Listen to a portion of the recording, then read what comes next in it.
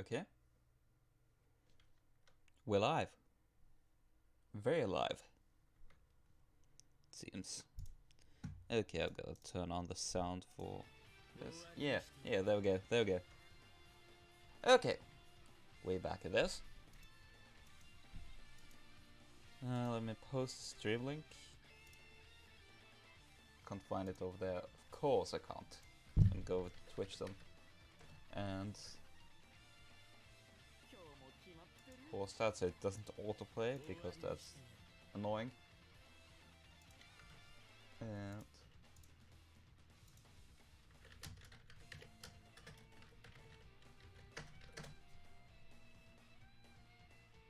okay. So a couple things I want to say before we start this. This is the first 100 beginning in about 25 minutes. There's a reason I started long before that.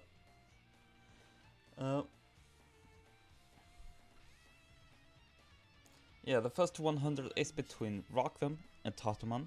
If you didn't know already, I've announced it multiple times.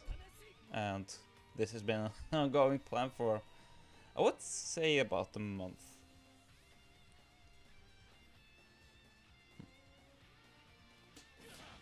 Yeah, what I'm trying to do here, I'm trying to do a really hard combo. And I'm first gotta try to just do it. I've never been able to do this combo before.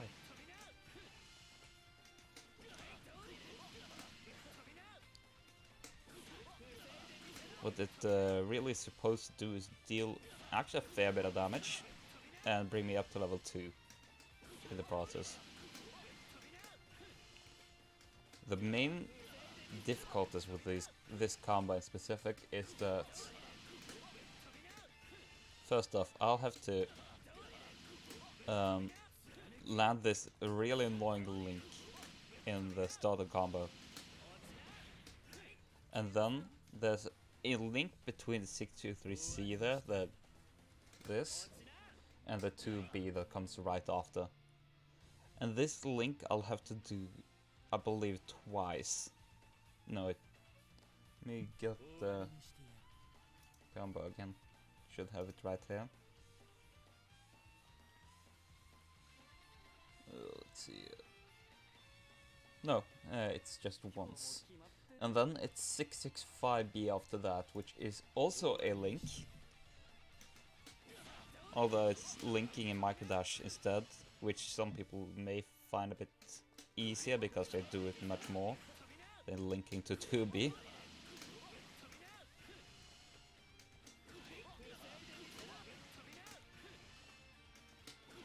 And then there's one massive problem. The entire combo won't work unless I get level 2 by the end of the combo. And how do I get level 2 here? Well, I don't generate it in a normal way as I usually do it. You see the drill level increase here as I drill more opponent. And yes, that is the method we're gonna use. And how am I supposed to get level 2 in the time it takes to finish this combo? Well, I've never been able to do it myself, but we have to hold it for as long as possible to be able to do it properly. How hard is that? Incredibly hard. Because there's so many things that can go wrong in this combo here. First off, that I just don't microdash that first 2D. Which I've done multiple times now. Secondly, that this microdash is actually quite hard to do.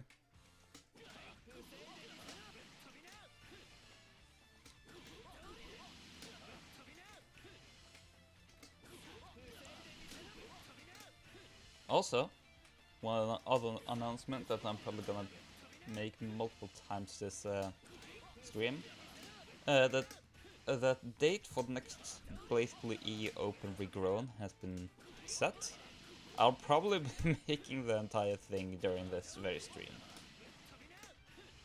Because I just have the time.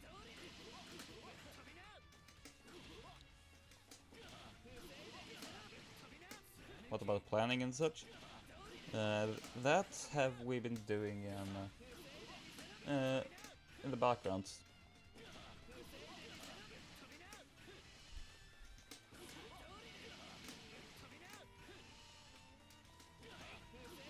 Why is this micro dash so incredibly hard?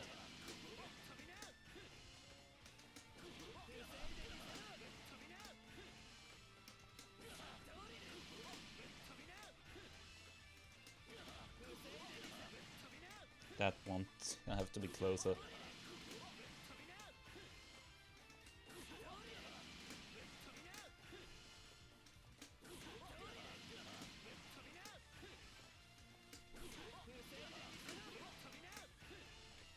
No.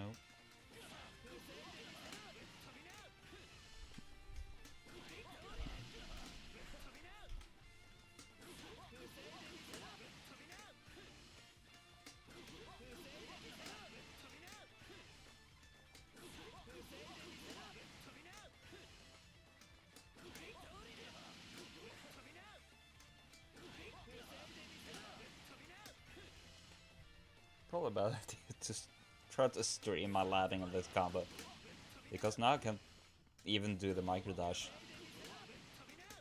And if you ask, yes, I've been able to land it. It's just really hard to do so.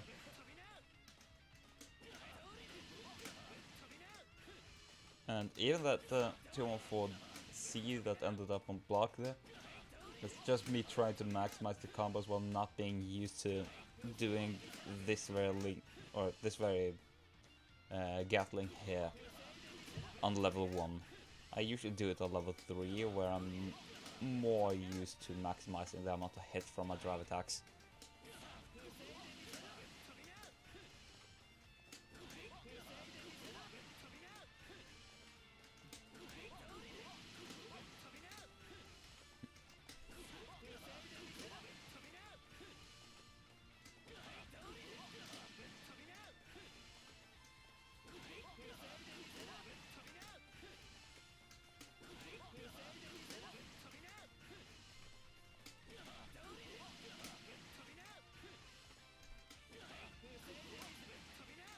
I'm not even sure if that reaches though.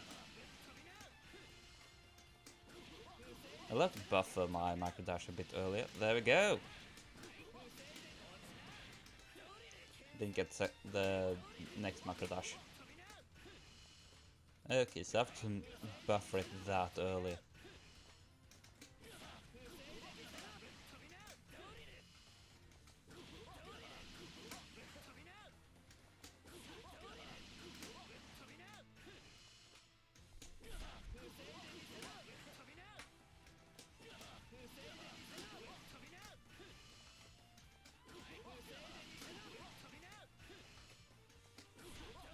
Let's find the correct window. Why come you need Adamant? Because it just doesn't reach if I don't. That's simply the reason. Like, look at this.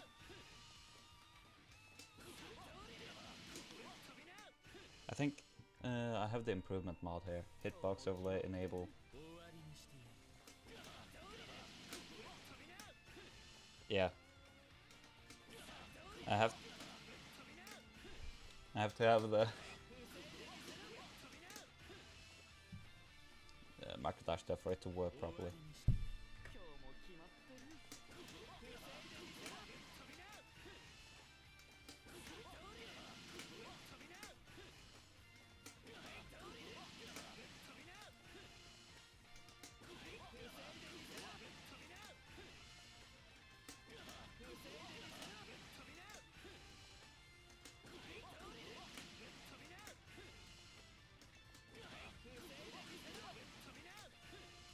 No.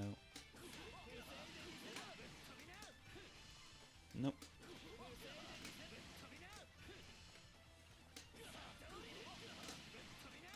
Usually in these combos I don't need to absolutely have the maximum amount of hits for it to work, it's just for it to be optimal. But this one I absolutely need to have the maximum amount of hits for my drive attacks.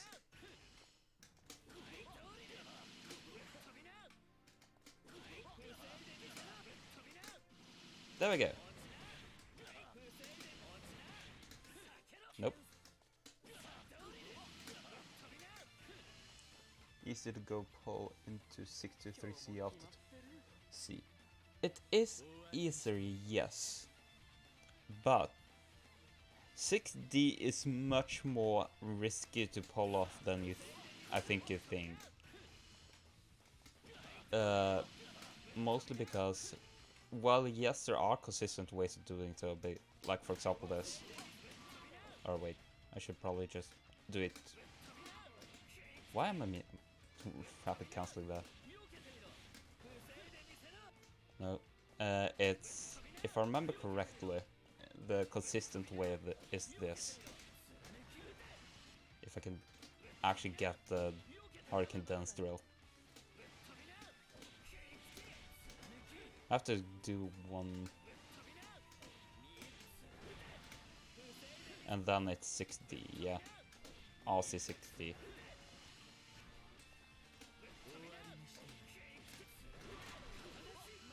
No. Also this works. If your opponent just doesn't take. I could actually do it. I shouldn't RC there. I don't usually do this. Yeah, there we go. That's a guaranteed way. The air grab, I think it's 63A. It's 60. First off, hang on, let's see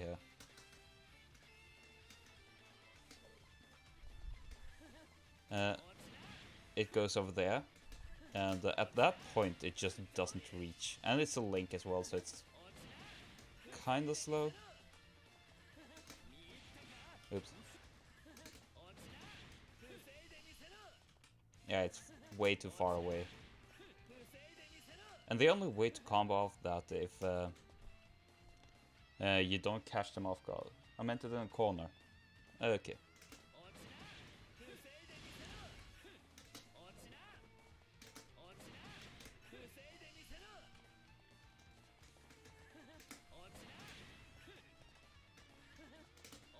I'm not too used to this link in specific, but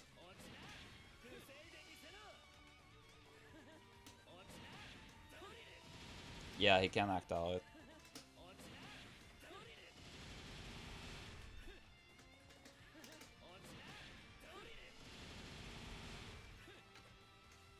If I set to block everything with block switching enabled, he just gets up and gets hit for some reason.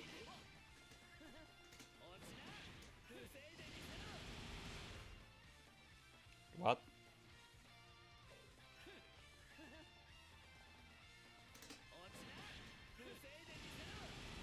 Isn't he supposed to be able to block that?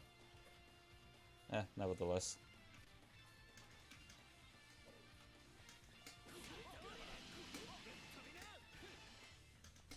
Like, there are consistent 6D setups, but like, they're an investment in themselves. Even if you don't use meter on it, you use a good confirm that you could either done for damage or for corner carry. Which, yeah, is kind of a waste in my opinion. Because, first off, you have this setup, which is a 50-50.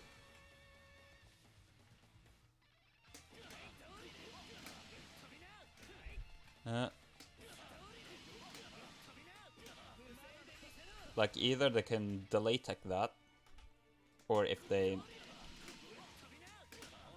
I don't really know the exact setup for the other side of the 50-50. I think it has to do with this. If I can actually get a link. Oh.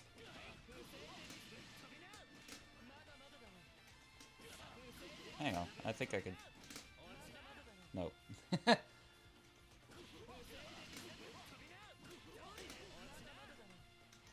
Oh yeah, that's it. That's the second part. If you don't, if you decide to delay attack, I will just do this. I can actually land a combo.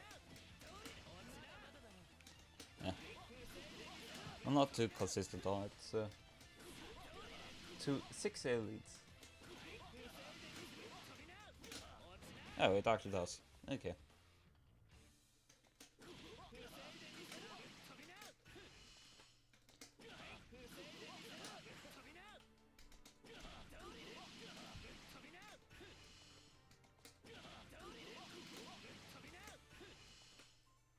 Although if I would... Oops. Accidentally activated overdrive. I know of some damage combos from level 1 that actually work quite well and deals a fair bit of damage. I actually made it in an old combo docket trying to set up.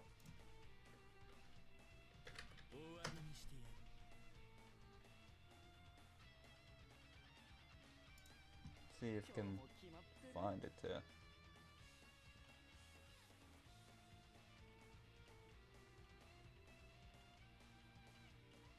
Yeah, it only works of counter hit, or not counter hit, but anti-air.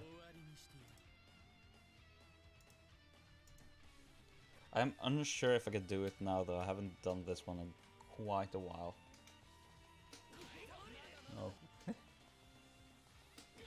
It's like this.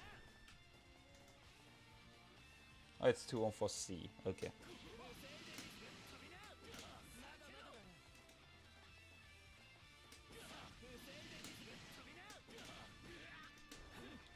And then it's J226A, JB.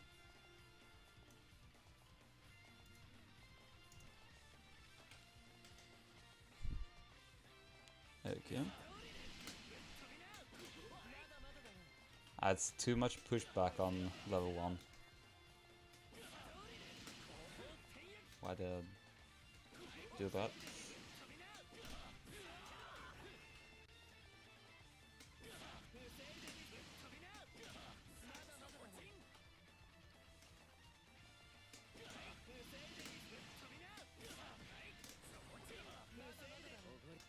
I think I don't want to drill as long.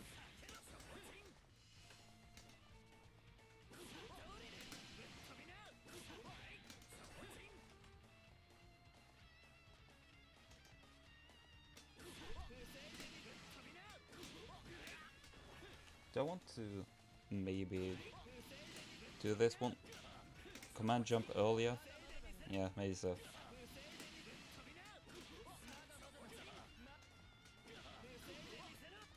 Probably delay JB a slight bit earlier. You can micro dash if you want to do that. Okay, I didn't. Okay, I see now what you mean.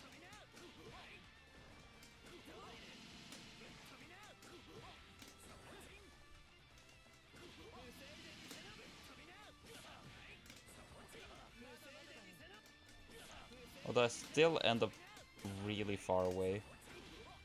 Okay, I can do that one. That's 2D63C. Okay.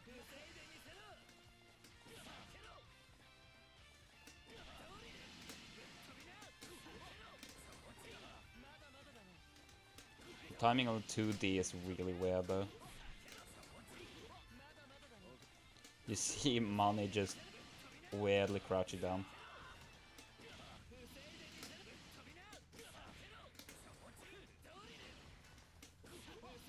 This one is primarily for damage though. Which is probably the combo I should learn, in all honesty. Oh right, I remember this weird thing. I'll have to hit him closer to the ground.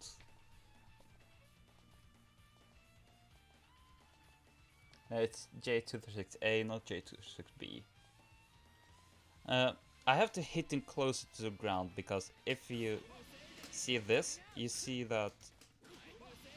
Let's see here. Yeah, let's do a bit of demo. If I hit him this close to the air, you see that he gets up immediately, but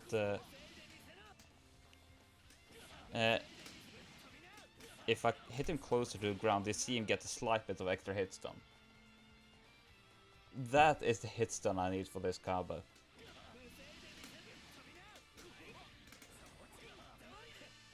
I need to delay JB a bit more. I got 6B instead of 665B. Bit too high in the air.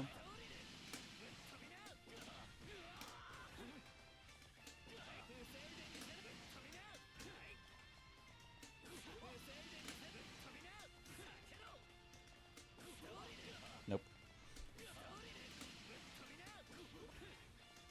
Didn't get macro dash. I did JT and stuff landing 2D.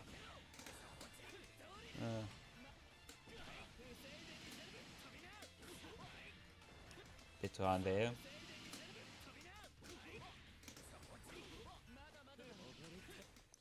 This one is a bit weird. I probably need to practice it some more off screen. It's soon time for the first 100, so I might as well practice it now.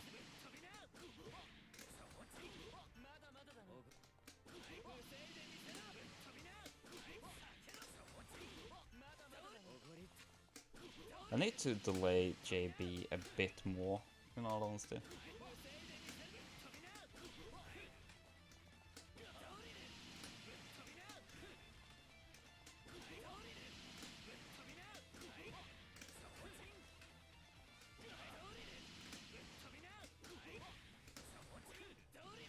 Okay, they're just delayed 2-6A a bit too much.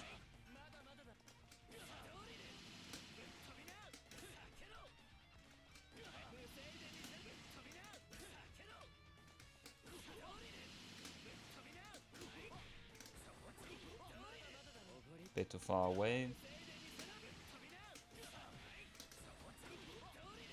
There, I got it. Okay, that's 5B, 6B, JC. Wait, what? Not using 5B, 2B, 6B, closer to the ground.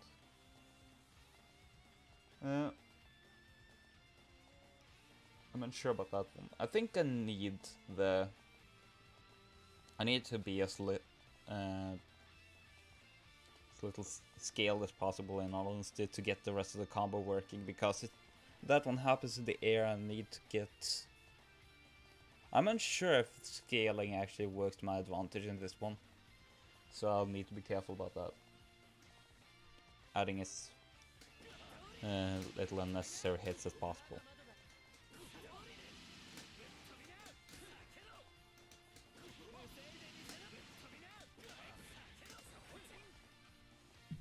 Okay, are they saying something in Discord? I've stream mode on, so I can't really see.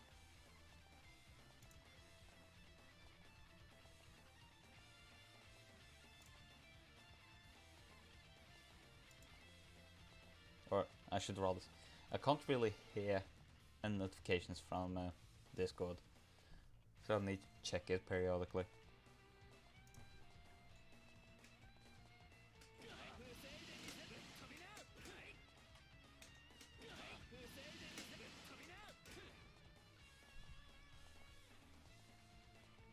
Let's see.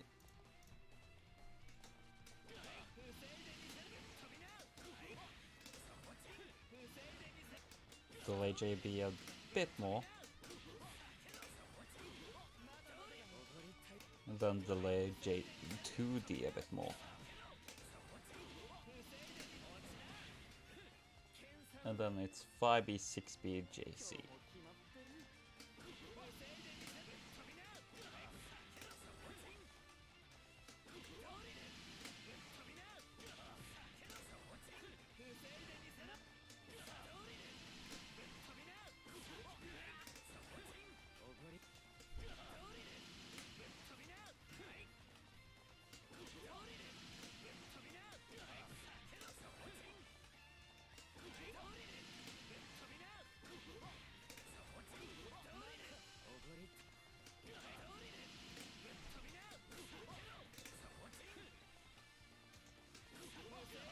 It's just to work on consistency.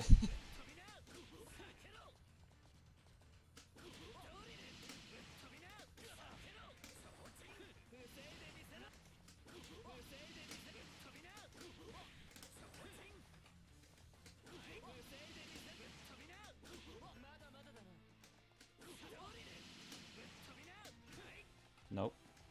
665B is an odd thing to actually do.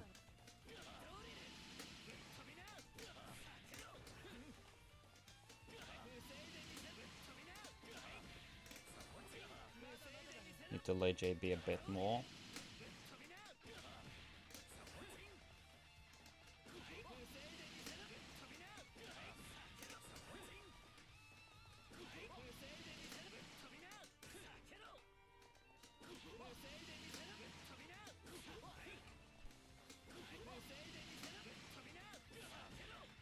Didn't get the micro dash.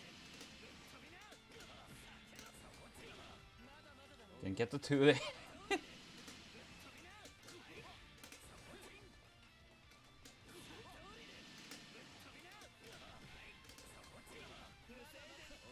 Bit late with 2D.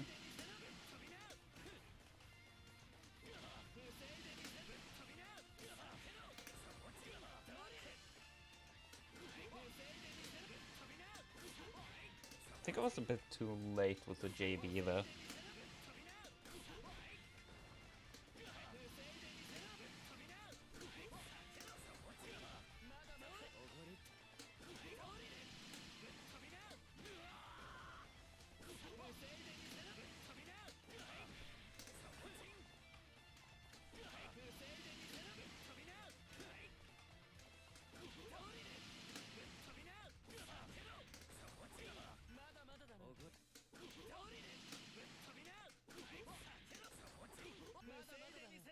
Another JB.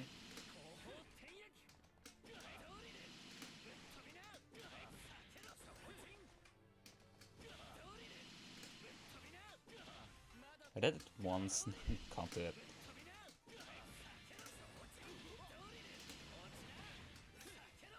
Didn't get Link.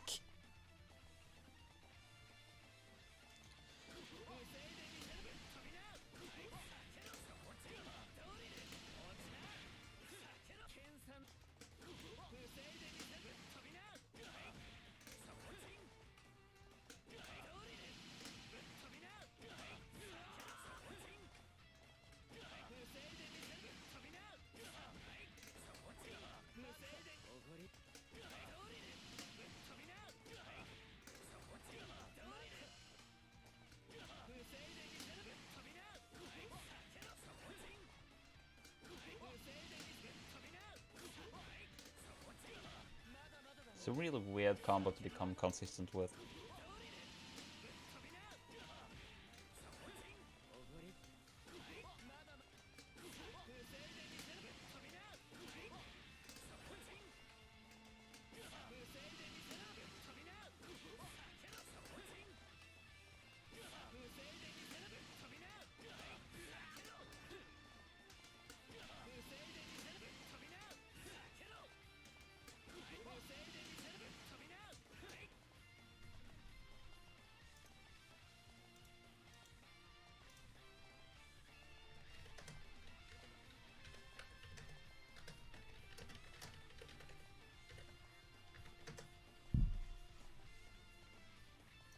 Okay, I'll set up the room.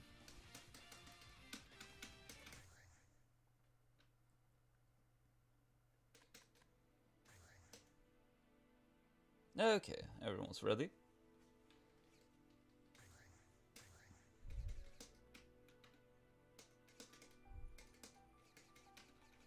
I'll make space for a commentator. Maybe two. Okay, it goes up to 10, right?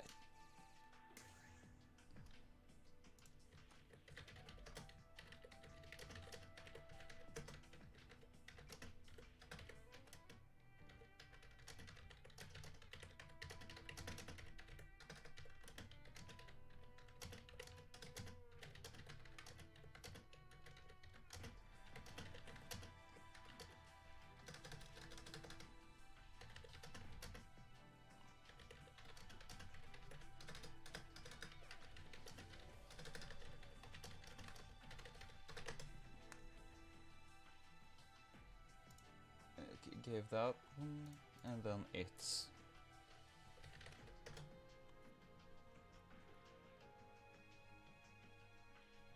Going to Steam, get Steam link.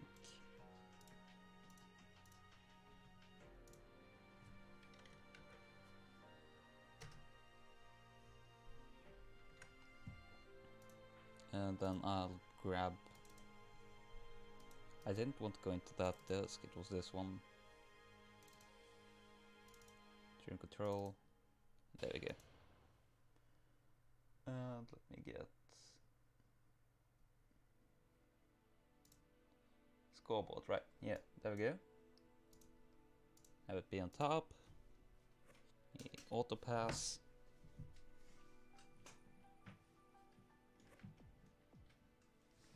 Lay down my hitbox.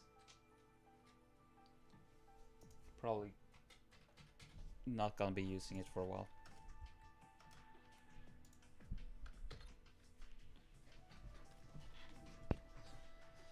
Okay.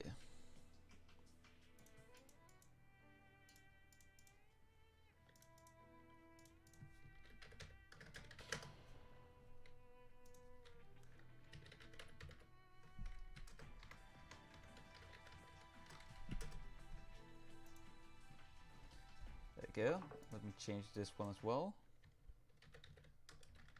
Please select your character. So it says first 100. Okay. It's almost a star. No, that wasn't from the tournament we did. Was it last Saturday? I think it was.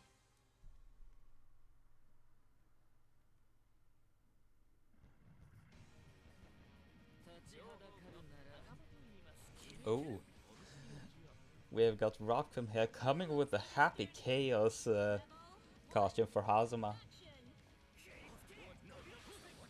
Totally nice university action nuts. Indeed. Oh. Tatuman trying to bait out an option from Rakvem, but Rakvem just going in. OD from Tatuman not working out. It was very unsafe to do so there because Rakvem could just press a button. And at this level, you aren't really scared of pressing a button on someone's overdrive if you're confident they're not gonna press a button themselves. Or if you can just press a faster button. Because if you didn't know, overdrive has a startup. I think it was like 12 frames or something. Ooh. Overdrive from Rakvem, whiffing the EA. Ooh, pressure from Tatuman. Gets traded upon. 6A to catch the Ouroboros.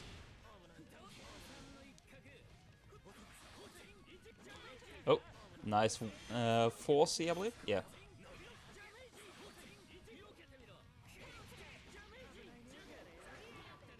Ooh, low stance nick. Hard hit drill not working out. 6A whiffs completely.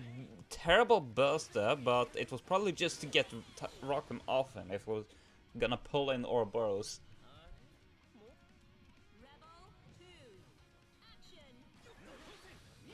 Oh, 6A getting clashed upon.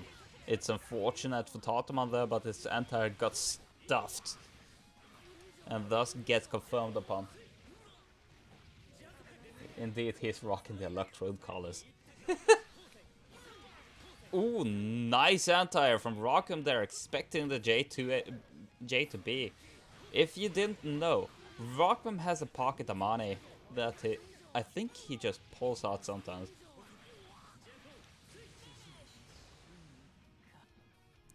And he dominates this round, taking entire perfect. Starting off this entire first 100 incredibly strong.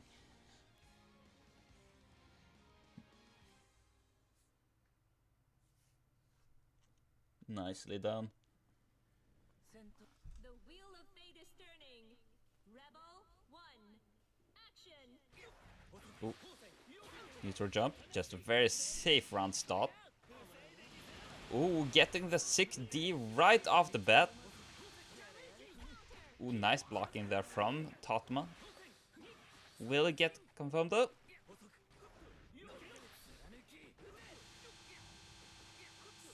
Oh, both players playing full screen.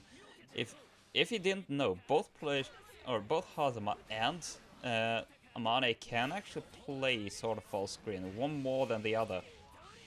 Ooh, nice one, but unfortunately Tatuman only hits like the outer edge of the 2D's hitbox, which just pushes the opponent away when it gets hit. Rebel 2. Action. Immediate overdrive for Tatuman to get level 3. Ooh, unfortunately, I don't think it works out all too well for him. He got out 6A. Nicely done. Trying to burst bait there with the 6C barrier. Ooh, nice 5A. 5A unironically an okay anti-air, which is crazy to me. Like, it's odd that he gets such a good anti-air from the 6A, but he also gets he gets a real good anti-air in form 5A as well.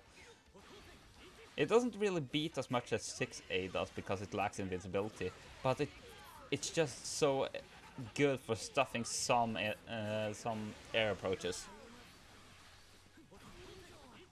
Ooh. Overhead from Rakvem, pulls through overdrive from Tatuman, gets the low to, I believe that's 6B, and then finishes the round. Unfortunately for Tatuman here, has no overdrive for the entire round, has to rely on something else to generate his drill. Gets both JD loops actually, which is kind of surprising. Oh, unfortunate there. It's 5C, 6D. It's a classic combo, but unfortunately it pulled Rakvem way too close there. Counter hit. Ooh, nice blocking there for Tatuman. Counters how to get Rakvem off him. Ooh, nice disengage, but going right in again, gets hit by 5A. I think I'll have to put my pop filter here. Forgot to do that. Ooh. Almost. Just barely was able to catch that. Ooh.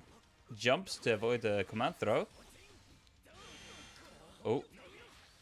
Rakvem doesn't barrier that, loses almost all his health, costing the burst bait.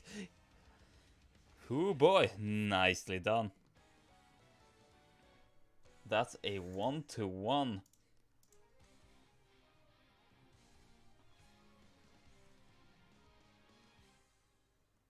Indeed, an upset. The wheel of fate is turning. Rebel 1. Action. Ooh. Immediate 6A, they're catching the air approach, which Tatuman fully expected. Again lands the 6D after 2-1-4 C Oki. Oh. Rakvem barriering an oddly small amount for this for fighting in Amane at level 2. I think it was level 3 by the time he hit as well. Ooh, nice nice mix-up there actually from Tatuman, doing the good old air dash in front of him, but command jump back for the double cross-up. Ooh, overhead. Counter assault from Tatuman. Ooh. Will this kill? No, he doesn't get 6C. Oh, the overhead into super snake kick. And ends off with the classic crush trigger. Nicely done to Rakvem. Ooh, counter hit. Be a fair bit of damage. Yeah, through pull 5. Not bad. Overdrive from Tatuman, stuffing the air approach. Pressuring. Ooh, I'm surprised Rakvem doesn't punish more of these JB loops. You usually just need to press like 5A to punish it. And at best you have. Like, and by the way, there's a real good block from Tatuman. That overhead there is not easy to expect when he does the yeah, amount of pressure that Rakvem does.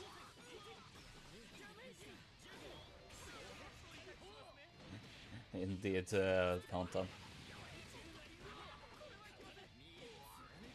Ooh, nice combos there. Oh, the teleport 6-3C. Indeed, an interesting play there. The command throw, though, that was a TRM as well.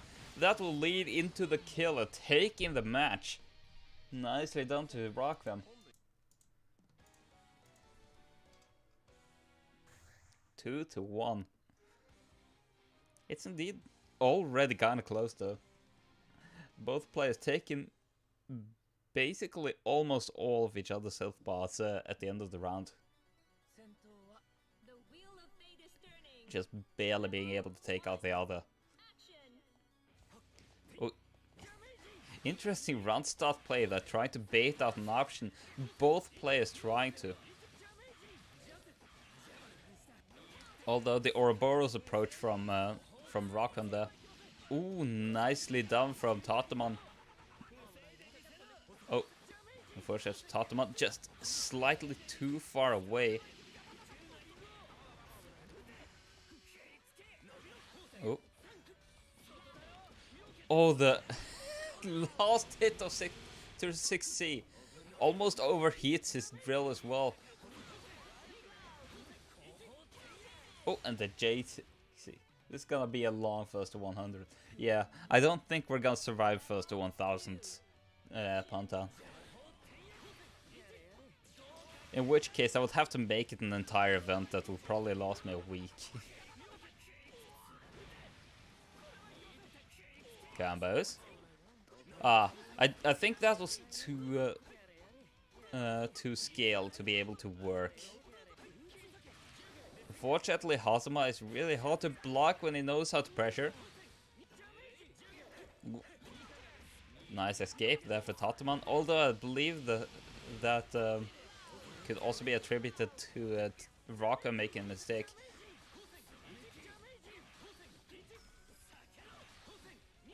Oh, nice counter hit there from Rakvem, forcing a burst for Tatuman. Although it's kind of hero burst, but I know that Amane can take entire health bars if he so wishes to do so. Will the overhead come? No, it goes for low.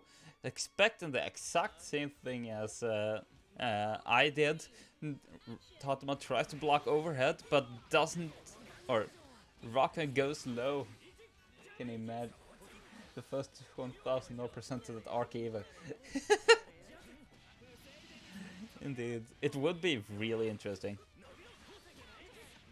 Ooh, amazing 6A there from Tatuman. Unfortunately, does not get that. Ooh, catches jump. Nicely done for Tatuman. The double J to B is not something you always expect.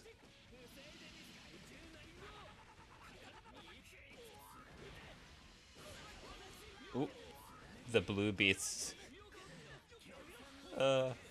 Does Tatuman just do that until the opponent chooses to attack? Because he always blue beats that and never ends in Oki.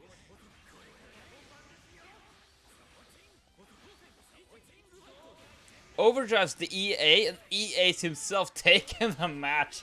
What the hell was that ending? Tatuman, what are you thinking?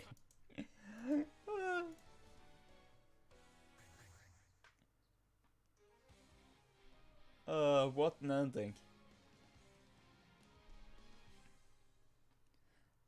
These first few, the RC resets are what makes Namane play scary. Yeah. Oh, goes low. Into jump catch with 5B. The 5A anti the catching the Ouroboros and engage. Oh, nice 6D setup. Another Harky drill. Goes low with the empty jump. Corner combos.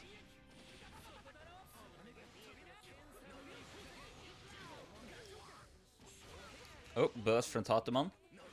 probably just get Oki as well as keep Rakvem away from him. Rakvem though tries to go for anti-Ouroboros. The 5D goes straight through Rakvem, making them both whiff.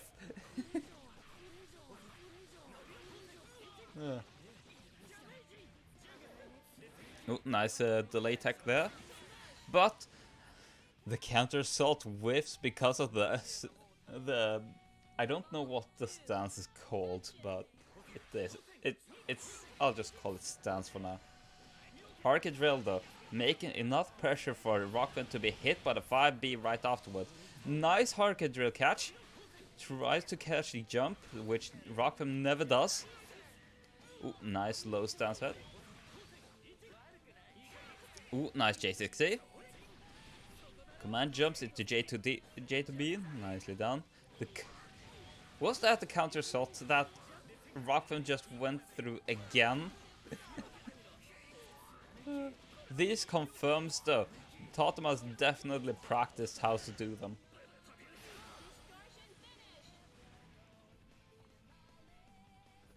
I need some drink.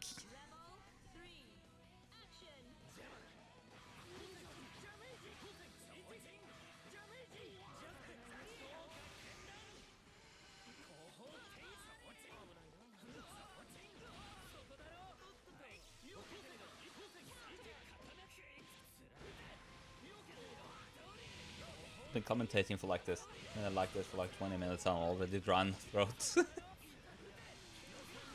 Ooh, tries to catch a jump, but Rakvem just Ouroboros and catches Tatuman in the action.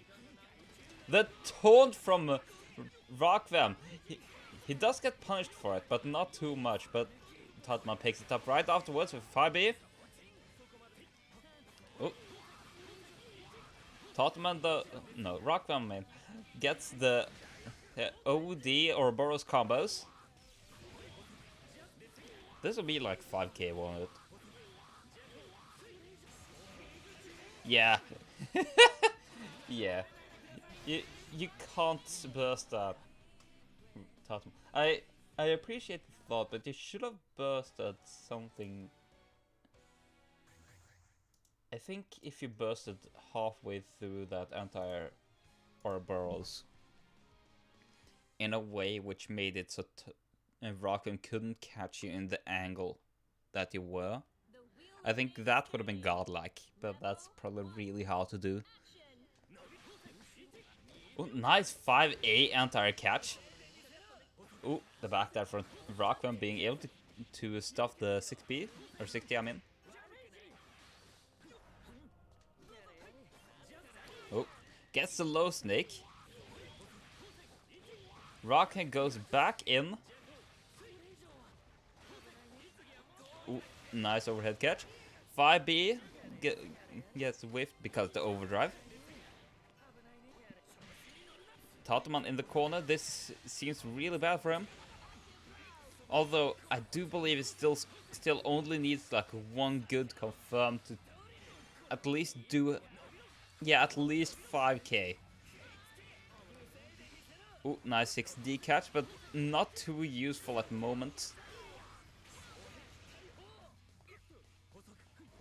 Because he has like full, or not full drill meter, that would just lead into overheat.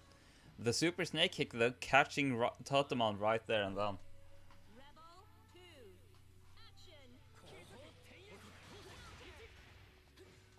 Oh, nice 5B catch there. Both players just playing neutral. Tatuman though, getting the confirm, bringing Rakvem well up into the air and right back down again.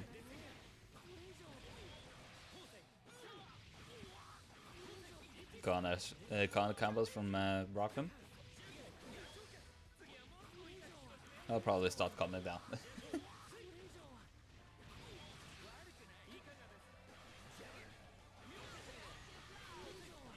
Nice confirm for Rakvem. Corner combos. And that will be that. Rakvem taking another match. That's 4-2. Double the amount of points that Tatuman has. Actually.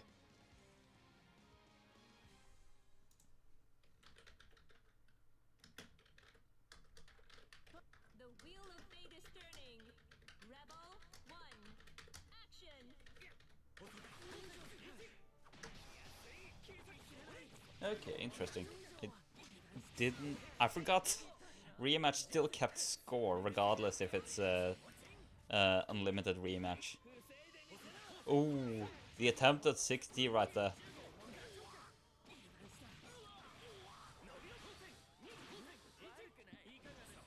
Ooh.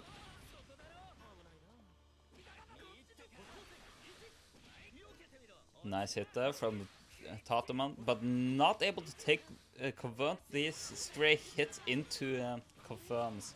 Unfortunate for him. Oh, nice blocks. No low hit catches Tatuman out and loses him the round. Rebel 2. Action.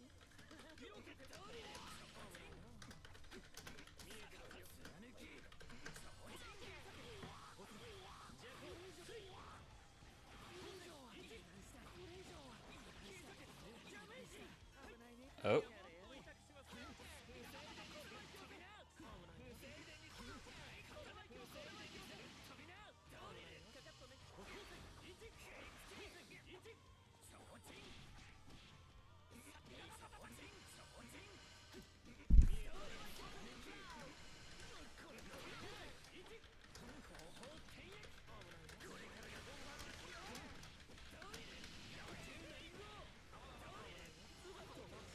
Okay.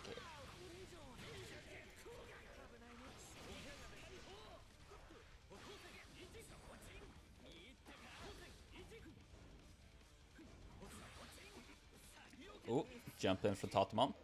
The stance cancel to be able to act or to bait out something. Gets the low snake. Catches out Tatuman. That will... Ooh, that wasn't that. I'm unsure if that was a drop or attempted setup, but it doesn't do... That, it sure looks like a drop, to say the least. Rakvem though, taking match 5. 5-2, looking kind of grim for Tatuman.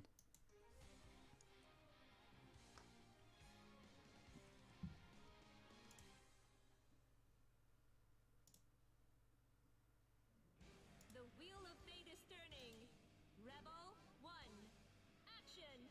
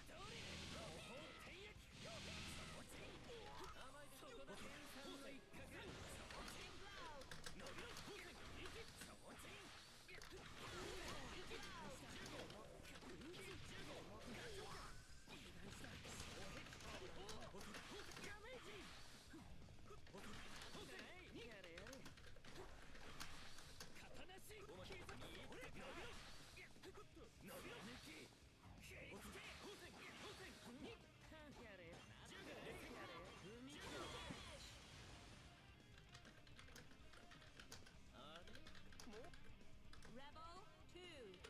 Action.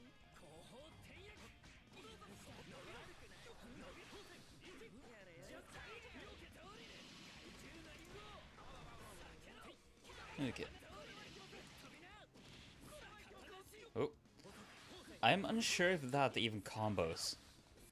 Did they try to do 6-2C there and just fail to do the input and just 5C maybe? I'm unsure.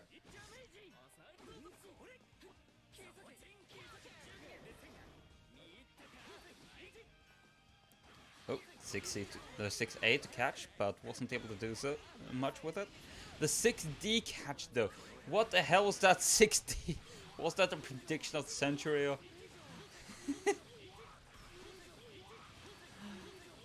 Oh. Overdrive. EA whiffs. Just really low health for both characters. Is this it? Almost. And the Ouroboros takes it. Nicely done.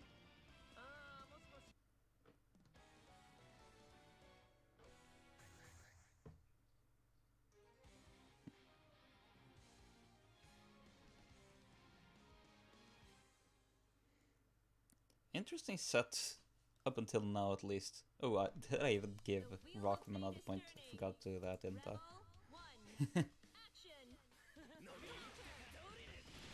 We're probably adding names, so.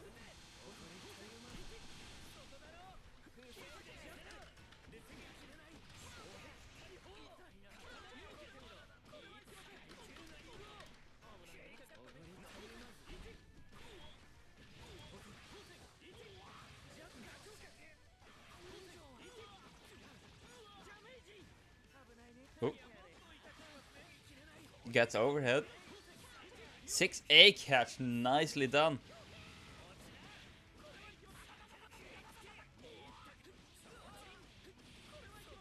That's. Did he use drill at all? I need to learn that combo. Because if he didn't. Or wait, he did 2D, I remember.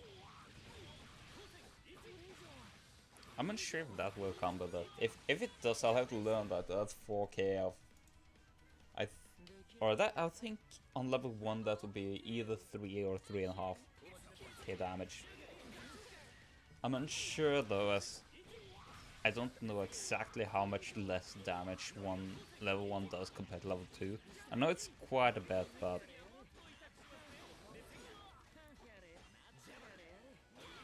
ooh, the 5C takes that. Nice dance cancel.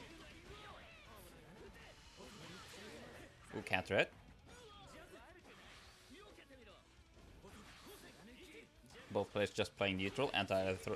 Ouroboros from Rakvem not able to do it. The engage from Rakvem forcing Tatuman to burst.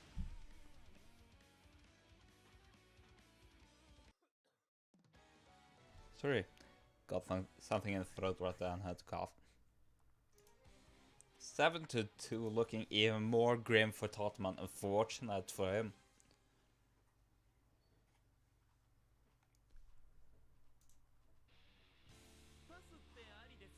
The wheel of fate is turning. Rebel 1. Action.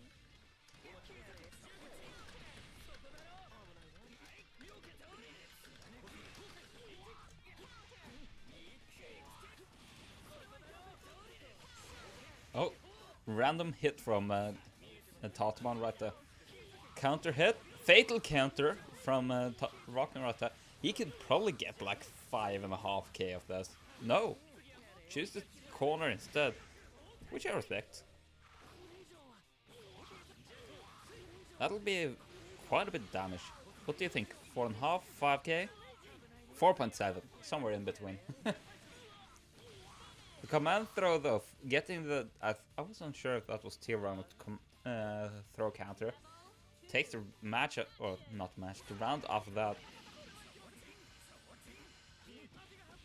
Ooh, nice 2A landing. Getting the low hit. Ooh, another low hit. Tries to catch his jump again with 6-3C. Not working out, Tatuman. Ooh, the 5A mash. It's oddly effective to just descend with 5A. Oh. The 2B catch there to kill, takes down Rakvem from that one hit.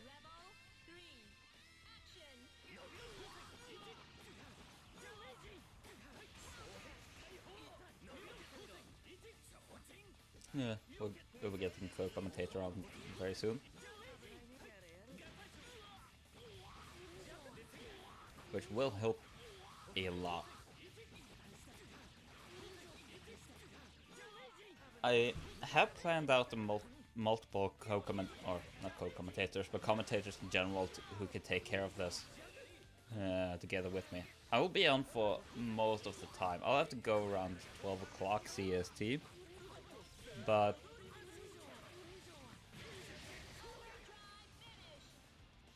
oh, that's another point for Rakvem. But while that's ongoing, uh, oh fuck, while that's ongoing, I don't have a planned co-commentator right there. So that will probably be a quiet period, maybe about an hour or two.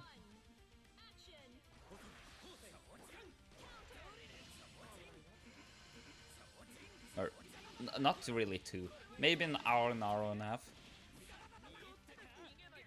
Not really too much, but it is like the time I'll be gone for.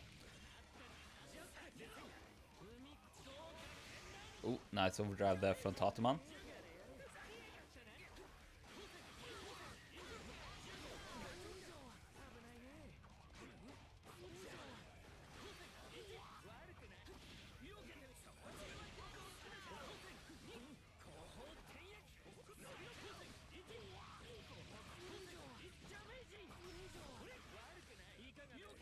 Tatuman, a sliver of health. No, you should have held that a slight bit more. Tatuman. Okay, if you didn't know that, that super right there is actually a projectile.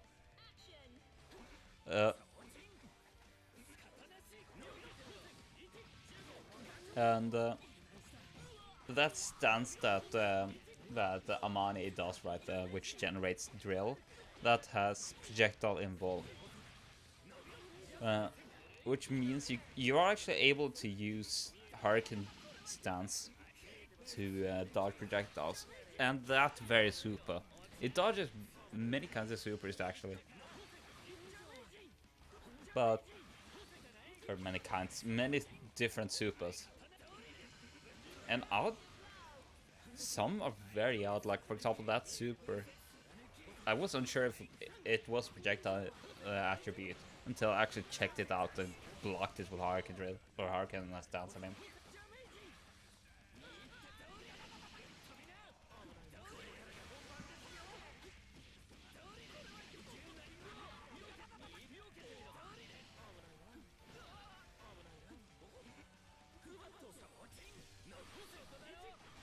Anyway, the one helping out for commentary very soon is one that I have never had on my stream, at least.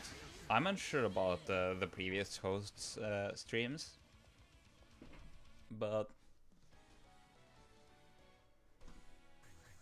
from what I've been able to tell, at least, he's incredibly experienced when it comes to being playing the game, at least, and being fairly known in the community as a really good Noel of all characters.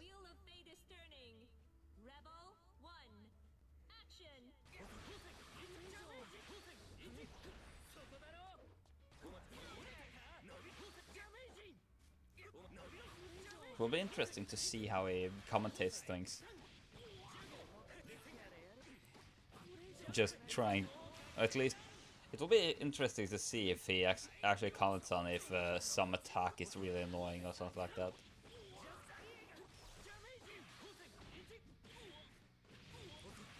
And if he comments on the matchup in the perspective of a Noel player.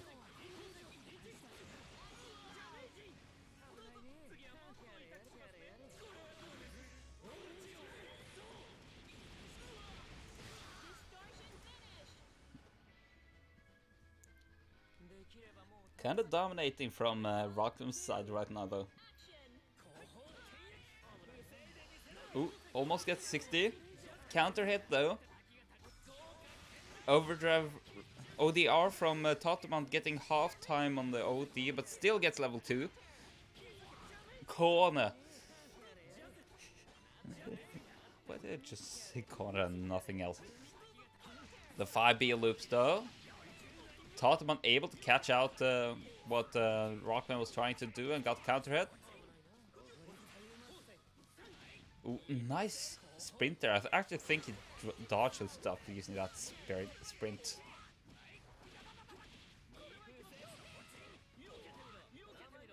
No, wasn't able to get the last hit, unfortunate. Wasn't able to get the Oki, which is really important in this very situation. Because Hazama does a lot of damage. and has invincibility in spots we wouldn't expect. Like for example, in between those, in between where he is in stance and when he attacks, that's got an odd invisibility to it.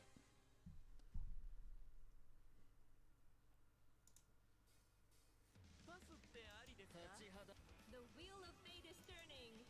Rebel 1. Action!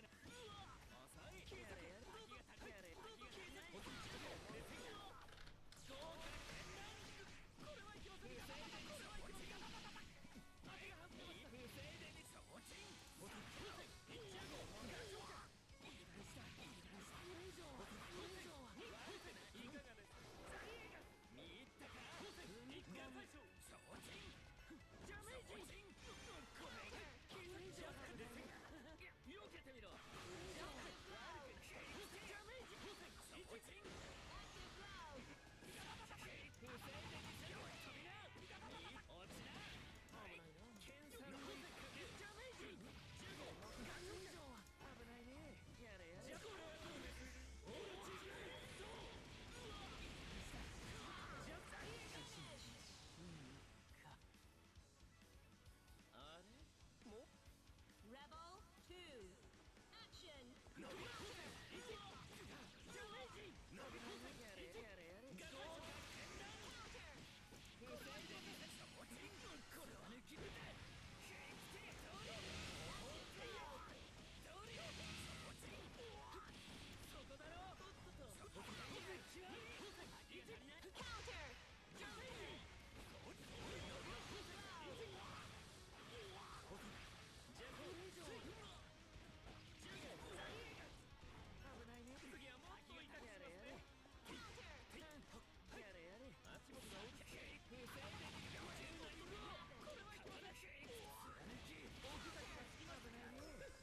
Oh, I forgot to press save.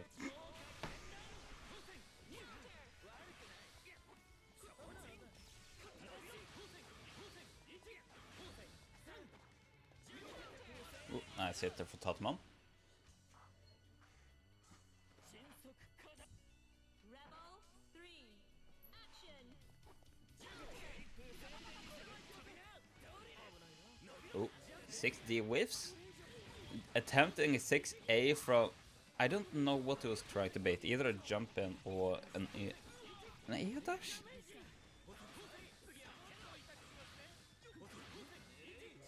I'm probably just an overhead, in all honesty.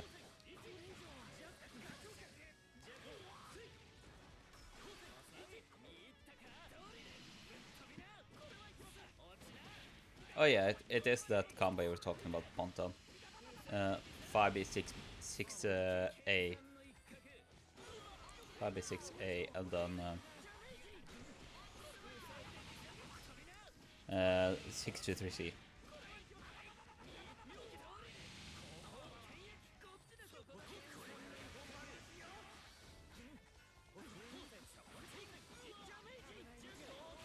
Overdrive from Tatuman. We're going to get an astral. No, just 623C. Tatuman taking his first round match in quite a while. The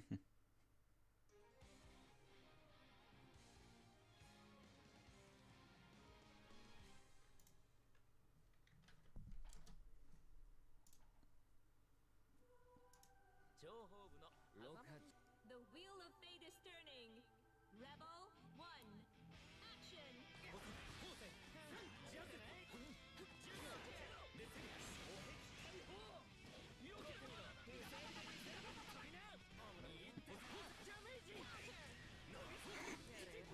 I find it fun when someone just barely counter hits 5B on a money.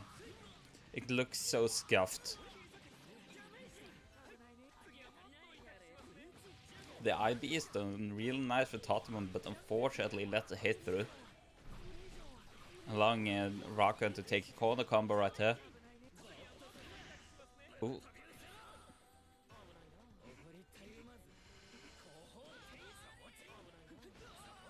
Oh, random stray hits that doesn't actually confirm.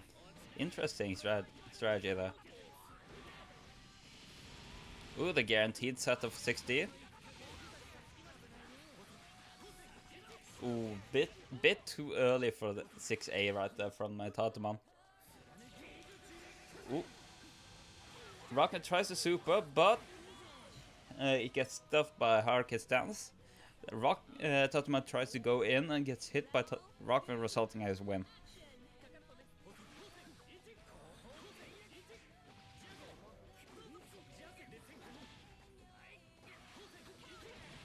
I think I'll calm down my commentary quite a bit from now on out. I'm starting to feel slightly tired.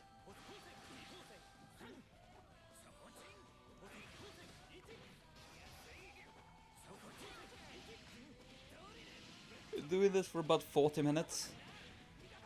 So yeah.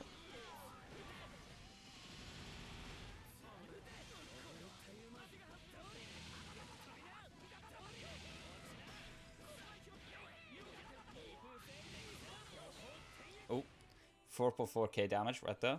Nicely done. Rebel 3. Action.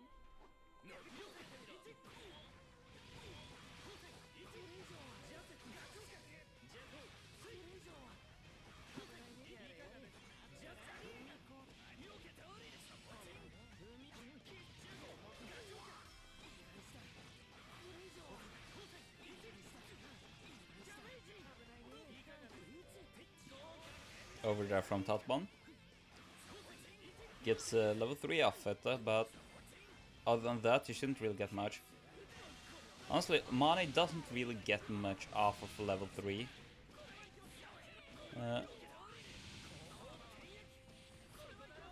What he usually just gets is empowered supers. Level 3 is important enough to the point where you could actually call his overdrive actually kind of good. Because sometimes your opponent just doesn't allow you to level up drill. They just know your 6D setups and they know how to stuff your hurricane stance. So overdrive becomes one of your best options for drill generation. Unless you actually know the drill generation combos. Which there are actually quite a few combos meant to give you drill levels. The one combo I was practicing before we actually started is one of said combos.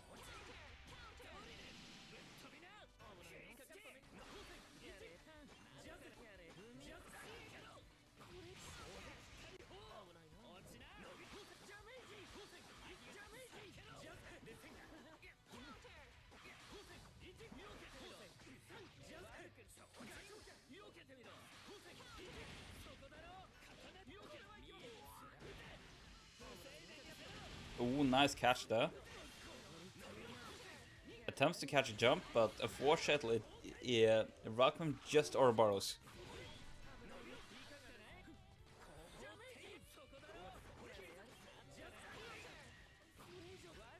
I'm surprised that Tatuman went for 5B right there.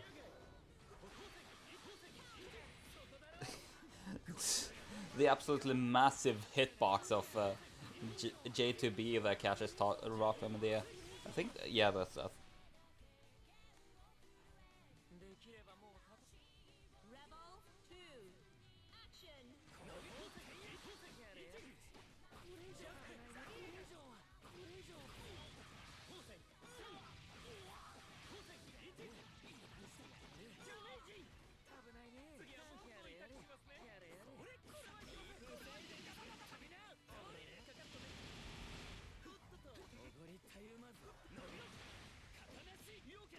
Ooh, nice catch there.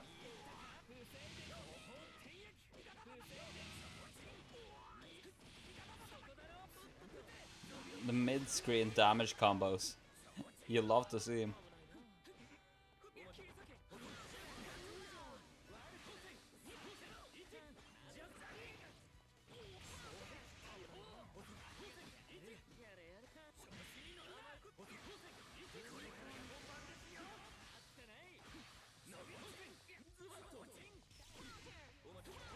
I don't think Raw 5B was the best option right there, in all honesty. I should have gone for something faster.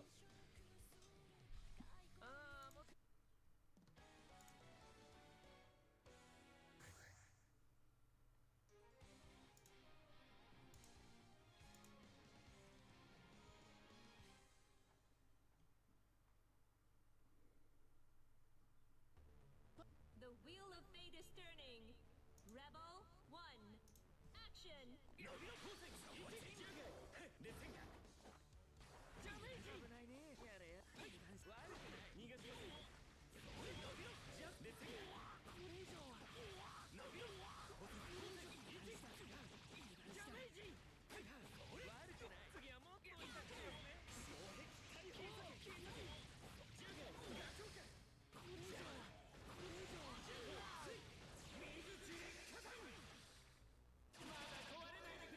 Distortion finished!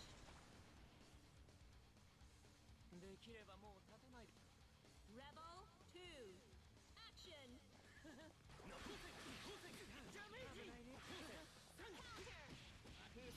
Ooh, nice hit there from Tatuman.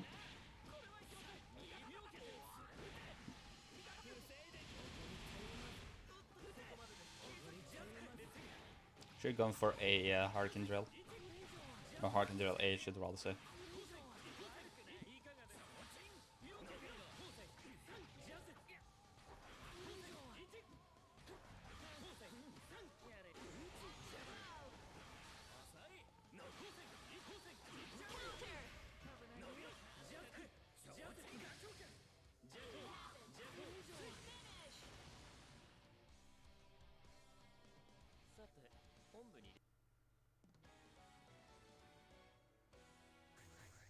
Another point for Rakvem.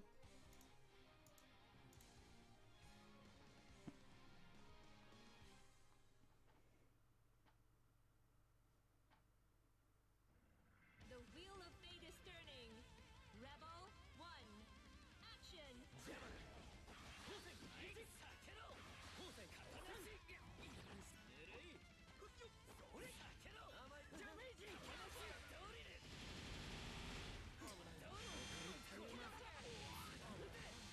Interesting combo there from Tatuman.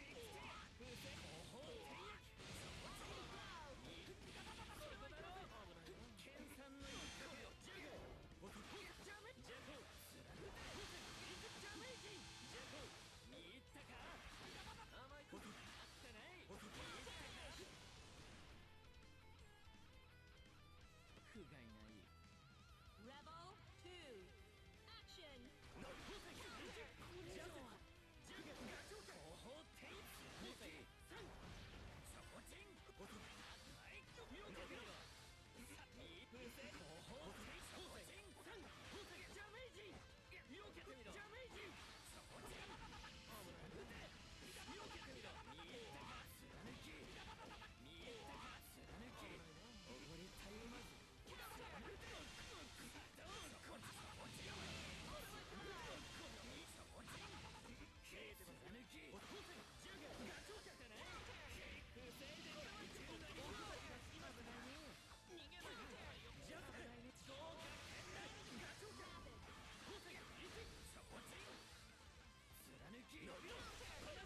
Oh, nice catcher from Tatuman, taking the match 12-5 right now. Quite a point difference, I would say.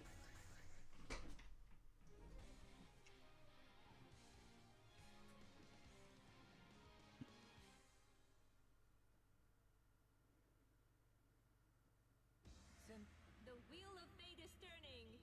Rebel 1. Action!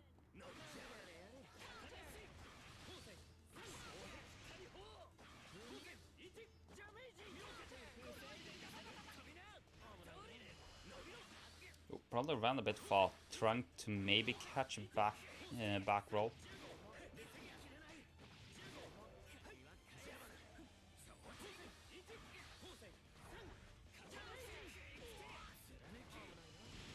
Ooh, nice conversion there. I have to steal that one.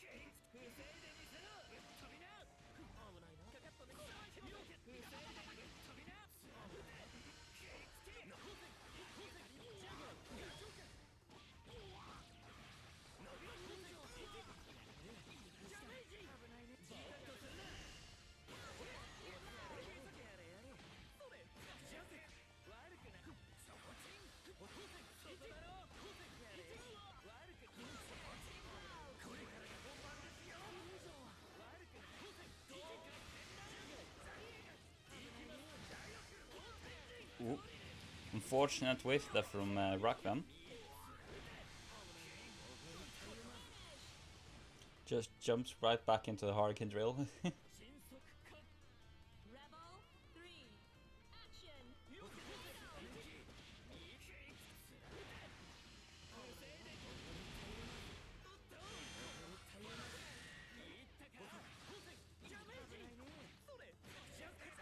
Nice throw there from Rakvem. That got Grank. This is oddly quick for me to get tired. I think it's just because of how early in the morning it is.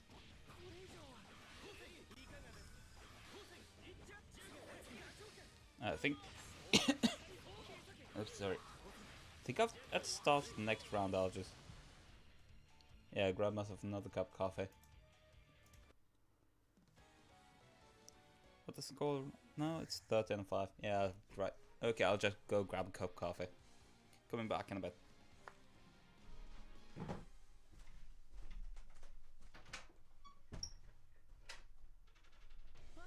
The wheel of fate is turning. Rebel 1. Action.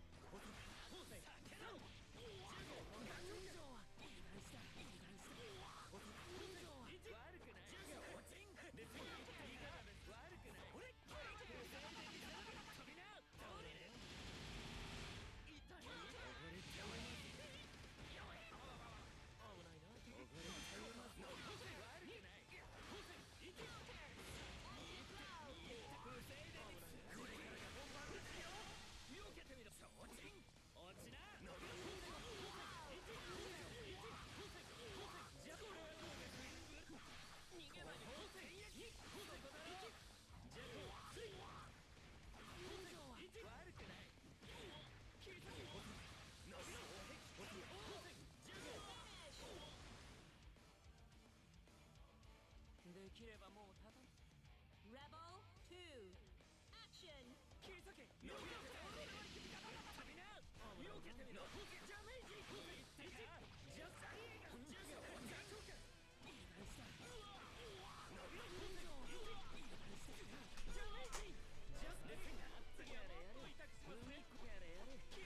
Okay, I'm back.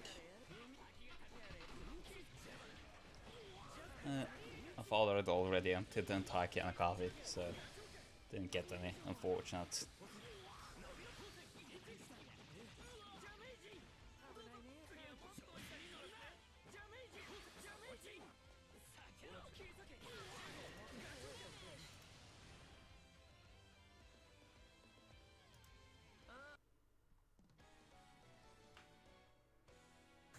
Fourteen to 5.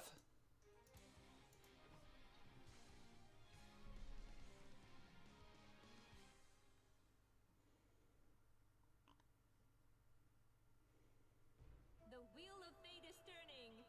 Rebel 1. Action.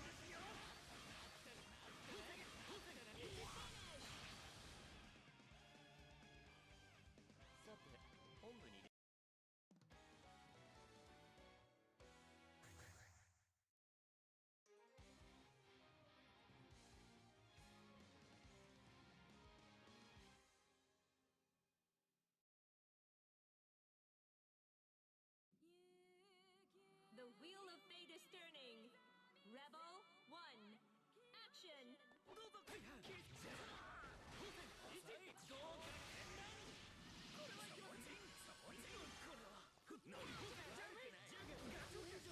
悪くやれやれはい見えたこれは飛びな悪くない悪くない聞いた1分以上じゃそこちん聞いたかよけてみろ見えたかこれはよけておりでそこちんよけてみろよけてみろそこだろこれさんの一角悪くないジャメージよけてみろジャメージおっとそれまで飛び出せろはいおごりたゆまいきます Distortion finish! できればもう立たない Rebel 2. Action! Counter! これはよかこれはよかはいこれはよか後方転撃これはそこだろ剣さんの一角悪くやれやれそれジャンプ当選1分以上ジャンプでこれ以上これ以上ジャメージ伸びろジャンプで切れないやれやれ痛くしろ痛いなそれつられて当選1やれやれジャンプいい風船でぶっ飛びな後方転躍当選そこちこれからが本番だけよ遅く悪くない当選おいってはああもしもし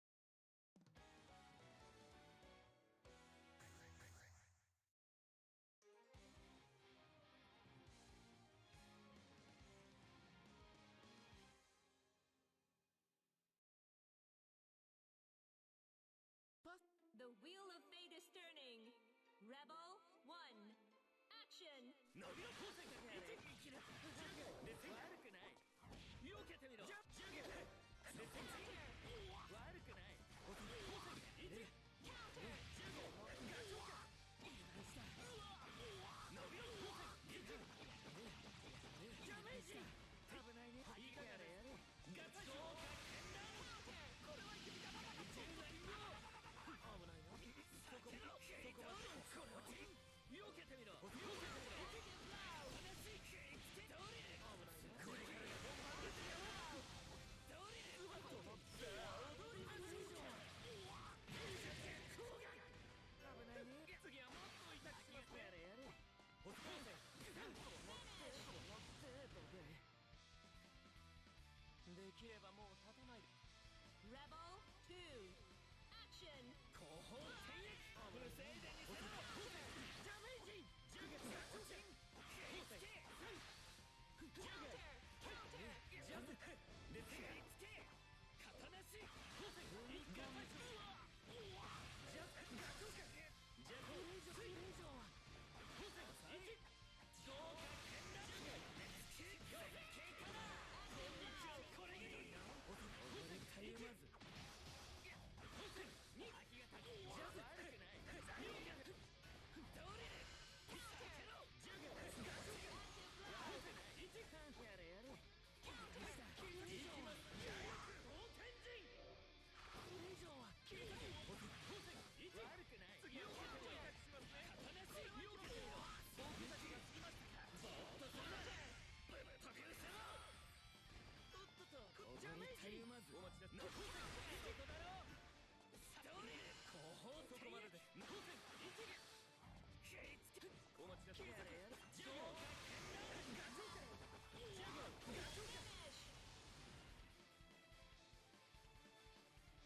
ああ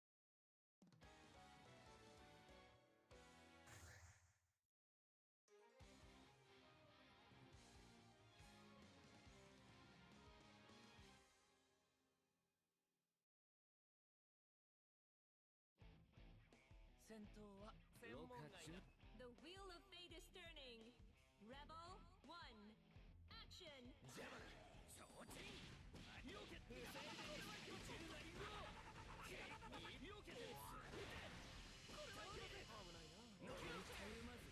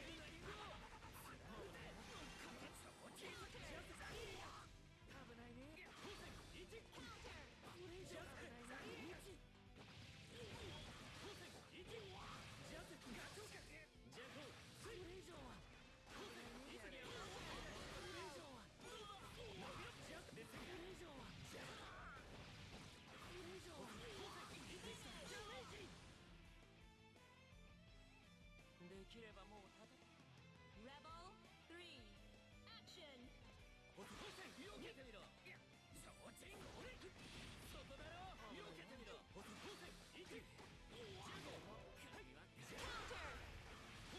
悪くない1衝撃解放避けてみろ避けてみろ貫き避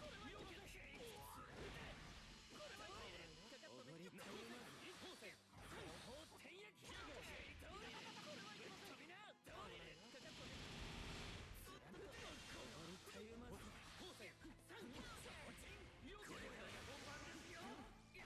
Okay, I think I've rested up my voice enough now. Ooh. Interesting, missed the EA from Rakvem allowing Tatuman to take a match. Yeah, the score is correct. 20-6. Seems like a dominating performance for Rakvem here. The wheel of fate is turning. Rebel 1. Good morning, Homeborn. How are you doing today? Ooh, interesting combo from Rakvem here. Forcing Tatuman to burst. But Tatuman catches the jump there, but unfortunately whiffs the rest of the combo. Oh, Rakvem goes low. Ah. Well, at least it's weakened the Homeborn.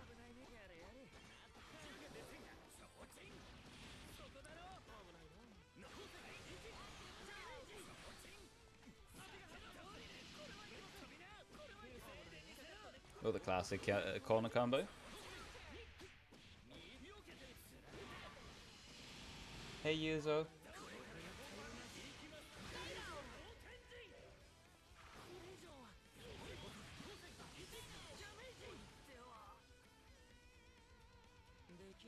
How are you all doing today? Rebel 2.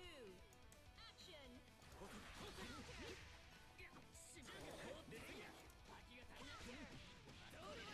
And mostly fun. Had to argue with my father what I had to do today.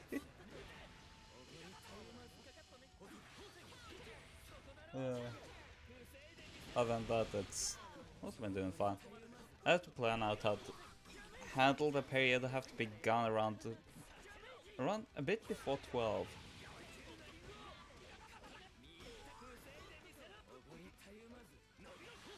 But other than that, it's not real too much problem.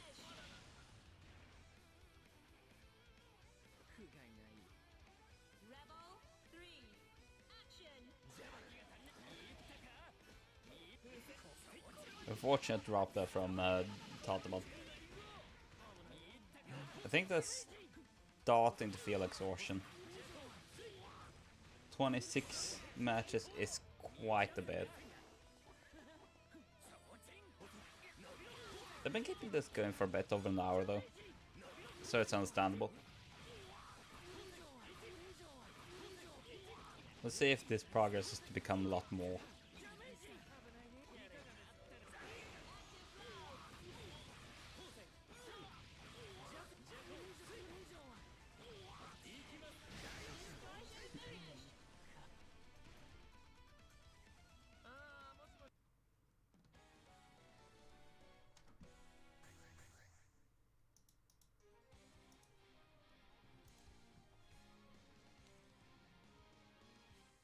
Other than that, not much is going on.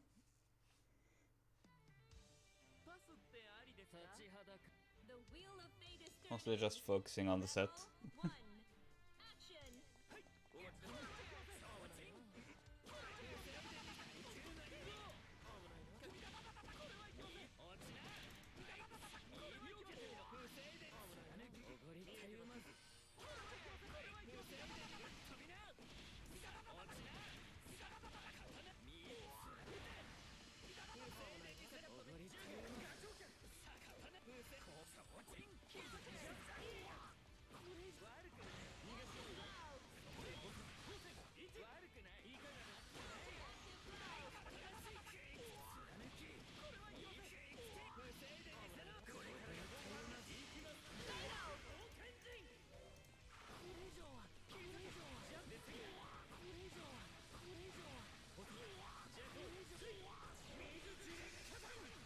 just looking forward to someone to join so I actually have someone to talk to.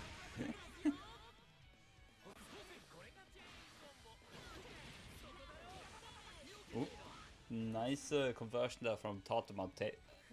Working under pressure, because that amount of HP is nerve-wracking for some people to work with.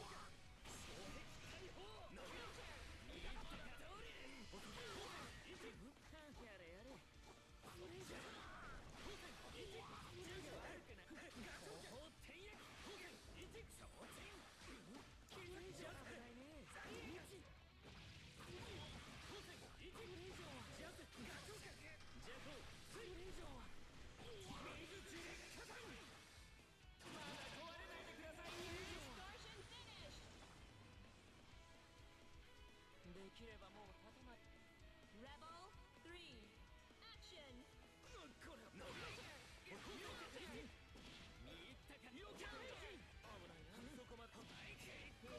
Yeah, have a good time, homeboy.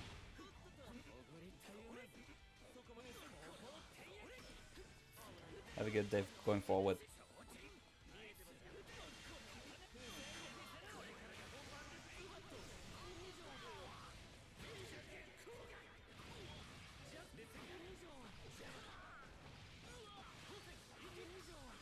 Also a really good overdrive from Rakvem, allowing him to get back the little amount of barrier he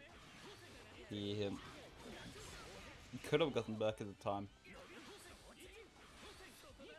So if Tatuman kept up his pressure but forced Rakvem to block more, it would go to his barrier's health, not through to ship on his normal health.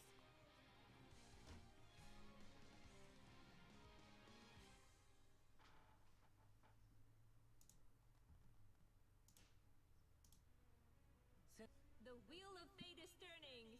Rebel 1, action!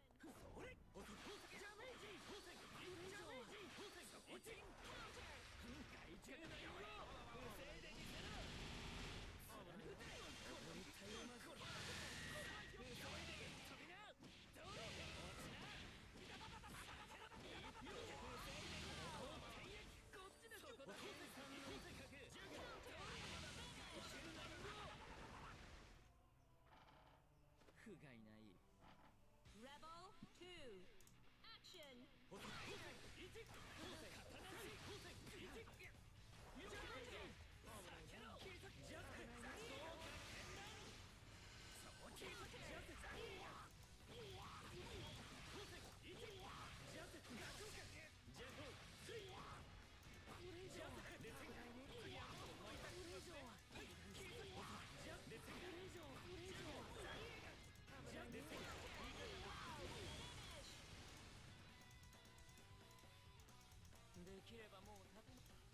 Rebel 3, action!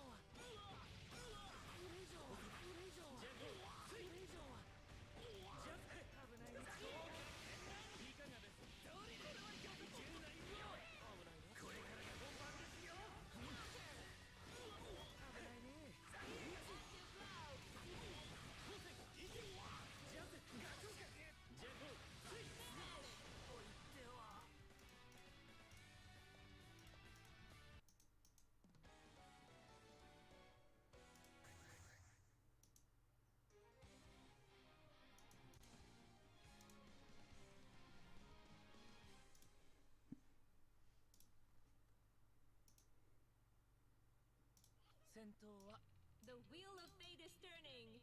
Rebel 1, action!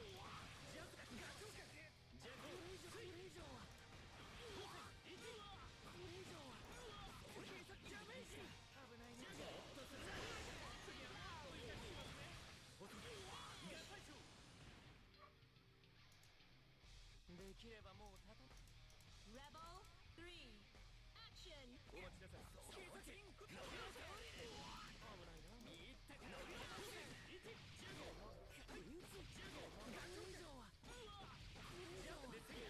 れ以上は悪くない次はもっと痛くしますね見入ったか見入ったか危ないな不正的だな危ないね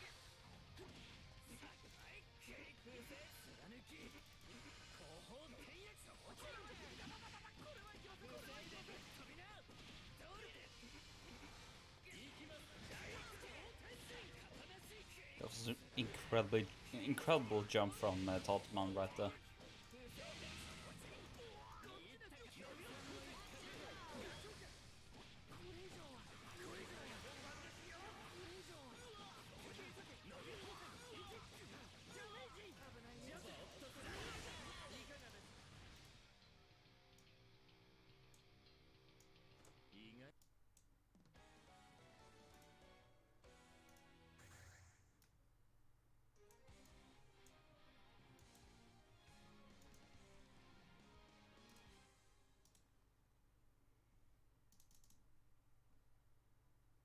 The wheel of fate is turning. Rebel 1, action!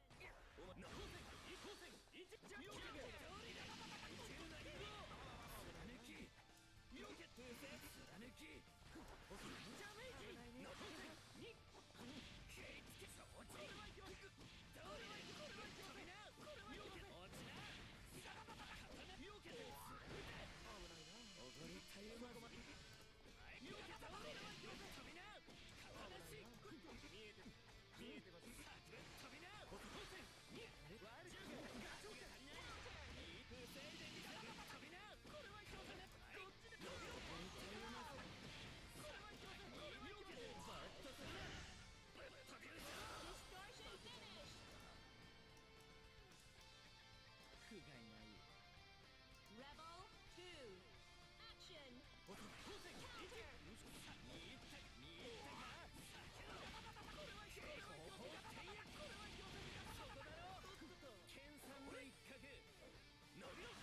Finish!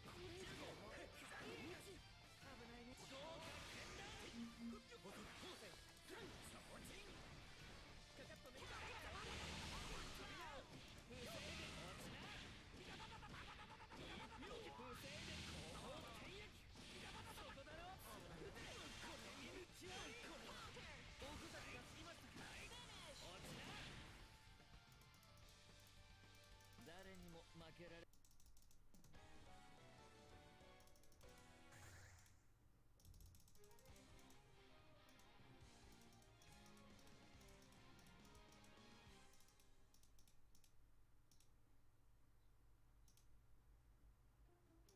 戦闘は立ちはだ The wheel of fate is turning.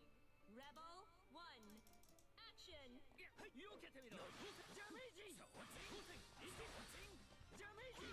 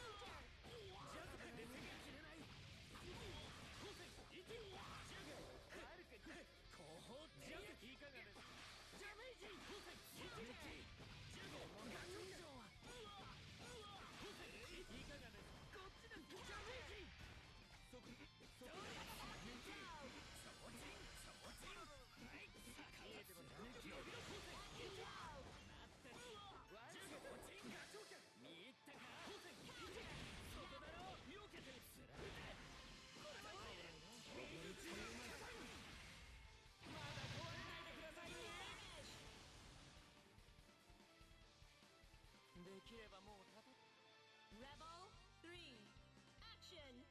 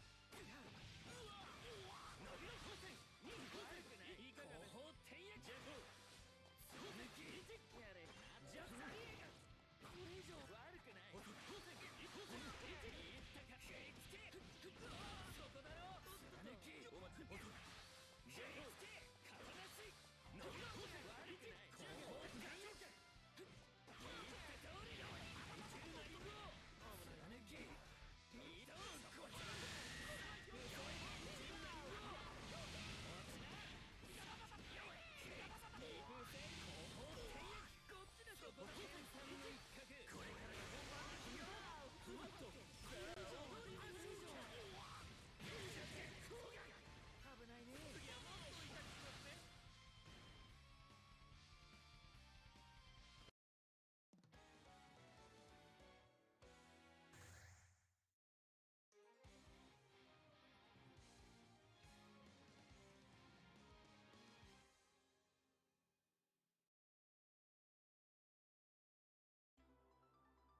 The wheel of fate is turning. Rebel 1, action! ジャコ倒れる。防いでみ後方転昇進。お待ち。ジャメージ。これ以上はジャコこれ以上は油断した。これ以上はジャメージ。危ないね。やれお待ち。やれやれやれやれ危ないね。やれやれやれやったな。はい光線油断した。そこまでです。移動で行きます。伸びろ。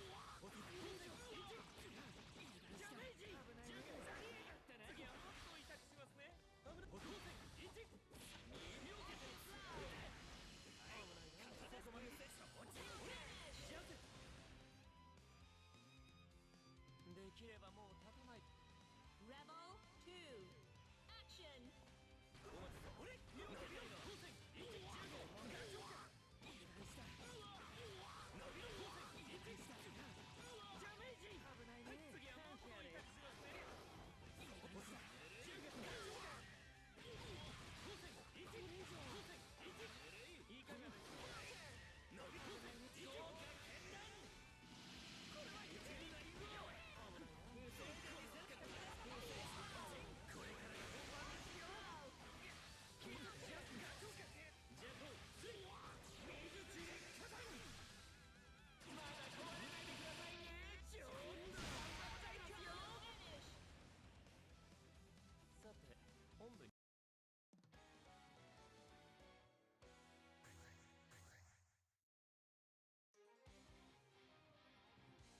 Okay, we're a quarter of the way there.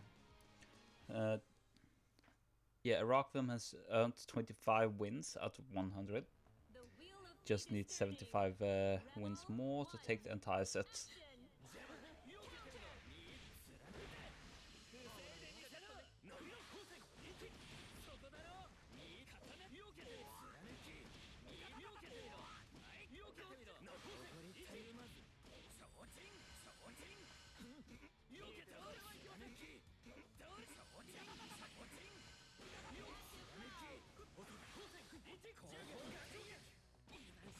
悪くない。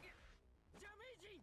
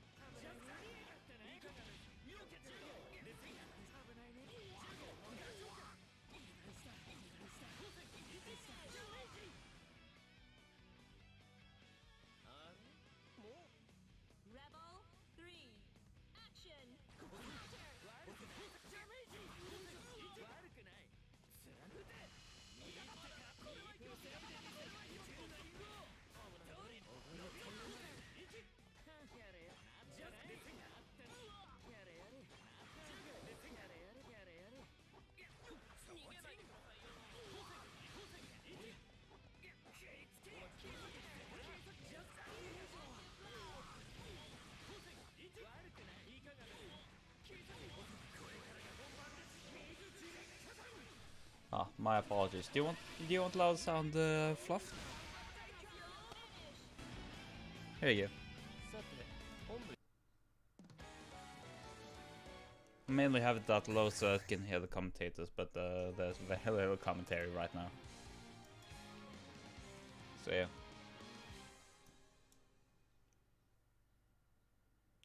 Who won that one, by the way? I was a bit distracted. 戦闘はそこの The wheel of fate is turning. Rebel 1. Like one. I have it at 1 Fluff. 危ないな不正で見せるよ危ないねであって先が足りないやれ油断したこれ以上はいい加減やれ邪道不正で見せる宇宙なりこ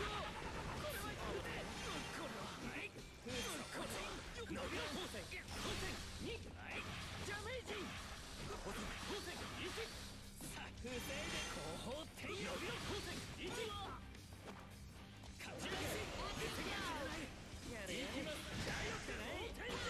正で見せろやれやれやってないダメージ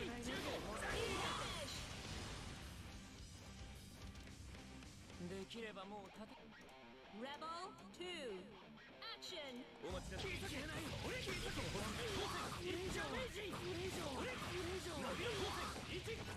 次はもっと威嚇しますねいったかぶっ飛びな光線1光線3はい食いつけ伸びろってじゃねえ熱合格点だ経過だこんにちはこれがいい光線ダメージ光線ワイルド食いつけ型なし不正で見後方転送陣そこまでそれ飛びな足元が大きくそこだろいったかいったかこれはよかった不正で見せる中なり抜き伸びろ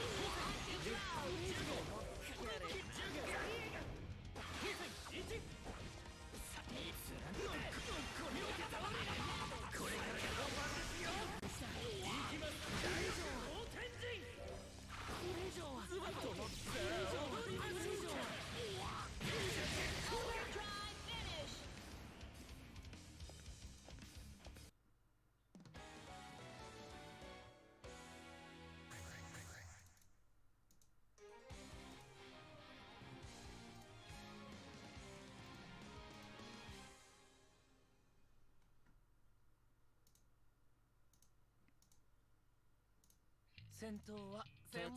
The wheel of fate is turning. Rebel 1. Action. Counter. 後方転用線避けてみろ見切れないじゃでこれ以上は油断した伸びろ以上ダメージ危ないねいいかやれ危ないね海こやれやれやれやれ飛びな不正で見せろ刀なしおごりたゆまじゃダメージ光線1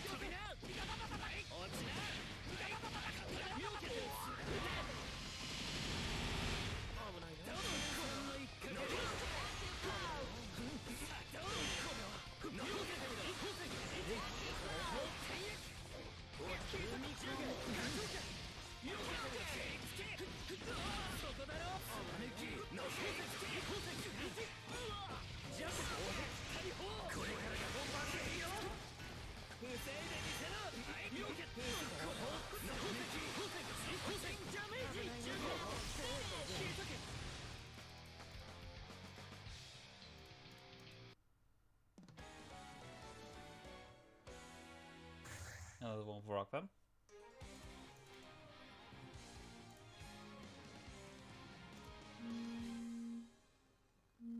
Okay, I'll have to leave for now. I'll keep the. I'll let Wheel of Fate is turning. the room keep the score for me. So yeah, I will see you all in a bit.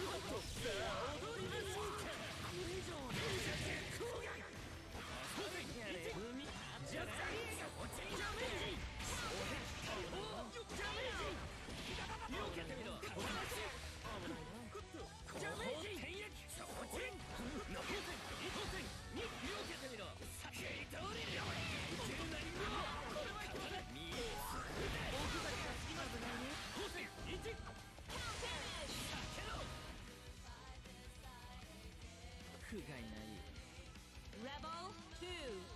Action. Counter.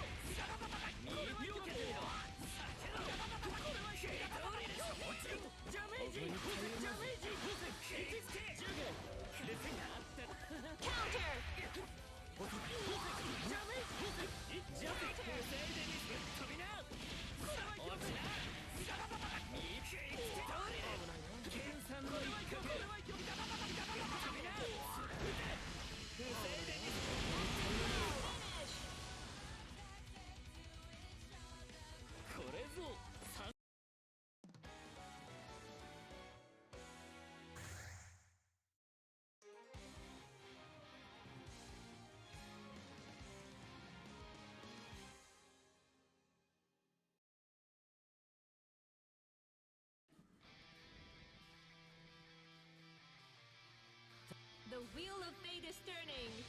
Rebel 1. Action.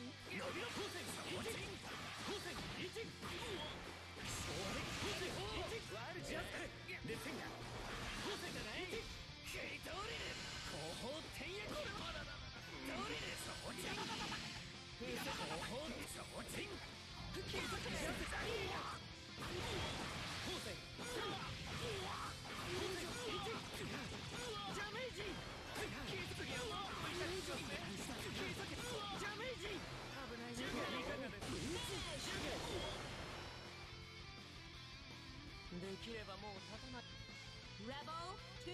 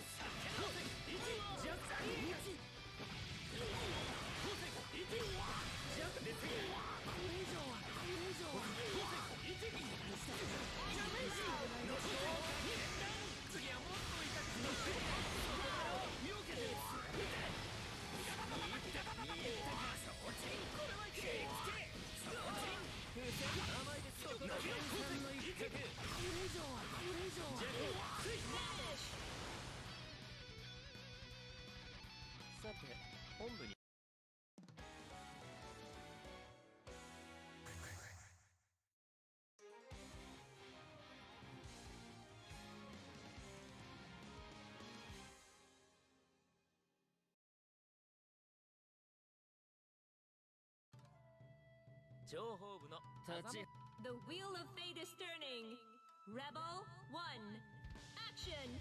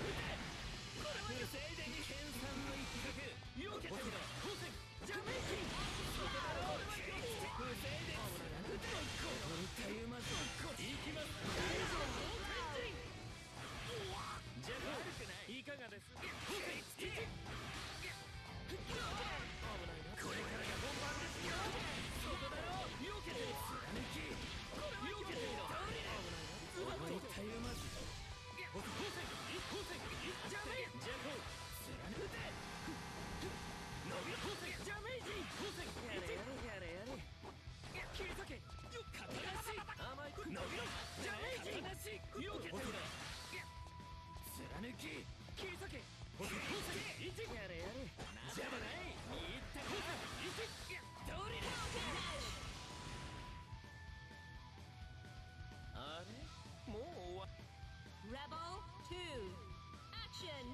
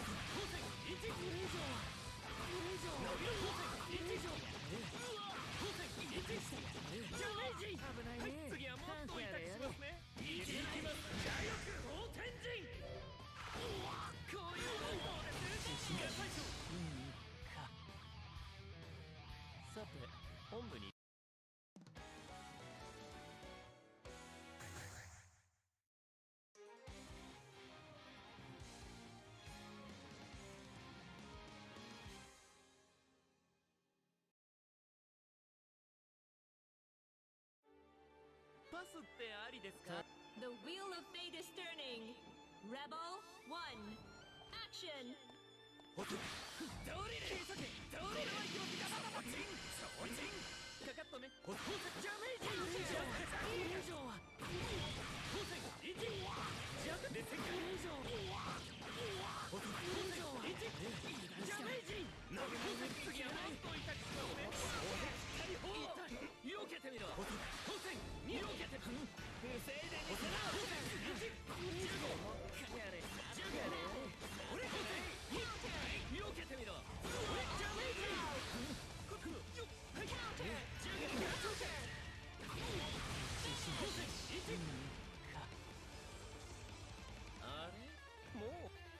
Rebel 2.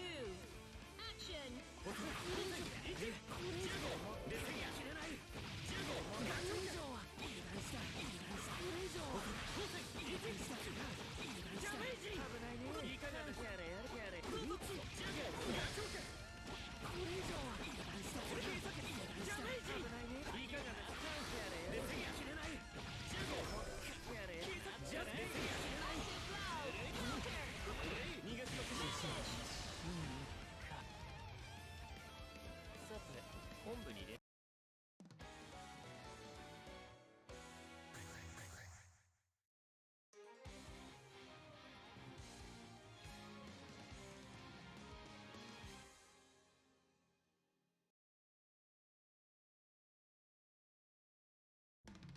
The wheel of fate is turning.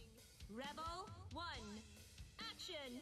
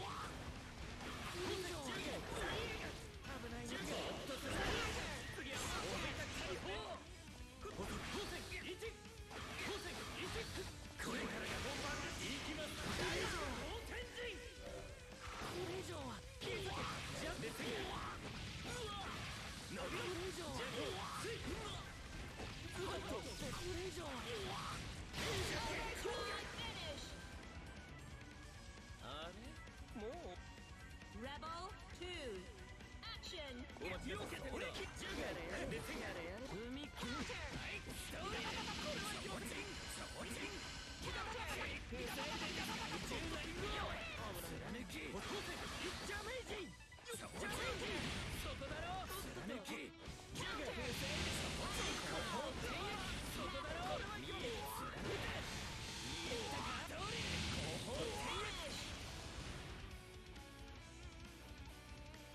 速可断 Rebel 3.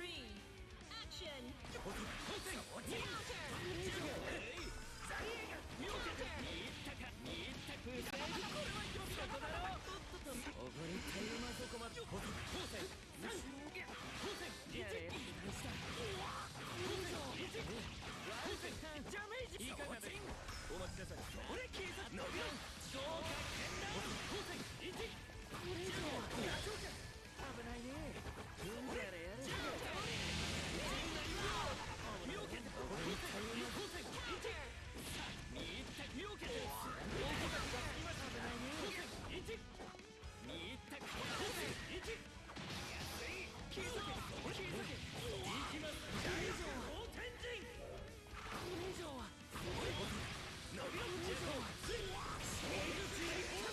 避けてみろ当選1当選1あーもしもし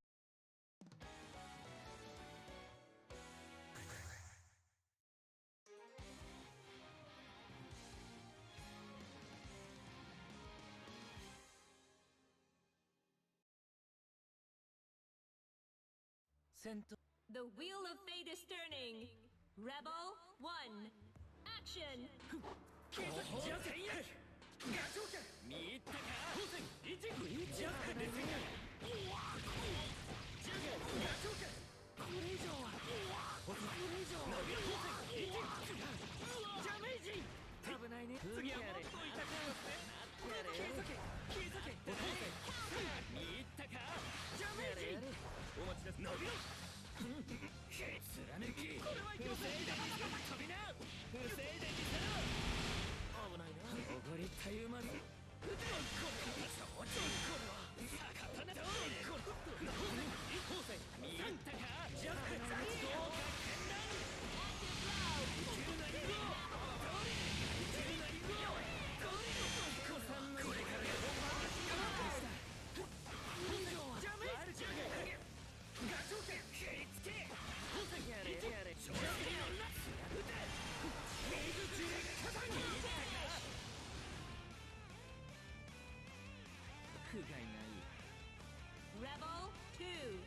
Action. お待ちくださいこれどうだ宇宙なりを危ないな防いでみせろ飛びなダメージ警察ジェイスケ当選1当選1これ以上ジャズガチョウかジャズこれ以上当選いかがですこれは強制これは強制落ちな当選ダメージこれは飛びな落ちなこれは強制これは強制危ない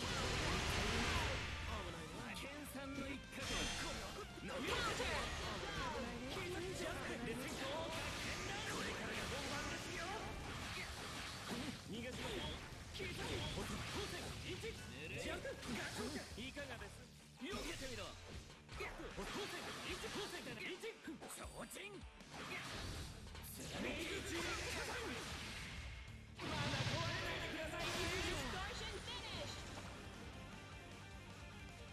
できればもう立て Rebel 3. Action. 当選1そこだろ見えどれかかっとね当選当選1ガチョウ以上は油断したこれ以上は当選1したダメージ危ないね次はもっと痛くなるぜ超人見入ったかジャグレッセンガ避け防いでみせ宇宙なりを危ないな避け通りだ飛びな防いでみせろ防いで飛びな避け落ちたら危ないね当選1当選1ジャグジャグガチョウか危ないね逃がしますよそれ伸びろ当選1これ以上伸びろジャグついジャグ当選1次はもっと痛くしますね Finish. 誰にも負けられ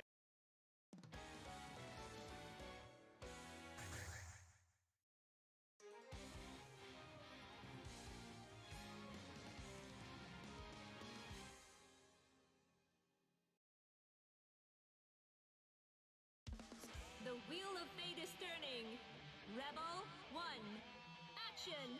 足元がお留守で伸びろ一塁なりよ危ないなそこまでで落ちんどうぞどうだ飛びな外中なりよ落ちなよいったかそこだろケンさんの一角伸びろ1ジュガレ危ないねそこだろ貫きそれってやれ警察ダメージどうぞジュガジャスですよこれ以上次はもうちょい痛くしますねそこだろこれからが本番ですよそこだろジャス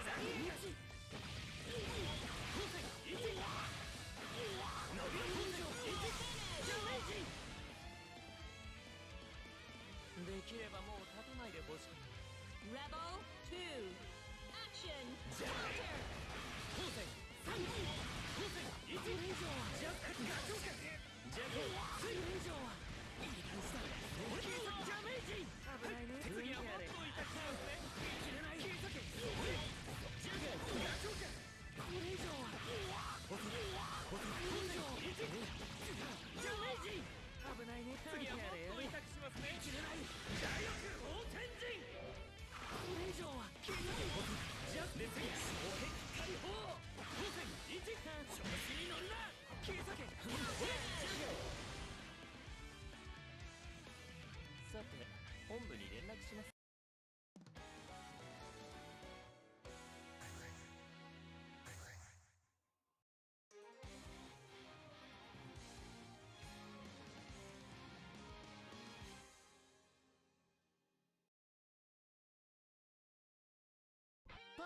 The wheel of fate is turning.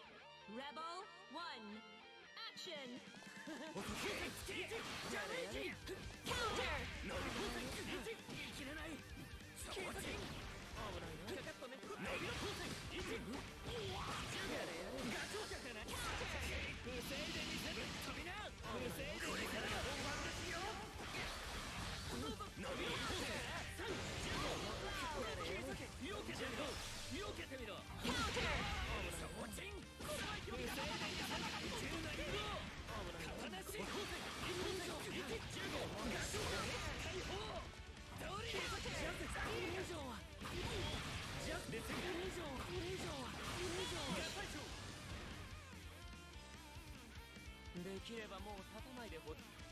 Rebel 2.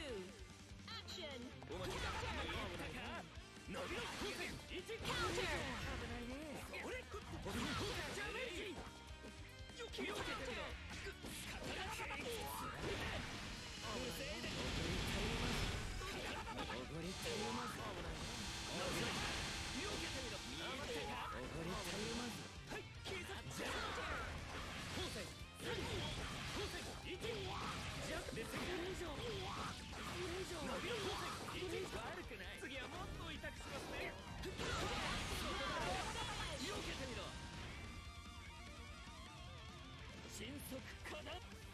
Rebel 3.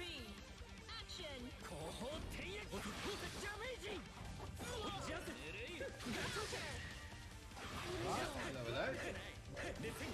Potato is AFK, I think, and I cannot begin spectating while these two are playing. So, I'm out of zone news, by the way. Those who know me know me. Those who don't, shame on you. But that, thank you so much for letting me be here. Always a joy to.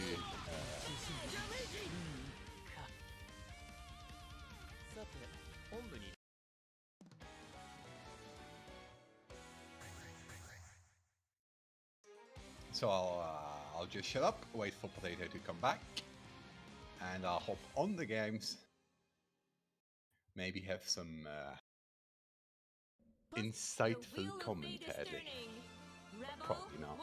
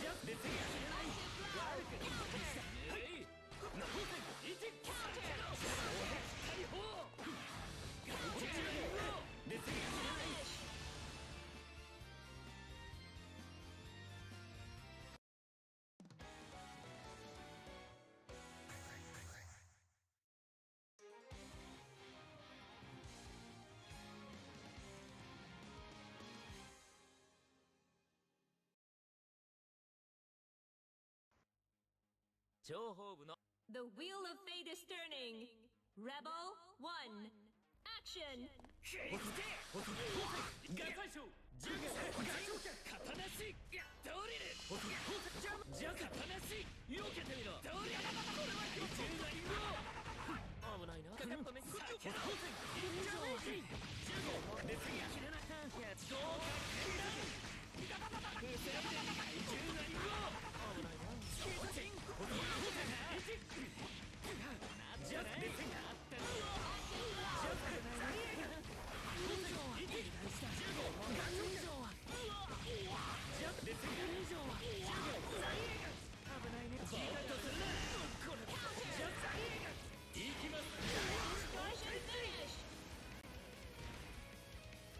できればもう立てま Rebel 2. Action. 後方転躍伸びろ1やれやじゃあやれ肩なし切り裂け伸びろジャメージジャブですが見えない合格おちんこっちよ貫き伸びろガタッこれ以上はジャコスイいかが後方転躍これ以上はこれからが本番ですこれ以上は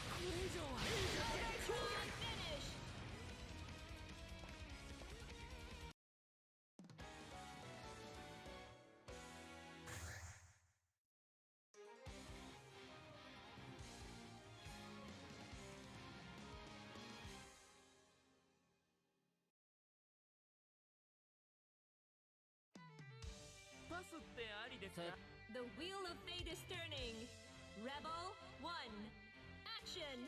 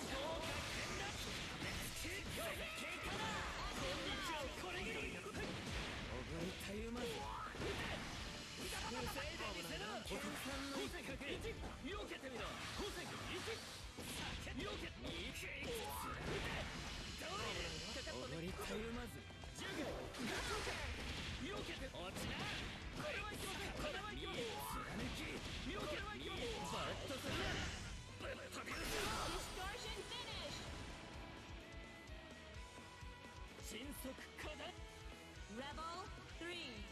Action. ジャバ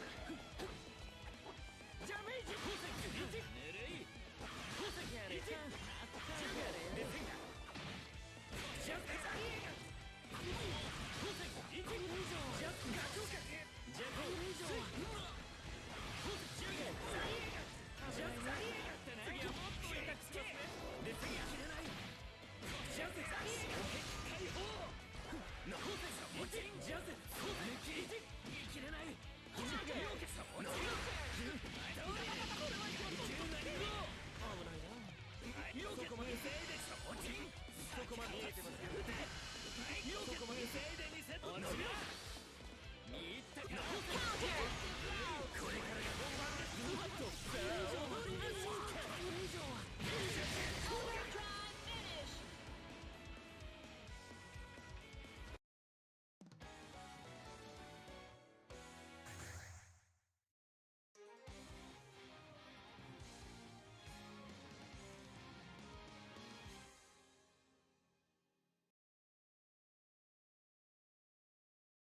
パスってあり The wheel of fate is turning. Rebel 1. Action. はいジャズ風船1これ以上ジャズガチョウかジャコスイ風船ジャグ浅い追いたくしますね切れないこれ悪くない見入ったか伸びろ風船サボチン不正で見せろ伸びろ風船いけろ見避けて貫いて倒れて危ないなこれからが本番ですよはいズバッとってない風船サボチンはいよけたこの飛びな風船いて気ぃつけサボチンジャズダー痛い方貫き伸びろ風船いきますジャイアン好天神これ以上は伸びろ Finish. あれもう Rebel 2. Action. 伸びろ風船1 Counter. これ以上はジャグガチョウかジャグでこれ以上ジャグ危ないねいかがですかジャグでジャグガチョウ以上はこれ以上はジャグでこれ以上はこれ以上は1ぬるいジャグいかがですかこれはいきます落ちなこれはいきます避けてこれは不正で研鑽の一角ドリルこれからが本番ですかかったね伸びろこうせない1ジャブで衝撃解放風船1避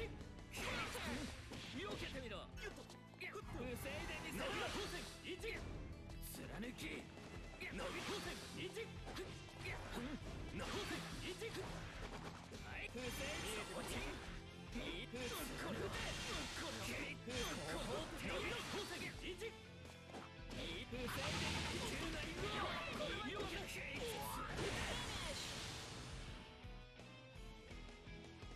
迅速化だ Rebel 3.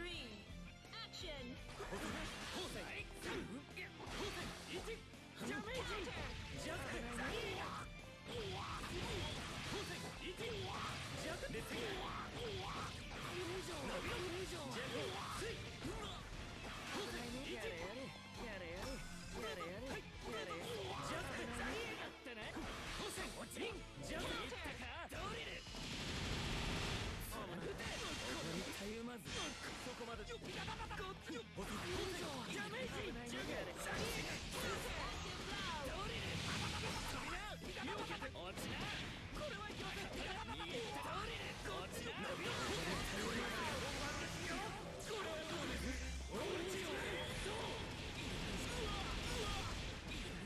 あらもう寝ちゃうんですか Rapid. 足元が落ちろ Finish. あ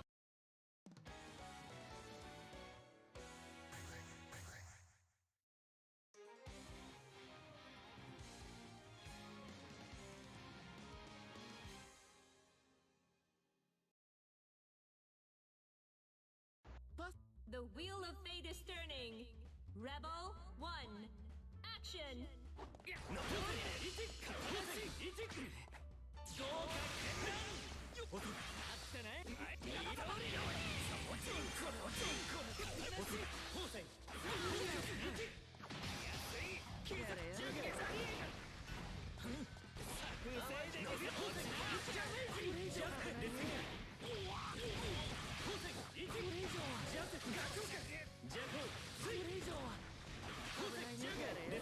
いかがですかやれジャズはいキート見えたかサボチンこれ落ちろ見よけてみろ見えたか甘い見よたゆまずそこだろ見え見えバッとするぶっ飛び降り Distortion finish. 迅速化 Rebel 2. Action. ジャバナ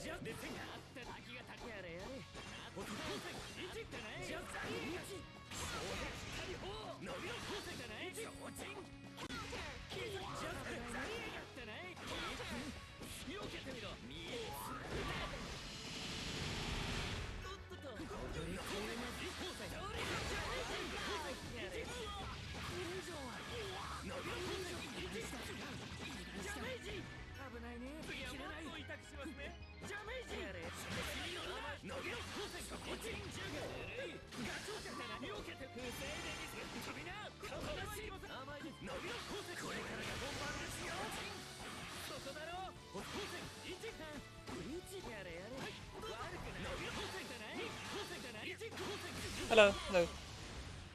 Oh, no. Oh, quiet. Rebel 3. Action. I can lean into the mic for the real ASMR Oh, experience. okay, I see.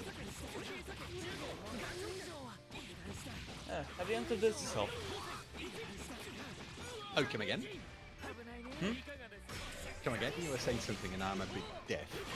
My bad. Let me turn on the volume for. Have you Oh, yeah, introduced mine. yourself? Yes, I have, and then I realized you're not here, so I just kept quiet. My apologies. Oh, no, don't worry about it. I had to do something and... Yeah. Now it's fine. I was late in the first place, so. Yeah. Alright. But again, thank you so much for having me here. Always a joy to commentate, good matches being played by strong players. Yeah. Even more so if it's the first 100. Yeah, and so, adapting will be key, I think. Especially in a matchup we don't see very often, I think, at least in Europe. There's a couple of very strong Hazamas, but Amane is a bit rare. You play Amane, don't you? Yeah, I do. It was 39 to... what was it, 11? Yeah, 39 to 11. Okay.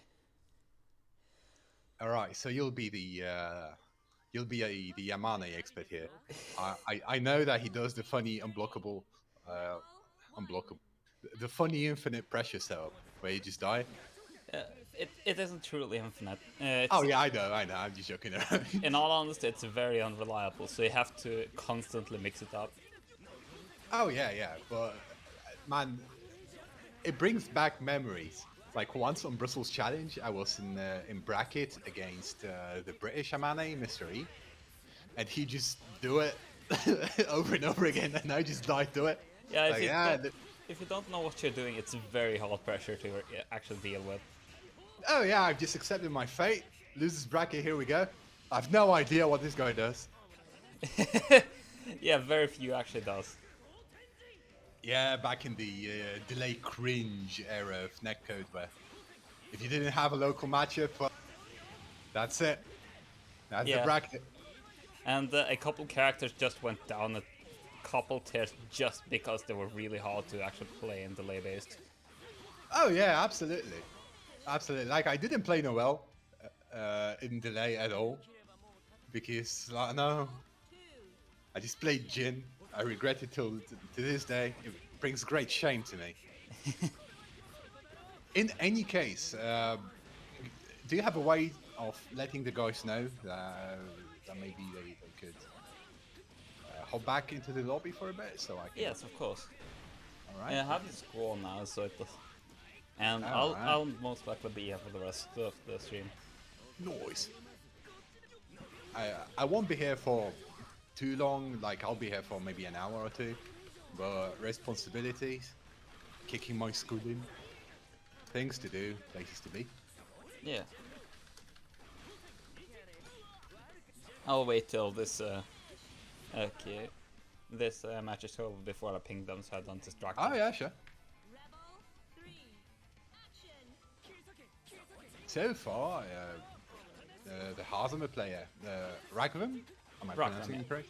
Rakvem, managed to pull in the lead quite convincingly. I think it's like a 30 games of difference, but you know, in such long sets, there's always the potential for comeback.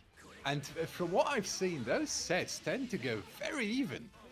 Yeah. Like the first 200, I think Zeke played with someone. Rakvem. Oh, with Rakvem, that went very even, didn't it?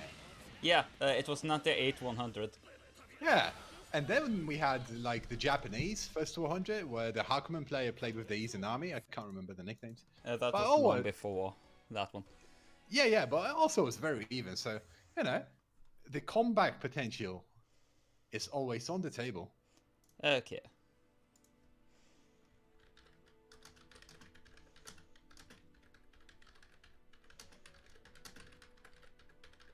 All right, let me auto pass. Yeah. Okay. This is the third first 100 that Rakvem does. Oh, jeez. This man's stamina, a thing of legends. This is the second first 100 that these two are doing against each other. Oh my god, really? How did the first one go? That was 100 to 20. In So in Rakvem's favor. well, the Yamani player then putting in the work. It's already looking much, much better for him, Yeah. score-wise. So I always love to see it. Always love to see it. But match counts are simply staggering. Like 14k games. What a madman. Love to see it. Yeah. All right. Please select your character. And the Yamani main, how do you pronounce them? It's Tatuman. It's Tatuman. All right. Brilliant. So now I will not make very dumb mistakes of mispronouncing the players. Although, from what I've been told, the Japanese text actually reads Tatsuman. Oh, well, that's a mix-up. Yeah. See, that's the only mix-up Amane has. You go, you know. He actually has a Rebel, fair bit of mix, but it isn't immediately obvious what it is. Oh, yeah, he has jumping A. Yeah. Which I actually use fair bit. It's odd how good it actually is. If Really? you actually know what you're doing. That's pretty cool. Nice OD through 5C. 5C, so much recovery, failing to capitalize. Tatuman back in the corner. Nice fuzzy block. Blocking the IAD. Nice block there. Or no, not block, jump. Nice jump. Oh, but reversing the momentum. Hazama with the side switch. Nice roll forward. The blocks? Cheeky, yeah, cheeky resets. Yeah. Into the micro dash. 5B. The man knows how to do it. Hazama is really hard to block. If Oh not- yeah, he is. And see, that's the thing. Even if you block him, like his plus over the other head, you got like IB the first hit of quarter circle back B, Yeah. and like TK back jump jumping A to beat both the follow-ups. But really nice anti forces a burst out. But with trail level 3, that's a reasonable thing to do, I think. Yeah, I really like this call-up out for Mane. The white drills just fits him so well. Yeah, they really do.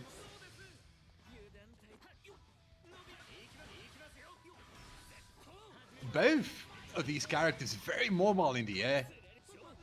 Who do you reckon has the advantage in neutral in this matchup? I can't really say. I would say the one with the most air mobility is honestly Hazama. Yeah, I'm inclined to believe so as well. Like, Yeah. Hazama's neutral is so mad. But I would say that Amane has more utility in both combos as well as just general pressure. Yeah, Hazama's movement in general is quite knowledge checky. Like, there's a bunch of different OSs you can do against chain follow-ups. Like, you know, Fuzzy 5A, Fuzzy 4A if you have an anti-air on 6A. And stuff you can do. Yeah. But still, it's so strong. He just flies around. You can't catch the man. It's too fast. the wheel of fate is turning. Rebel 1, action. And then all honesty, Amane in general is very knowledge checky as well. Yeah, that's true. Like flashbacks to Brussels challenge. as Yeah, I guess well I'll as just die. every single 6D setup. Oh yeah, you can like roll out of some on meaty and so on and so forth, right? Rolling is risky. Like it Yeah, it's an works. option. It works, but you have to space it properly. Yeah, I see, I see. That was a very nice conversion of Zeto. I didn't know that he can combo off of it back to the corner. That's pretty dope. Yeah. You may not know this, but Rakvem actually has a pocket money. Oh, so he's not getting knowledge checked. Oh, I love to see it. Love to see it. Yeah, he actually pulled it against me when I was playing Amane when I first began playing. Oh, that's a thing a Hazama main would do, to be fair. So it's staying on brand. Rakvem now threatening with a perfect. Nice, a good comeback. Amane with no burst, 70% in. Rakvem with full OD. Oh, what's a hitbox? Amane extends his hurtbox with all except for his like long range C normals. Yeah, yeah, yeah. It's still, it takes guts to just swing into, you know, thin air. So very solid play on Rakvem's part. Nice 6A, reverse proration, hitting in. Jamaican ender, roll check into the throw. No throw protection in this game, so might as well. Yeah. Oh, very nice air throw to punish the disrespect with the blue beat and OD. Super, that will kill. Some Michael Jackson moves. There we go. For how powerful throws are in this game, there are just as powerful ways to actually counter it. Oh yeah, absolutely, absolutely. Like throws, like BBCF is a game that utilizes strike throw in a way that's not boring. Which you'd love to see, honestly. Yeah. If you're good enough with throw attacking, throwing is very risky to do. Oh yeah, especially if stuff like fuzzy two-way mash. You gotta set those up. You can't just run off throw easily. Yeah. In this game, it's more of a mix-up rather than just a way to open people up. Yeah, you gotta set them up. Yeah. Especially with the OSs, you gotta start implementing, TRN subs. And that'll be a side switch. As well as throw counters. Yeah, there he goes, the side switch. No run off 3C. Goes for the other end up. Combo too paraded. Ooh, Very the 6A. nice, dude. Yeah, very nice 6A. I was about to say 2C, which shows how much I don't know. Yeah. It looks like a 6A, it didn't like a 2C. 6A is honestly one of the better anti-airs in the game. Yeah, it looks very... Oh god, here comes the infinite pressure, but Rakvem with the mashup knowledge. Not getting memed. Oh, yeah, that's bodyable. No conversion, though. No. Nice fuzzy block. Nice OD. The OD. And that will kill. There we go. That was a very nice OD for the 6A reset.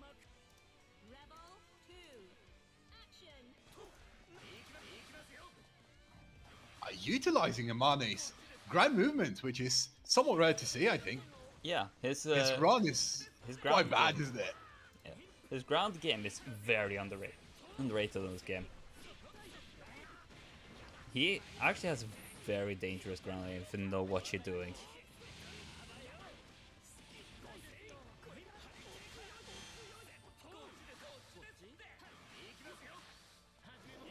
I usually play grounded against matchups where the opponent has a lot of air control, like for example New Lambda and Lychee. Yeah, in general, ground movement. I think it depends on the character, but it's slightly less committal than just jumping up.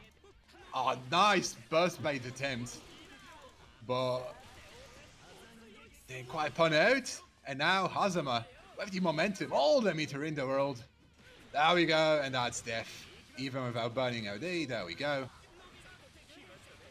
Jacko. Yeah, there we go. Into Mizuchi, Kazan. Oh, that's the thing Hazama may not do. Rakvem staying in character. Does he also play Terumi? Because I don't know. That was a Terumi thing. I don't believe he actually does. At least I haven't seen him do so.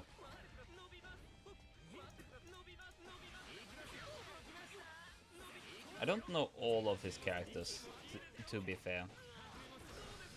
You know, it's an unwritten law of the universe where every Hazama main plays Terumi. It's just, you know, Terumi just and Susanoo and Susanoo, yeah. has to have every single variant of Terumi. Yeah. You know, pick and choose. Oh, goes for the rapid combo. To retain drill, I think.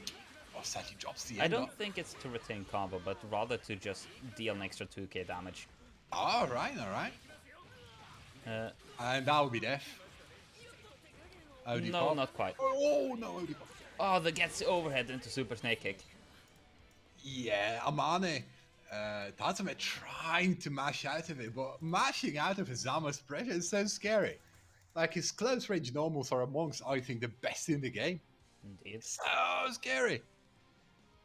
Also, both characters are very high damage characters. So one hit can spell death. Yeah, Hazama's damage is so, like, overlooked. His numbers are just through the roof sometimes. Yeah, what is like 5k meterless if he gets anything in corner? Yeah. So can Amane actually, is also a very high damage character. Yeah, look, he even does damage when you block. He's broken. Clearly. Yeah, he could TOD Tager if he just normal blocks. Yeah, it's just broken character, OP. Please no.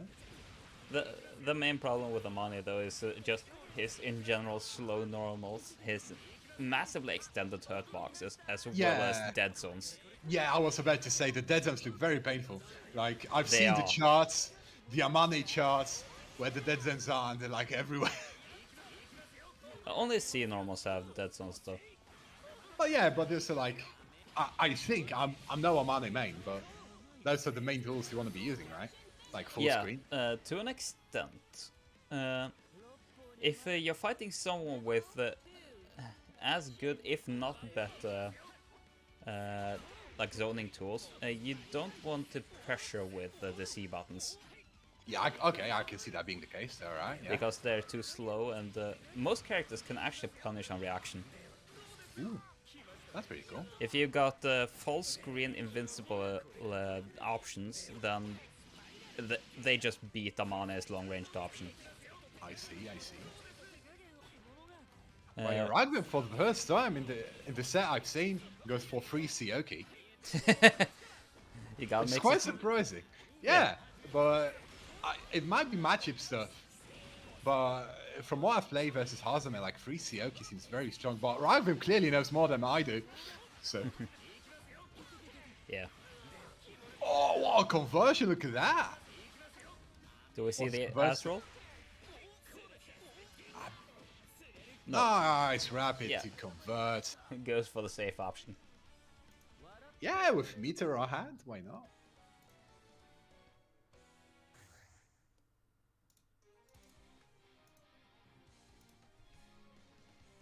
Alright, so Tatuman putting the first game after the remake on the table. Can he push his momentum? Well, that's one of the reasons I don't really like calling Amane a zoner, is because he just gets beat by other zoners when it comes Oh to yeah, zoning. I can see that being the case. What a nice combo there. Yeah. Look at that. I've Well, had the slight Star push. call him a hybrid character, and I would actually agree. I played him well, I wouldn't know about Brain. I smashed the D button. Yeah. Although he smashed it better than Kusanagi does.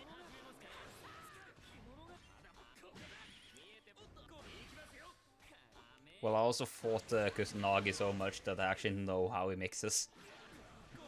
Yeah, I'm alt-tabbing to look up Amane's special name so I don't look like a clone. Which special are you talking about? All of them. No, I know Ginga. Yeah, Ginga. That one's classic. Then you Yeah, the the 5A mash. yeah, Uh, the CA buff rather. Wait, are we having a good old yeah, we are having a good old what I'll call it, a Oh, with the blue beads. I'm Can not have- seeing what you're seeing. Oh. Oh, did you desync? Yeah. Well, the Yamane is doing the special, and he lost. Yeah. Thank you for joining my TED talk. Did I get Yeah, kicked do we back have to room? remake? I think we. Okay, so okay, I'll have to channel my inner radio man, and you know, what's the word in English? English too hard. Yeah, I'll just describe what's happening on the screen. There's a guy in a white suit, and the guy in a yellow like garb, and the guy in yellow is doing the funny drill thing. The full screen now. Well, not anymore. Oh, and the white man's suit is flinging his knife funny, and the numbers go up. Can you please tell me who won the previous one? The previous one is 4-1, so Rakvem won. Okay. Oh, Burenso off stream. You gotta believe me, it happened. A nice smash on Tatuma's spine. What I'm gathering is Tatuma is not afraid to just mash to way, which is something you need to do if you have a DP. He's very on point with those. Yeah. Rakvem winning the first round in this match. First hit in the second round goes for Tatuma, but Rakvem reversing the momentum quite handily. An exchange in neutral. And Rakvem again in top. Nice conversions. You can see, well, you can't. Well, you gotta trust me when I say that Rakvem's conversions are on point. Very cute. Green grab resets too. Into pink throw resets. Oh my god, he's doing it because you can't see it. He's ashamed to purple grab. Yeah, Tatuma on a sliver of health. With no meter, no OD, and another Burenso TRM. Oh god. Wish I could see this. Do you? Yes. No, it's a beautiful round. Beautiful round. From Rakvem pulling out all the knowledge checks, but they work. Also some very sweet TRMs with Burenso. How does one do those? Who won that one, by the way? It was 5-1 for Rakvem. For Rakvem, okay.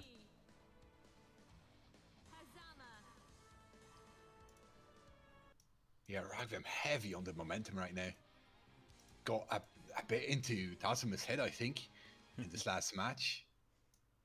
How do you condition an opponent to OS throw during Hazama's drive? I don't know. The man's crazy. That is. He has gotten top 3 in the BBO tournaments a couple times. Noise. There we go. Nice mix. The fair dash jumping V. Oh, drops the combo. Ginga in that. Oh, calls out. The back dash. Loves to see it. Nice backdashes from Tatuman to get out of the way. Yeah, the absolute disrespect with that. Forward dash, forward dash, forward dash DP. There we go. That would be a combo. Now I know. See, I'm learning. Yeah. Although that is a really hard link to do, so don't be too hard on us if we miss it. Oh no, it looks very rough to do. Tatsuma on point with those so far. Yeah, it's a very hard late link, I should rather say. Ooh, fancy. Oh, the cross-up round star jumping 2C. Oof. It do have it be. There we go, doesn't drop it. nice blocking the mix in now. Under pressure in corner. Not a good, I should also say, a guard swap. Rakvem, very good with conditioning Tatuman not to dial in IBs. IBing Hazama is pretty easy, but like his frame there is so good.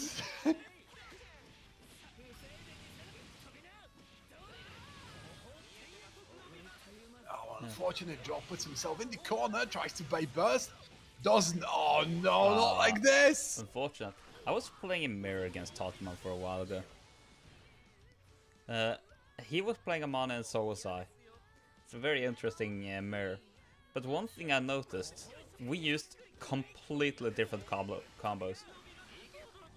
Yeah, I think that's the beauty of the game, really. Like combos, like sure they're optimal routes and whatnot, but the way you transition, like the way you segue into different combo parts, is so freeform and it's so wonderful. Like newer games don't do this. Yeah. Oh, I'm surprised he did that on level 1. That is a combo I usually exclusively do from level 2 and level 3. See, Tatsuma with the tech. Oh, I didn't know Amane goes suck on that row, which is a very nice multi-blow reference. Ha ha ha, please, love.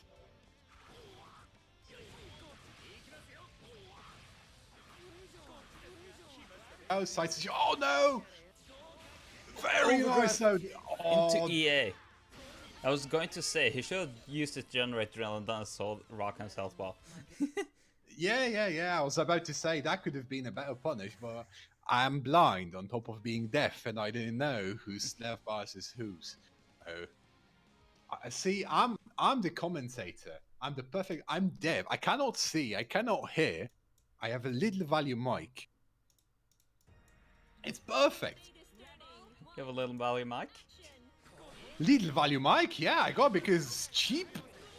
Now I gotta lean in and do the ASMR bit because it's so quiet. I paid $100 for my microphone. I still have to lean into it. Although I didn't buy this one for my voice specifically. It's not made for this.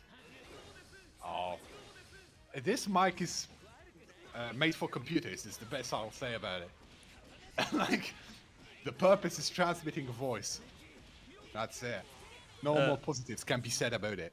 Mine is meant to just be put right into an instrument, musical instrument. Oh, like the guitar mic you put in the box, I think. Yeah. No. This is the thing you just put right in front of the amp. Oh, I see. I cannot play guitar. I'm a complete ignorant. But I know a guitar has a box, right? As a whole. Oh yeah, the massive like box. Yeah, the big box. Yeah. That you put the cable into, and it makes noise. Yeah, and it has a hole in it. So I suppose, you know, why not put a mic in there? That's what I would do. Like, understand, I'm playing Noel. My mental capacity is 0.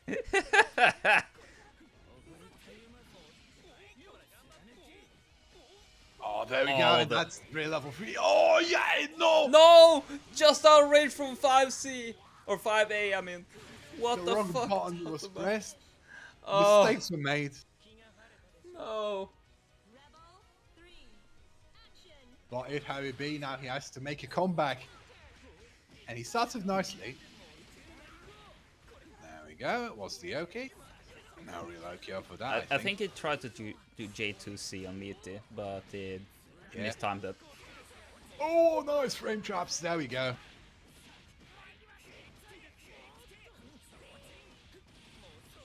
Alright, there we go. In the corner. Oh, catches the fuzzy jump out.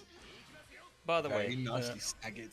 By the way, Amane has off of the stance, which is called Harken stance, he can press a button to do Harken kick, and then Harken drill comes out. Oh, that'd be nice. Oh, what's the reset? No reset. Alright, there's the super finish. Oh, yoy. The Hazama air throw. Yeah. Hazuma's air throw game is actually insane. It really is. Like I got so many times of the uh, low air throw off of the chain approach because he could just dial it in. If it whiffs, it whiffs. Who cares? He just keep going. 一体何なんですか The wheel of fate is turning. Rebel, So-called Kiba throw, action. but better. Yeah. Oh, nice OD. Very nice situational awareness to punish with 2A. I think no other button would have worked as of a jab. Was it 5A? See, That would probably be... No, he dropped it. I know at least I on level 3 can get 5.5k meterless in corner. That's carry damage. Straight into the super to lock Rakvem out of the burst. Alright. Rebel 2, Right. action. Round 2. A man with no burst. Oh, the 6A. Yeah. Putting in the work. Nice jump out of the drill into a conversion. There we go, micro dash 5B. Into jump agent ender. There we go. Tatuman respecting a Oh, lot. the 6A. It fucking dropped. Yeah. Tatuman respecting a lot. Rakvem not forced to roll check anymore. The psychological warfare is on. Yeah. There we go, the 3C ender into the roll check. No conversion, but it would be. Oh, nice spoke. 5-2. Doesn't burn meter to get him into the corner. He believes in his nooch. But by the way, keep in mind that these guys have not been playing for soon 3 hours. Oh, yoy, yoy. Nice. Yeah, 3 hours. Like, the other day I played like 80 games with the Naiden. And at the end I wanted to blow my brains out. So the stamina these guys have is just astounding. Yeah, even more so playing these two characters. Oh, absolutely. There we go, nice rotating. Both are very input heavy and requires a lot of thinking. Absolutely. Unless you choose not to think, which is an option for both. I gotta learn Hazama and then just not think. Yeah, I'm looking for like my third sub. I can't decide on who, but Oh, you're in the same situation yeah. as me. Oh, what a nice OD punish, and that will kill, but it has to kill. I've looked There you go. I looked for 7k, look at that. Hey, 7K meters. It's almost 7k. Almost 7k, but I counted the life draining. See? Hey. That's the most brain I'll use today. So you're in the same situation as me when it comes to subs. Yeah, sort of. I still gotta get better with Noel. Yeah. But I've been working on a sub for a while now. Wheel of fate is turning. My subs have gone from like Rachel to Jin and now to 9. noise. See, I'm the most boring man there is, so I just play Noel, Jin, and Ragnar. At least all the artwork of the, of the siblings, I can say, hey, all my characters. I just can't play normal characters anymore. After playing like Amani, he just gives me too many bad habits for playing other characters. Ah, I see. See, I'm too dumb to play anyone that's not like a Shoto. So.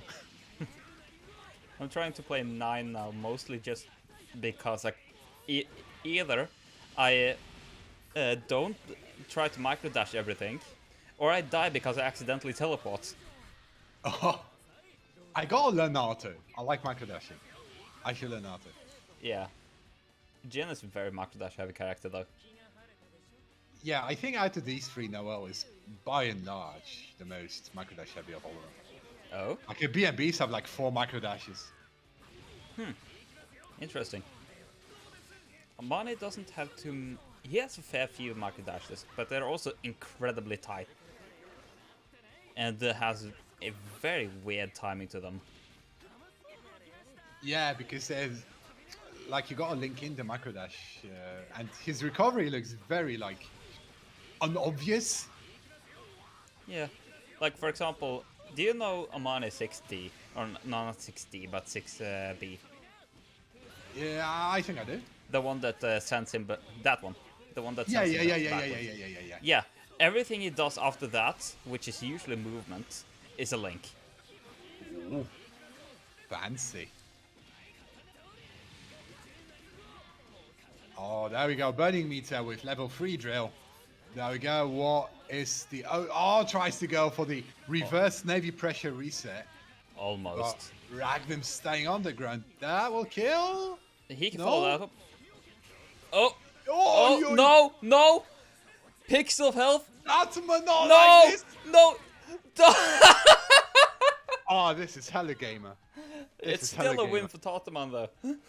Oh yeah, like Rakvem there with no burst at all. What an ending. And Hazama's OD is just mad. It's Yeah. like the best OD in the game. Well, sort of. It's very strong. Yeah, like empowered supers, you have a constantly health draining, or not, Yeah, but like he's not just health draining, stealing. yeah, but aura. he's just a Rita machine. Yeah, Like as well as infinite Ouroboros pulse. yeah, exactly. Like once we were thinking with the boys, what's the counterplay when Hazama pops OD right next to you? And the best we've gotten was just fucking mash OD. just do it. There's nothing you can do to react to it. Yeah, And there we go. Rakvem, despite having no burst, to start the round with, clutches this game quite convincingly. I remember, like about a month ago, people like Tatuman was asking for a first to 100. And I just told him, okay, find me a guy and find me a date and we'll do it. Noise. And then Rakvem started asking in matchmaking for first to 100 sets. Oh, so it was mere coincidence, you say? Yeah, but like in weekdays for some reason. Oh, So no one was available because they had work at school. yeah. See, I have both because I help myself. And soon he just asked me, okay, can you find me a guy to play first to 100 with, and I had to pay Tatuman.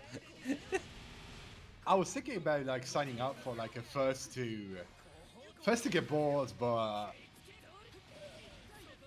I just ask guys to not involve a middleman. I Yeah. might sign up for the weeklies. I have so much work to do. Every waking minute today is regret that I have so much work to do this weekend. But do we still have slots for the weeklies? No, it filled up today. Oh, okay. No, it filled up yesterday. And I had to I add see. an extra set because Nesuga asked for a set. I was practically falling down right after he said. I see. Right, like a bit afterwards, he just asked what was the game. I see. I might sign up for next weekend. I'll say about it. Will be I'll sign up for exciting. hardish weeklies for it. I haven't seen a Noel player, like a decent one, for quite a while now. Last one was Stuka in the tournament. Yeah, people love that EU is like Noel is an EU character because like there's Sacred, there's Stuka, and if you want to count me, that's pretty cool of you. But, Yeah. Although I don't really Oh, the see mistake. much in EU as well, either I should rather say.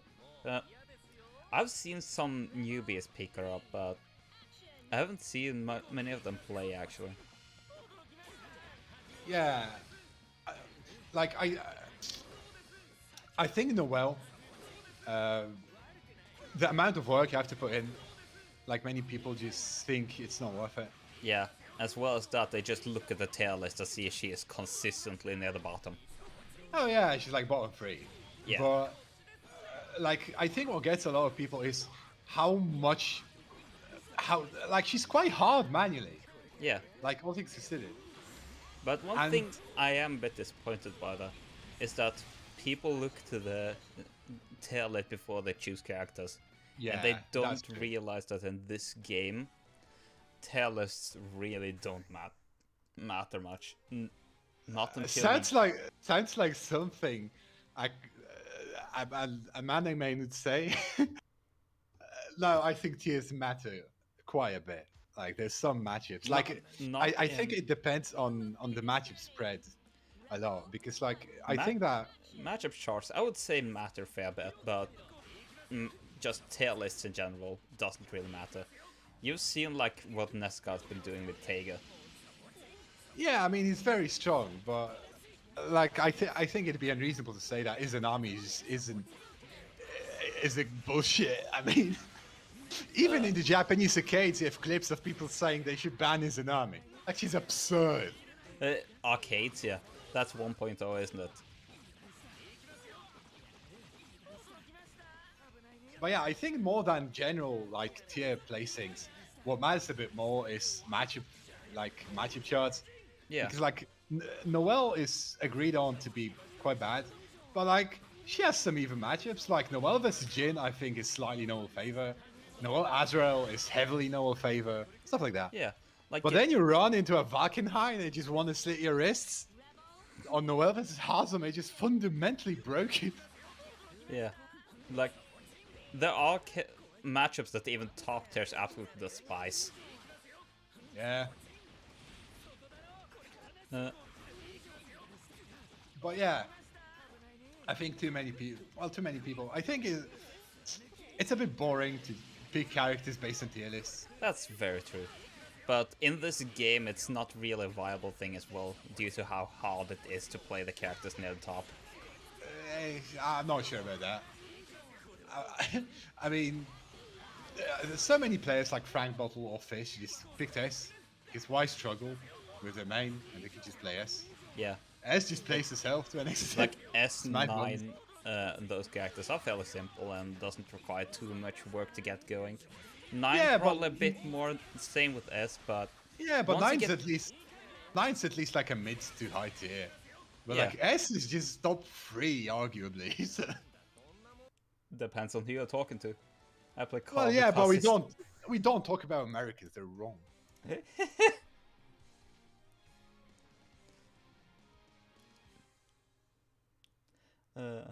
But like even that though, like the very top tiers like The wheel of fate is Izanami, we have Rachel, Carl, Yeah, Izayoi. Those are incredibly hard characters. Yeah, most of them. I think that's a saving grace of this game's balance. To be fair, like most top tiers, at least hard, you don't have a situation where you get like Strive Release Soul, where it's just fucking mash the buttons and you win. I swear to God. Yeah, Yeah, but then there's S, which is like top 3. And you sort of press buttons. like Yeah, and then there's Mai. Like, Mai is like, I think, the closest to being a top tier from high tiers. And like, she's Mai. So I don't know about that. I would say Jin is over Mai. I don't think so. I know that my balance takes are very controversial. But I think Jin is like high, maybe lower high. And even then, my like optimal stuff is incredibly hard. Is it really now? Yeah, like tipper combos, good spacing, using spear in the middle of combos, all that stuff. I think you underestimate how hard that thing truly is. Yeah, I suppose. But Tatuman now, very perfect. Ooh, yo, love to see it. Eh. The man putting rounds on the board. And you know how you can win a round, you can win a match, you can win a set. Very nice OD, but Hazama has no recovery. He's decided against it. You know, all the eggs he's eating supplying him with the protein to retract those muscles quickly. Yeah. Nice green throw it hit. I think like one of the fair few things that's positive about this game is that no one can really agree about their placement aside from the very top and the very bottom.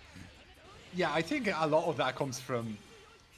I think a lot of that stems from the delay cringe netcode, ironically. Because, like, if you didn't have a local Tarkaka, I don't know what I should do. She, like, flies around. So I can see how tiers could be a bit skewed. That's why I trust Japanese tier lists a lot. Because, like, they have arcades. They've had them for the longest time. Yeah. So they know the matchups.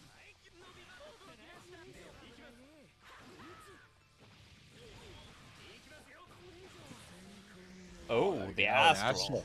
Nice. No. The one with the hard input I can't do. It's a pretzel.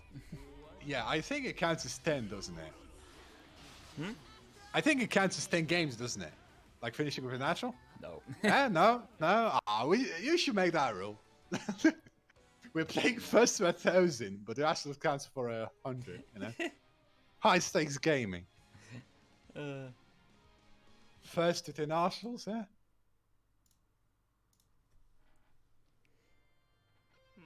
The wheel of fate is turning. Rebel 1. Action. But yeah. Oh, nice IB on that cross up. And now, Tatuman with the corner. Damage won't be too high, I don't think, but okay.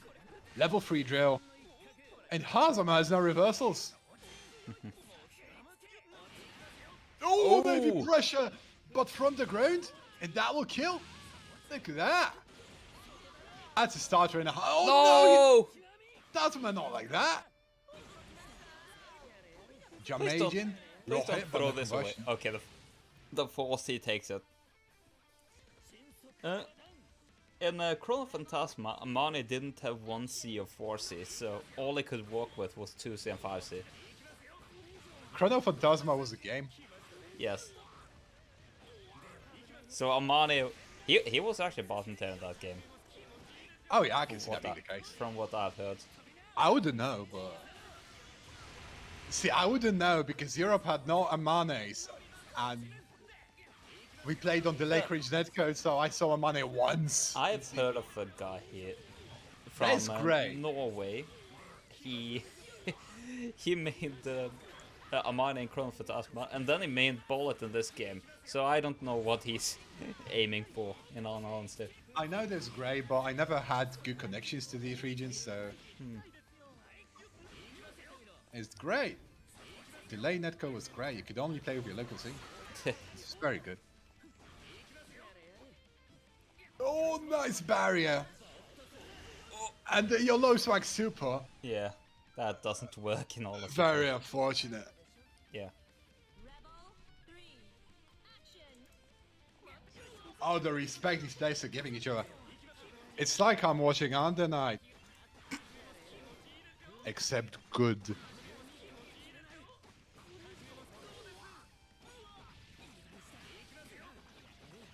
There we go, Jamaican Ender, roll check with Jagai, no, roll check with TB. Oh, nice call out. That's short combo, but TB roll check. Jumping to the scene, the dome is exposed, goes for a reset into Woodland Soul for the start points. I was asked to ask you to check Discord.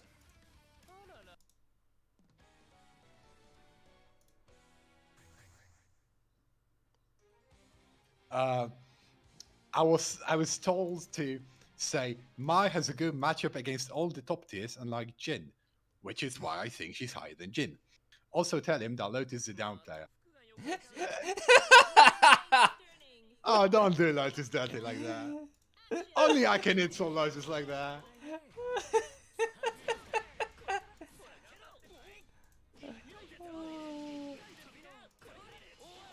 Oh, D, but what of it? Oh, that's great. Lotus is such a strong player. Swear to God.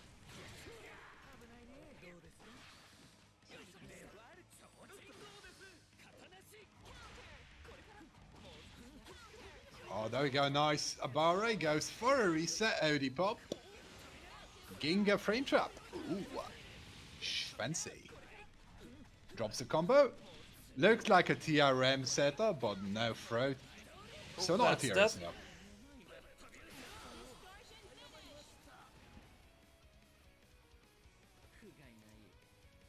Rebel 2. And round one goes for Tatuman. Goes to Tatuman. Oh, what an air throw. Into a full conversion. That will be corner. No corner. Goes for a cheeky reset. And Hazama's movement looks so clean.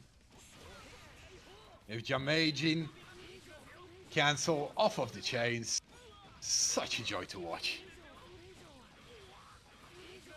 There we go. Jamajin to be roll check into 6A meaty. It's meaty enough to win with Wake and Mash. There we go, Blue B. Nice back dash out of the drill. Oh, jumping A into Jamaican. Nice IB, but Manny manages to cancel on reaction into his dive kick. Very nice.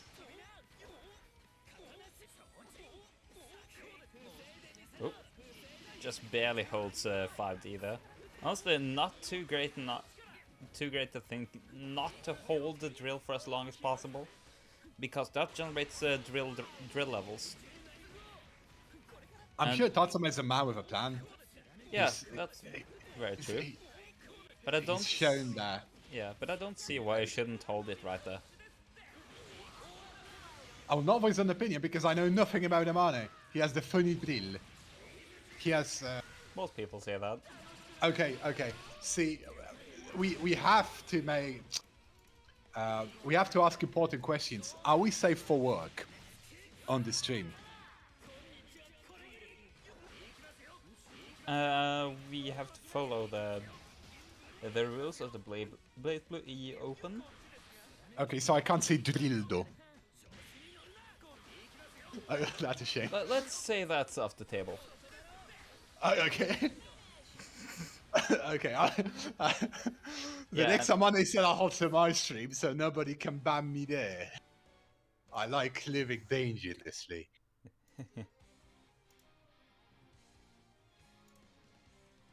Alright, who won that match? Because I was held stamped. See, that's the hallmark of a true commentator. Who won that match? The wheel of fate is turning. See, that's how you know somebody's a true professional. I was looking at my second screen so I could make sure. So no, okay, so that doesn't count. That game doesn't count. I'm sorry. They have to replay. Oh, I'll check it out. I can very easily check it. Yeah, we could check it, but it'd be funnier to make them play the game. It's only a first to 100. Stop complaining. What's one more game? Yeah, Tatuman there. Rolling out to the Hazama setups. A very smart call there. Not letting Oh no, not like this! It's like bursting through Arakune's bug, but Okay, not at all like that. Tatuman took it 48 to 14.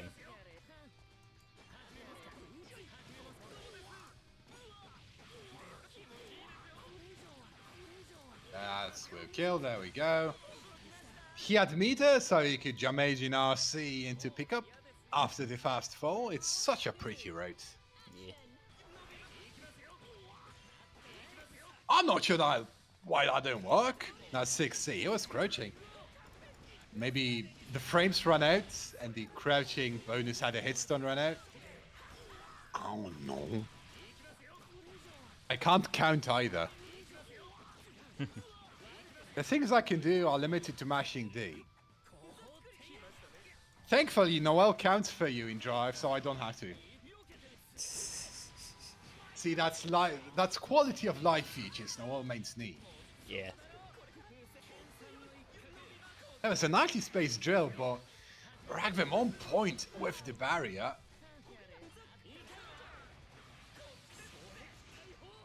Oh, I had combos there.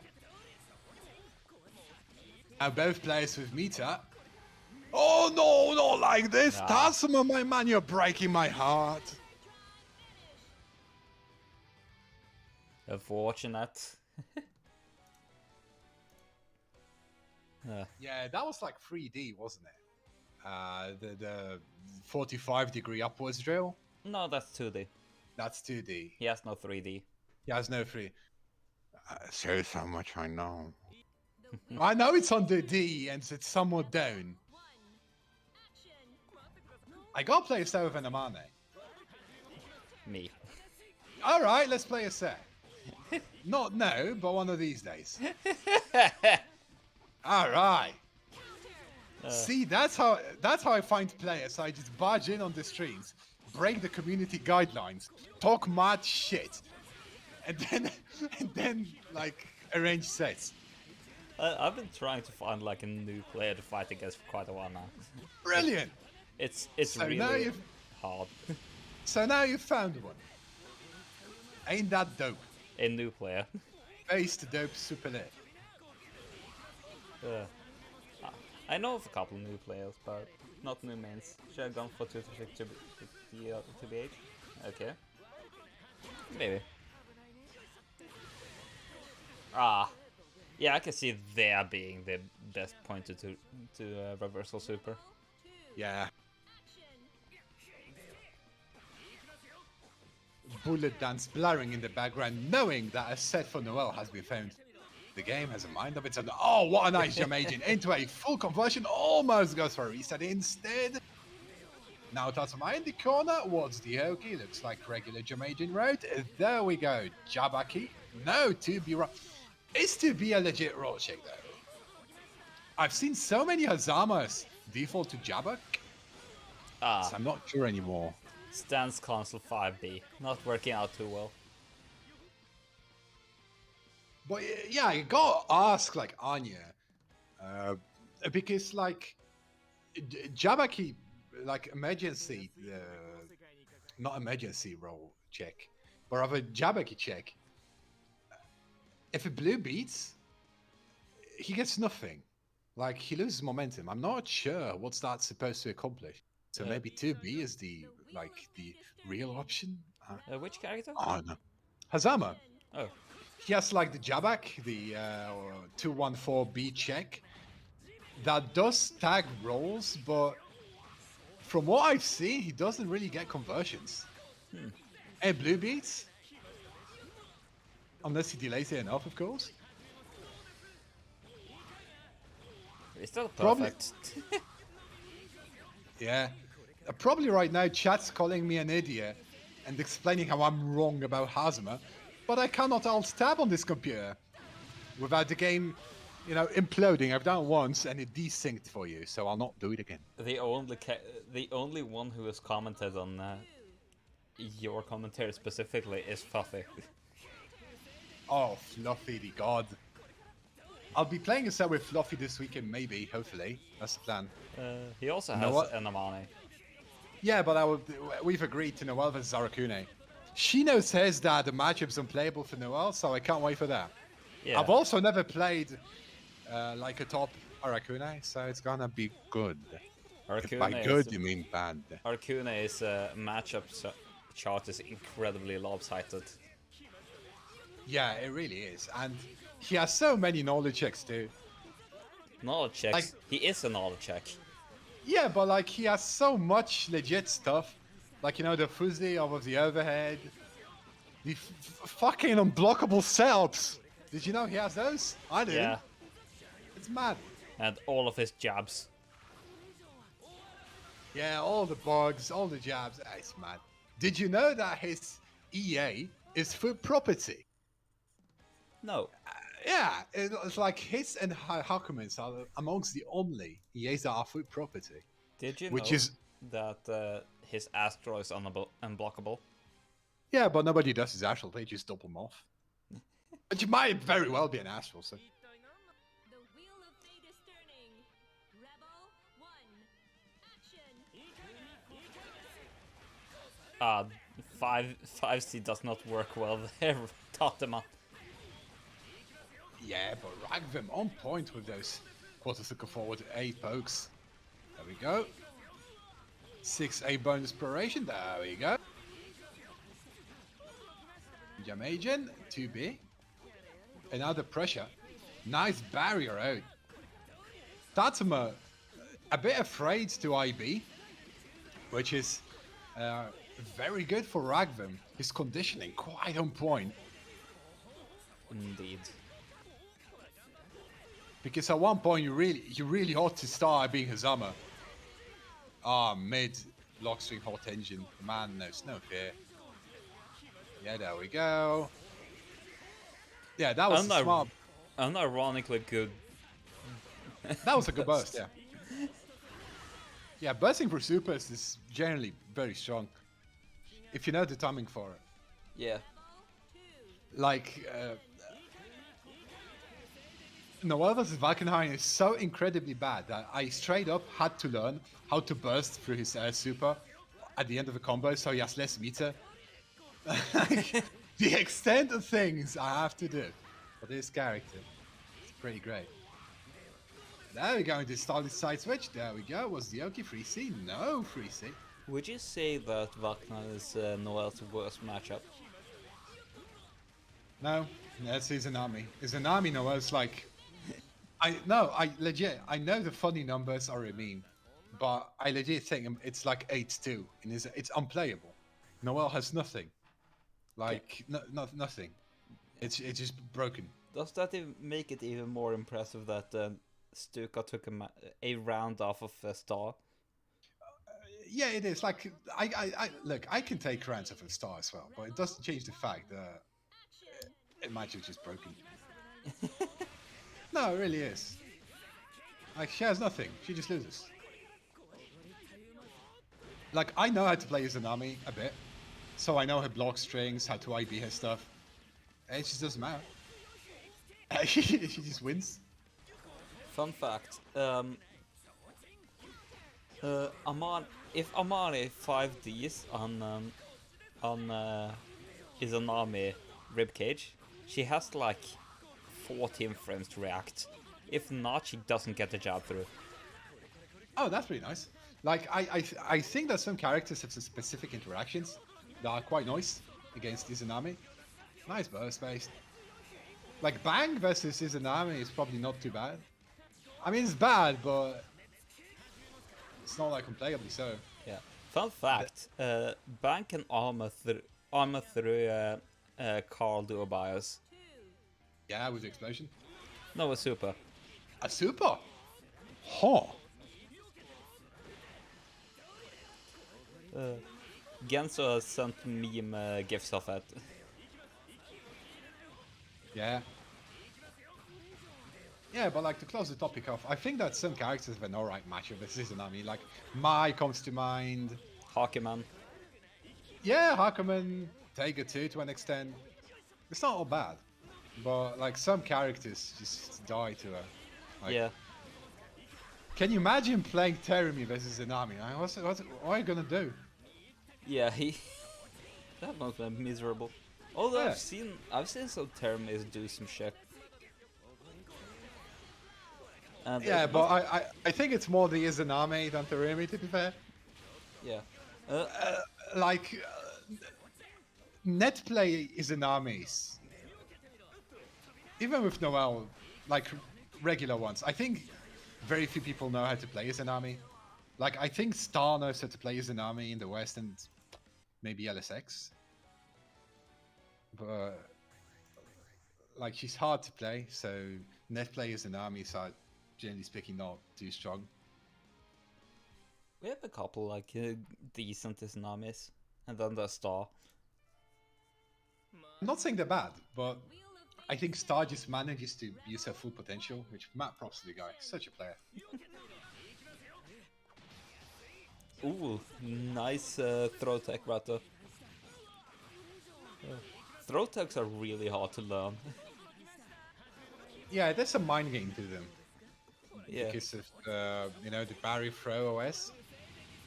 I Which yeah, you were saying? Okay. I try not to do OS too much. I try to learn how to just tech throws normally. No, I think TRMs are such an integral part of BlazBlue's like system, like fundamentally. Like it's hard coded in that your throw tech window is shorter when the animation doesn't come out to counteract the OS. It's just baked in. Yeah. Unlike in Calamity Trigger where there was no TRM. Wonderful times, wonderful times. Yeah. I ran an event for Calamity Trigger, yeah, I saw it. Calamity Trigger. Yeah. It was fun. Wonderful game. Yeah, I like. Did you see any talk? Did you see any Taokaka like taunt loops? No, unfortunately. There was no Taokaka there. Oh. Although Kuznagiboy played Noel throughout it.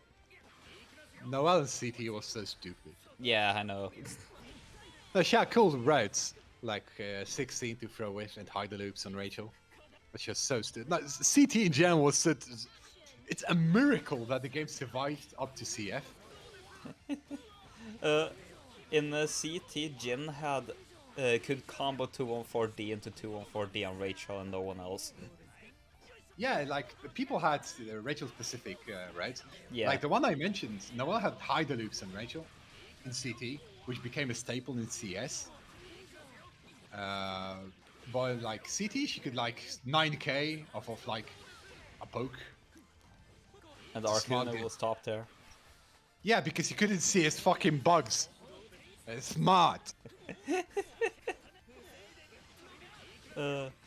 And not only that, he had one-touch bug. Or one-touch curse, I mean. Oh yeah, one touch bug. Yeah, that was also smart. Like truly, CF2 is probably the first BlazBlue game that's not just a bunch of shit.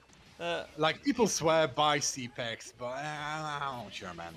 I would say CP2 is better CPEX.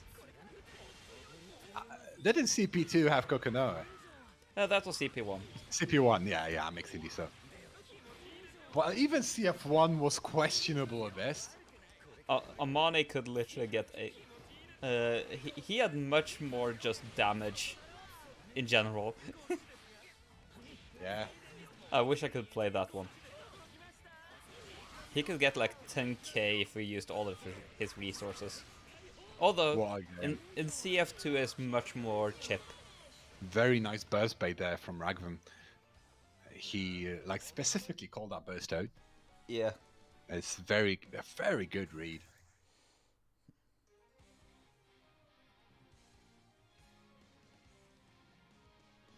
Okay, I think that'll be last one for me. The responsibilities are looming over my shoulder. Oh. The wheel of fate is Yeah. Rebel Also, this first to 100 has taken much less time than expected. Yeah, it really is. We're already on over 50 on one side. Yeah, Rakvem is just so solid, man. His play is so on point. It's such a joy to watch him play. What a player. But Tatuman, no slouch either. Like, even though the match count might not be, full testament to that, he is playing very well. Yeah. Like, his decisions are on point sometimes. There you go, nice blocks. Good IB, nice blocks, no fuzzy. Now he tries to jab out. Hazamasan now. Keeps winning. There we go, into Mizuchi. Like that burst he Rapid? did that one. Rapid? Yeah. Yeah. Like that one burst he missed in the air that one time. That's the main reason you shouldn't call missed burst bad and hit burst good. Because you can hit a burst and it'd still be a bad decision. You can still miss a burst, it still would be a perfect decision. I think that's more like on matchups. Like against Arakuna, you want to like burst for specific bugs. Yeah, Like the burst will wave, but it how it be. on Tiger it's actually a good idea to sometimes burst his Spark Bolt. Yeah. And then there's some other matchups where it's really good to like burst the ranged options. Like it's a trap that people actually say that missed bursts are bad. in I think commentary. that generally speaking, you should be whiffing bursts. but I think there are some very specific scenarios where it's just a scenario, you know, Yeah. like burst whiffs here, and then I get frame advantage, yada yada yada. Generally speaking, I wouldn't with burst if I were you. And Yeah. I'd rather they hit, Rebel Like, unless you are going for the Domi burst, the Persona 4 homage yeah. to the one and only Domi, But from whose what I've forte at least was bursting the gotten worst bits. yeah, from at least tips I've seen, you the only reason you should at least say nice burst is to give you time to think of how to explain why why the guy did the burst. Yeah, I think some are pretty self-explanatory, like momentum burst, but Yeah, momentum there are burst. some setups. Yeah, There are some combos that are burst safe, and you need to like burst in specific setups. That burst, like you, if you burst for a move that's not like there's some bursts that are guaranteed more or less. So I think that's nice because you just know the matchup. yeah. It's one of the main reasons I'm doing the like fate is turning. interview stuff. It's mainly so I can say, "Ooh, that was an incredibly risky burst because the opponent could have burst baited that." Yeah, like generally speaking, if the opponent can jump cancel its move on here, they can burst bait, right? There are some routes that are just best safe, like Noose, Enders, Hazamas Chains, Yeah, like and the ones that just keep you at range. yeah, and then there are routes where like burst baits are like baked into the combo. Yeah, Like Noel has some counter hit 6A stuff that you can OS burst. yeah. And my 2C also is a burst safe move. Rebel 2. Action.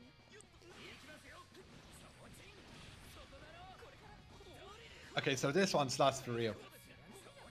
I don't want to fail university. I love watching Blaze Blue, but there's some limits.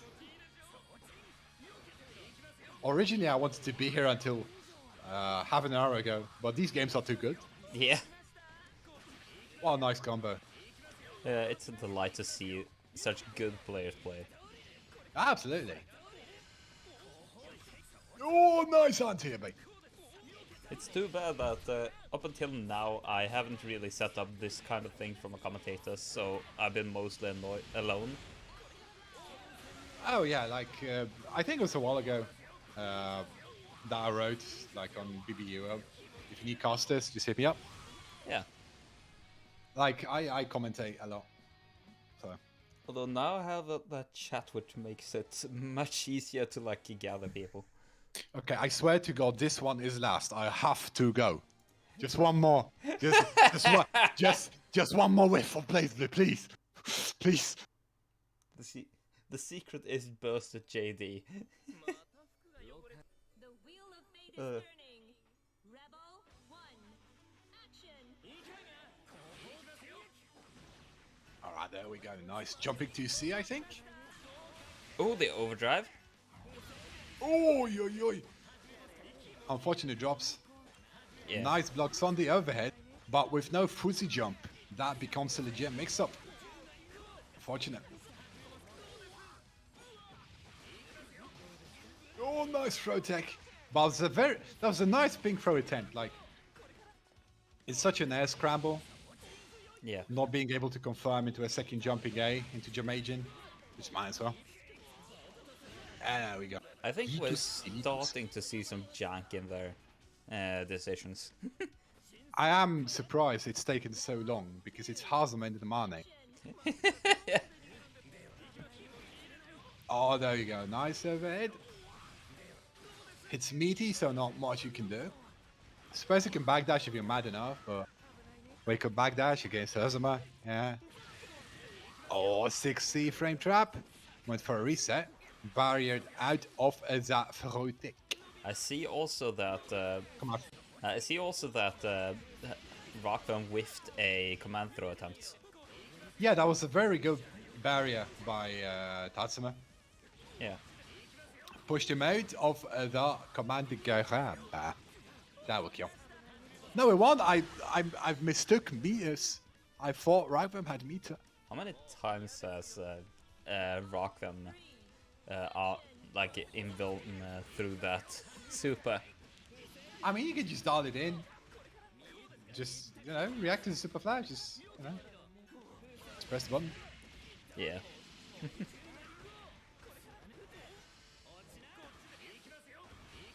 Yeah, Tatuman trying to call out 2D with their reverse navy pressure. I think Amane would be a lot better if he could cast spells like 9. Unironically, from what I've heard in the lore, he can actually copy spells by just watching them. Yeah, he just decides to be bad. You know, it's like Noelle. She has guns that, you know, go through time-space continuum. Okay, I'll have to double check that so Gin doesn't kill me. Oh yeah, Noelle just chooses to be bad. Magical guns, but, you know, use them like a stick. She's too dumb to use a gun properly.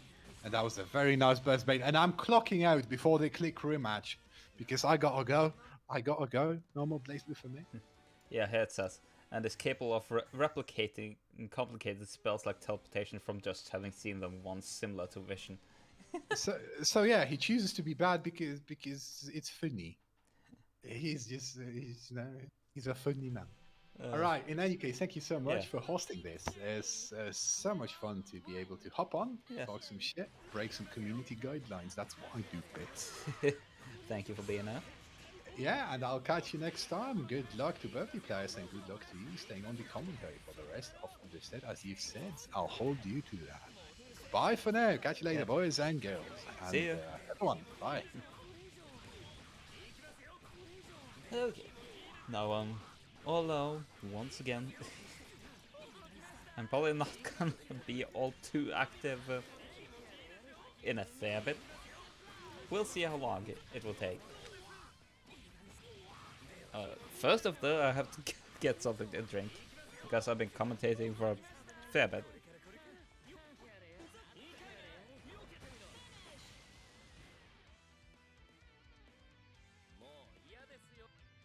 Rebel 2.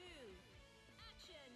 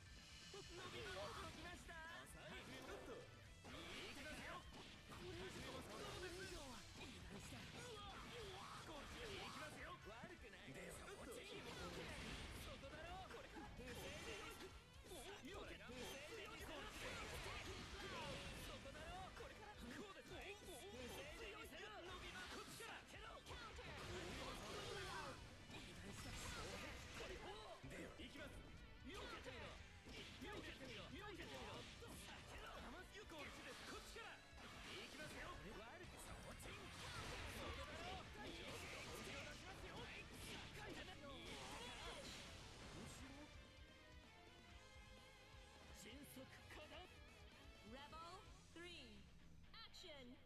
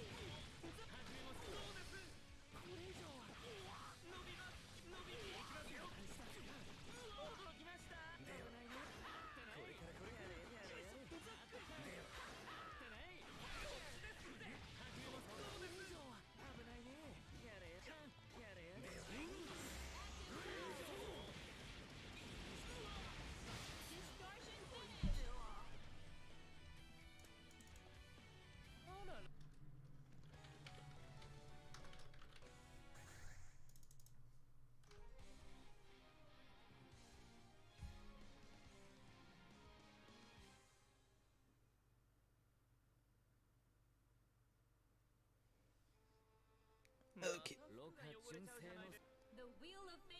Oh wait, who won that one? Rebel 1. Action.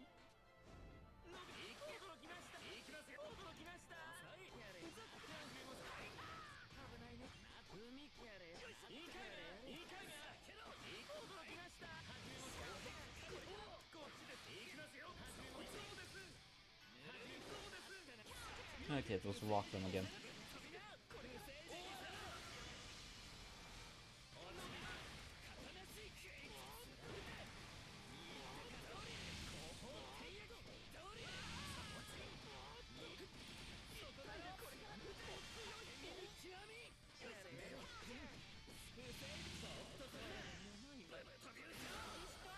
We do be getting closer to this one.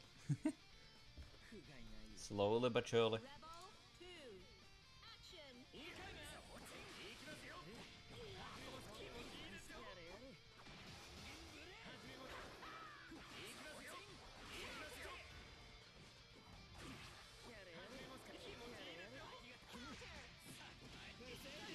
Oh, what a 2A? Does he know exactly where to 2A? I need to ask him about that.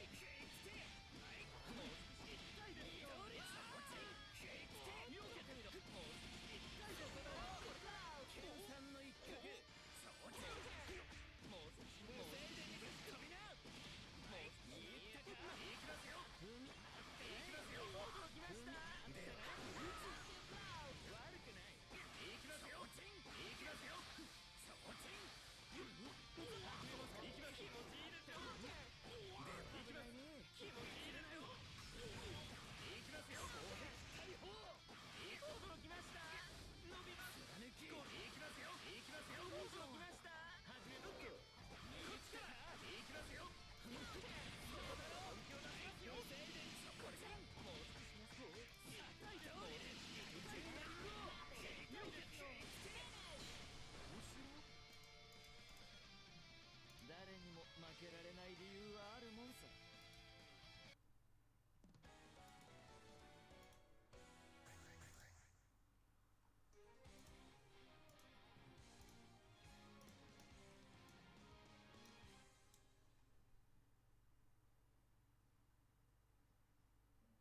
The wheel of fate is turning. Rebel 1. Action. 行きますよ。始めますか。そうです。解放。行きますよ。やれやれ。ブリーチ。一体見えてます。驚きました。ブリーチ。ざっくり。ゆっと驚きました。行きますよ。後方天役。よいしょ。貫き。後方天役。見分けてみろ。一回でもそこだろう。これから溺れたゆまず。ほら頑張って。貫き。これから行け。ざっくり。見分けて。風船に飛びな。風船に飛びな。楽しくなってきましたよ。いいどうですか。地面がお似合い。こっちですね。これ以上は。行きますよ。驚きました。始めます。これから地面がお似合い。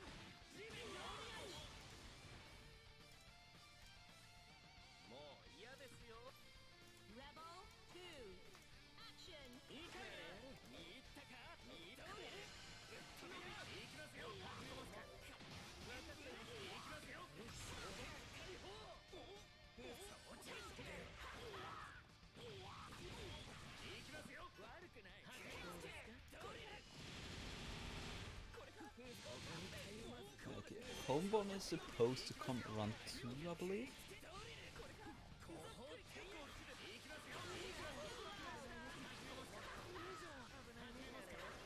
Yeah, 2 p.m.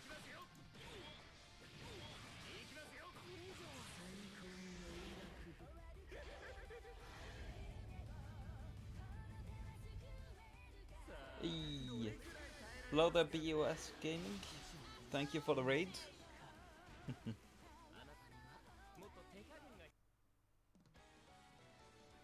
Another point going to Rakvem. Yeah, Astro as well.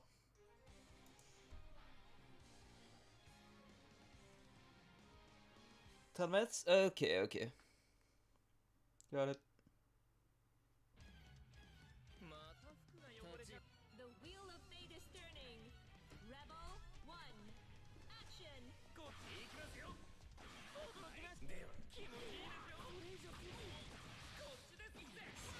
It's going fine, it's going fine. We're quite quite ways into this first 100 here between Rakvem, a Hazma main, and Tatuman, a Amana main. Been quite exciting to watch. The junk is just starting to come from the players becoming tired.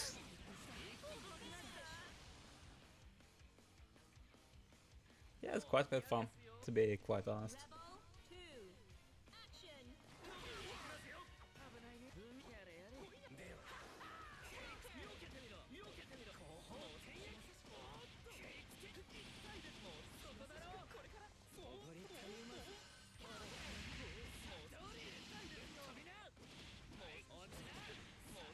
Oh.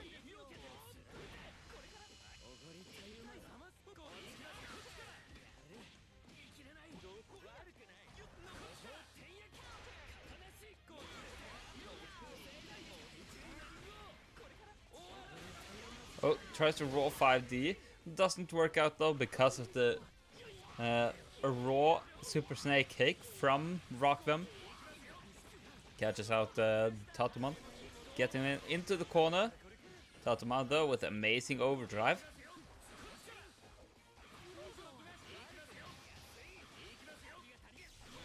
Oh, nice catch.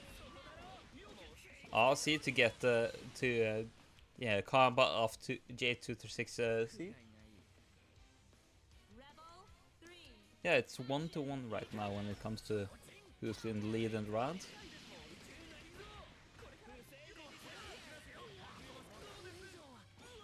Ooh, nice 5B. Catching out Tataman in there.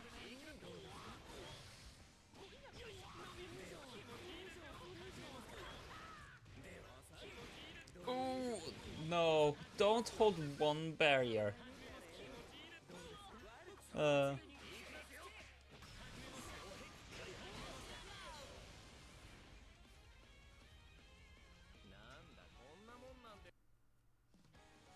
Okay, another one going to Rakvem.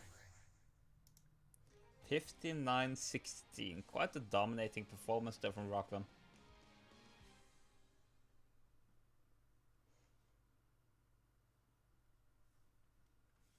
The wheel of fate is turning. Rebel 1. Action! Ooh, nice Ouroboros flight.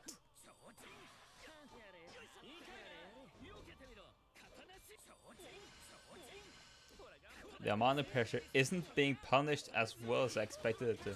If you didn't know, that pressure right there, the JD loops, those can be easily interrupted by just pressing either a fast button or an anti-air button that has head involved. Quite easy to stuff if you know how to do so. Oh, the purple throw not working out for Rakvem. Oh, level 3. Let's go, Tatuman. Backs away, hoping you can get a hit on the way back. Not really able to do so. Forced to burst. But he was able to go in, open up a Rakvem.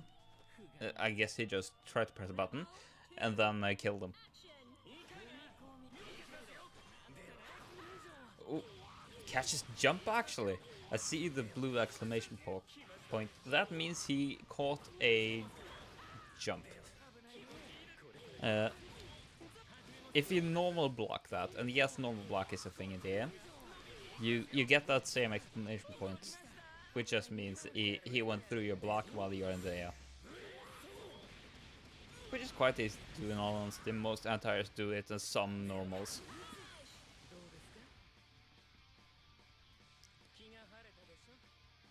Rebel 3. Action!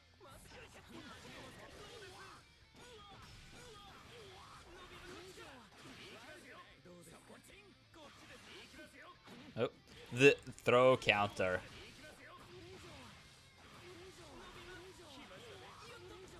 Oh.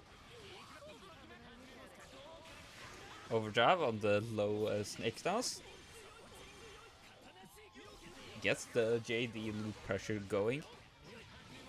Nice 2B catch.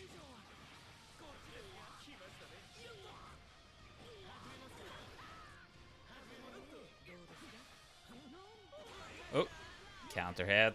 Nicely done. That's...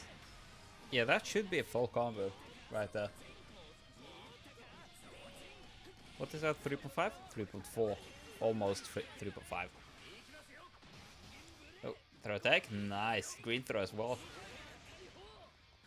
That's honestly a fairly good burst just to get Rakvem off of him.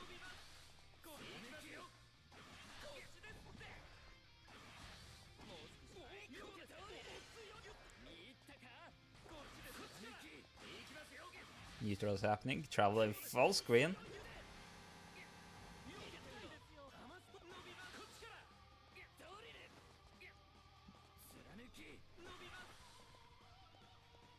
Both players just at full screen trying to... waiting for the other one to go in. Oh, it's Rakvem fucking timing out Tatuman.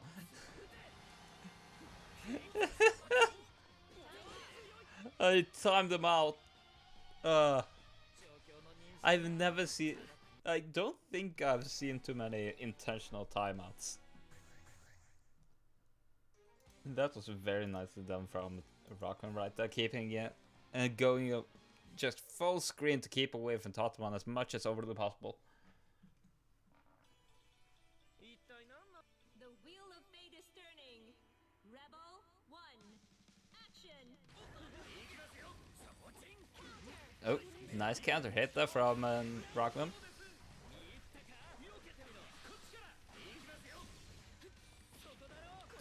Ooh. No, the J2B from Tatuman not working out. Amazing dash in JD to catch out whatever Rakvem was trying to do. Rakvem though, with a JB, catches Tatuman out in the air. Ooh, the JC.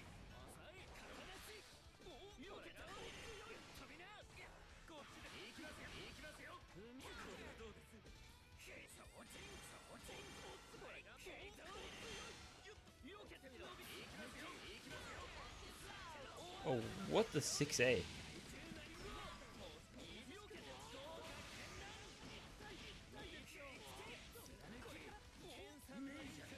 Ah, the EA catches out Tatuman mid combo. Unfortunate for him.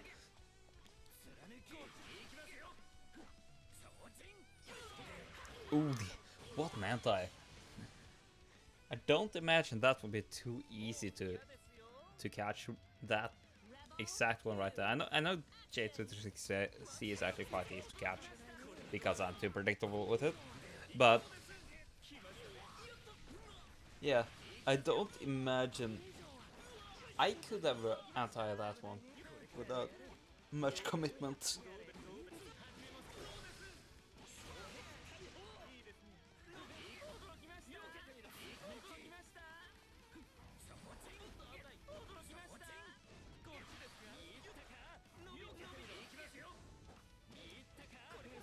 The movement right now. Both players just traveling across the screen, trying to catch each other's outs. Seems that Rakvem has gotten the decisive confirmed right here.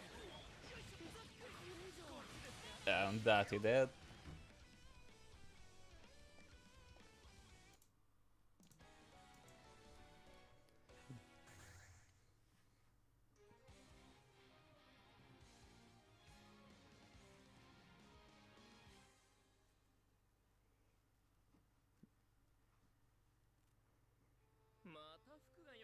The wheel of fate is turning. Rebel 1. Action.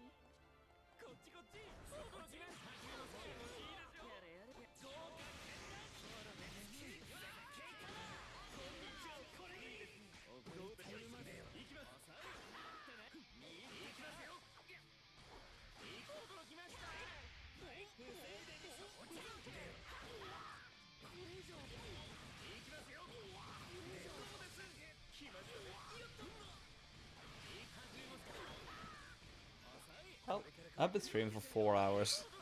Again, this is taken oddly quick for first to 100. The last one these two did lasted 7 hours. And honestly, it's not unreasonable for to take that long again. Considering it, we've only gone. If we're gonna go by the score from last time, we've come about halfway. But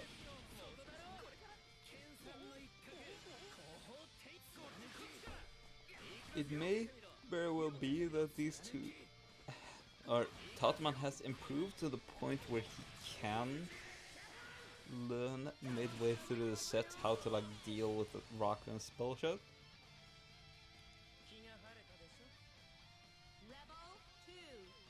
And that's probably how he will get back. Like the last time we did this, when was that even? I think I uploaded that first 100 like right after we did it. Let's check.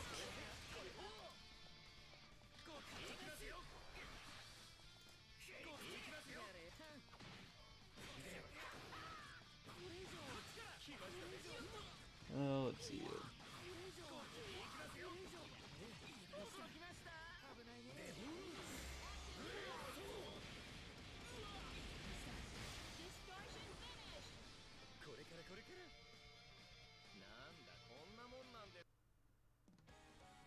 Yeah. Hey. Oh, it was. I heard wrong voice and I thought it was Todman who won. Well, my voice is going out. I thought it was Todman who won. Okay, the last one was 5 months ago. How long would that be now? It was in November. Yeah, you can hop in whenever you want. I'm in Crab too.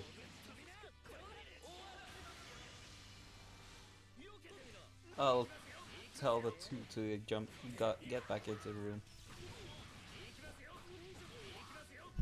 Hey. Hello. How are you doing today?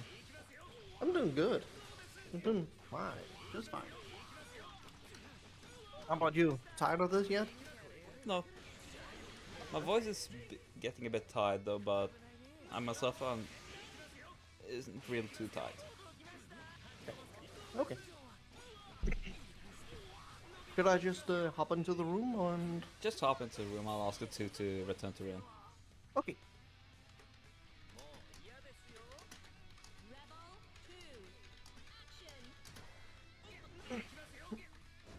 You mentioned earlier this has gone decently fast for first to 100. Yeah, oddly enough. Yeah, I mean, I've been like periodically checking in, and yeah, it's surprisingly fast. I mean, it makes sense considering the characters. Like Hazama can win rounds super fast if he just gets going, and we've seen that a few times, I think. Yeah, oddly enough though, there was this one round where Rakvem was just timing out Tatuman. Oh yeah, I saw like just a glimpse of that at the end, and I saw it said time up, and it was weird.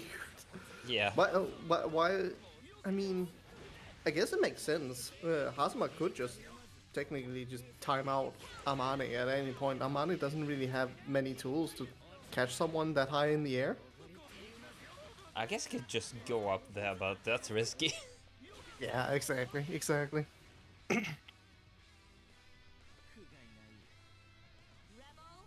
But yeah, what's up? Well, not too much. Yeah. Just doing first 100. Nothing more. Yeah. Been doing Yeah, most understandable. It's been going on the entire day, so. Yeah. Oh, Oh, that's just bad 60. Oh, yeah. I haven't been doing much either today, just getting the stuff done. Yeah.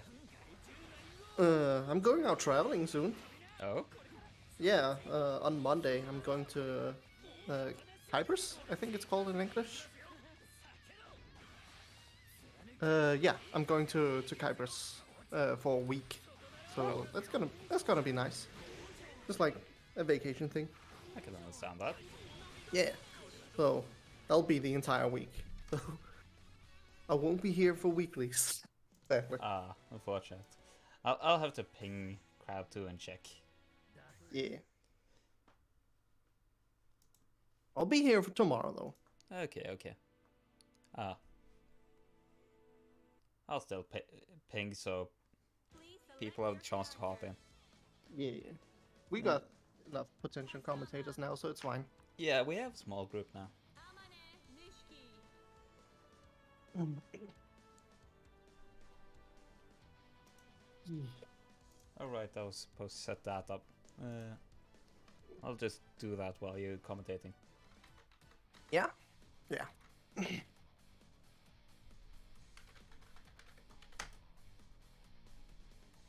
I have been following. I have been following this first 100 decently. Haven't really been paying too much attention as to what Tatuman can do to reverse this situation, because if you just look at the score, it's pretty dire for him, I guess you could say. If he wants to even this up or get a decent win rate. Then again, it wouldn't surprise me if this is a decent way to just to check how accurate most matchup charts are, in a way. Yeah. Yeah, because something, I'd say Tatuman is pretty high level for EU Amanes. Definitely up there. Rakvem is obviously also just also a really good Hazama main. Really aware of situations, and we're seeing that from both players. That it's not like they're unaware of how to get around these matchups. It's just that this matchup is pretty one-sided so far. It helps that both like Rakvem is really good at optimizing his damage, as are most really good Hazama mains. Like Yeah. you've seen Hazama mains turn like a random 5v mid screen. Some Hazama mains just turns that into 4,000 damage if they have overdrive, and it's kind of nuts. Yeah. Does Rakvem often play first to 100? Last year he did 2 at the very end of it. I think he did 1 in November and 1 in December. And now he's doing 1 now in May. Yeah. It's kind of nuts how just playing a first to 100. It's a lot of games. Yeah. I think the most I've ever done is a first to 50 in Guilty Gear. But that wasn't really just, hey, let's play a first to 50. It was more like, hey, let's spend 4 hours playing Guilty Gear. Not really any purpose behind it other than just playing the game. That was kind of close. My round. Yeah. Really nice. Yeah, Tatuman's been like this the entire set, honestly. Getting close, but not quite finishing Rakvem off. Yeah. That's a skill in itself to the close-out rounds. Oh yeah, definitely. There's something about once you get close to winning a round, it's just something clicks in you and you stop playing the game that you used to play the entire round. For some people, like you play the entire round just thinking, okay, I'm just gonna play my neutral, play safe, get the hits I know I can get, all that. And then once you're close to winning, your brain turns into like, oh, I just need lights, so I'm just gonna press lights because those are fast and those work.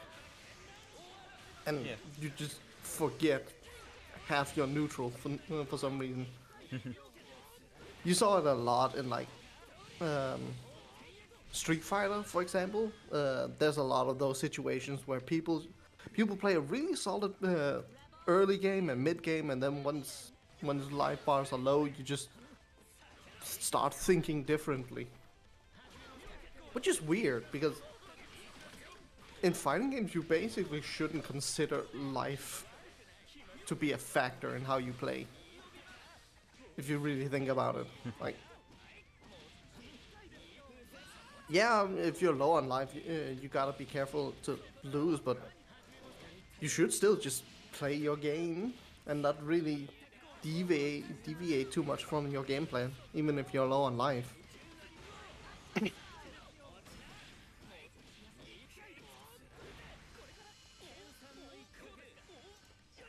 Ooh, is Tatuman gonna take a game here?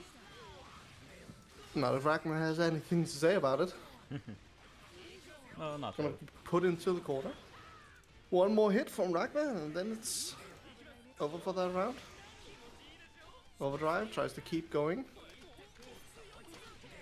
Ooh, nice anti-air. He's definitely been ready for those. Yeah, that's gonna take the round. That sucks for Tatuman. Spending your burst, spending your overdrive, just to close the round, and not quite there. That's another like fighting game theory thing. Like, I don't know if you do it too, but I know at least me and Tatuman, as we saw there, when you're almost ready to win the round, you start just playing crazy with your resources. Like any other situation, like if it weren't a round win, if Tatuman wasn't close to winning the round, you would never do overdrive in the corner there. Like just to win back the take back your turn.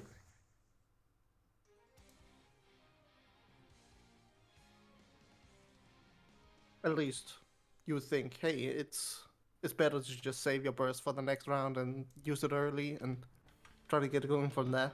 Yeah. The wheel of fate is turning. But that's just mental game. That's really hard to play.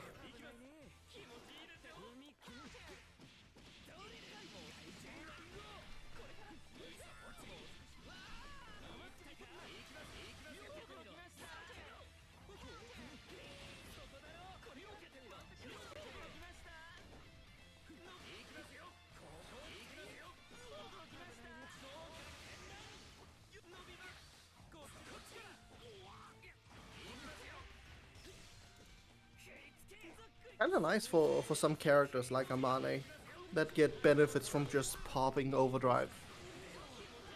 Like Amane, Tsubaki, Izuyoi. Those kind of characters that even if you don't get a hit during your overdrive, you're still gaining advantage. Hakumen does it too.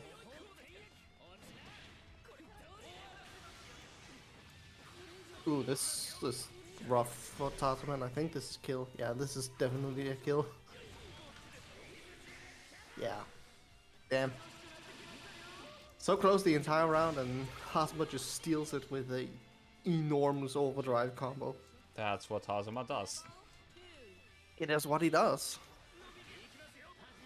Hasma is probably one of the best characters when it comes to using their overdrive. Yeah, Aldonius mentioned it earlier. Yeah. Hazama's overdrive is actually bonkers. Oh yeah, definitely. Like, if someone made a spreadsheet of like how much damage does a character get for popping the overdrive in their combos, Hasmo would definitely be up there. Yeah, Mane would probably be closer to the bottom. Yeah, I mean, it's weird because if Amane has a short overdrive, he gets very little benefit for it. Yeah. But if he gets a long overdrive, like Tatuman is doing right now, 4 seconds, the damage ramps up really fast. But yeah, Hazama is definitely up there in terms of like just raw overdrive damage. What other characters would even be up there? Hakumen? Terumi? Arakune? Arcune, yeah. Kokonoe? Yeah, Kokonoe would definitely be up there. Judo honestly might be top one in terms of overdrive damage. If she has meter at least.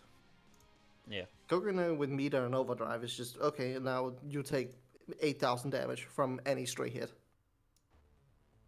The wheel of fate is turning. At least if they have Golden Taker combos left.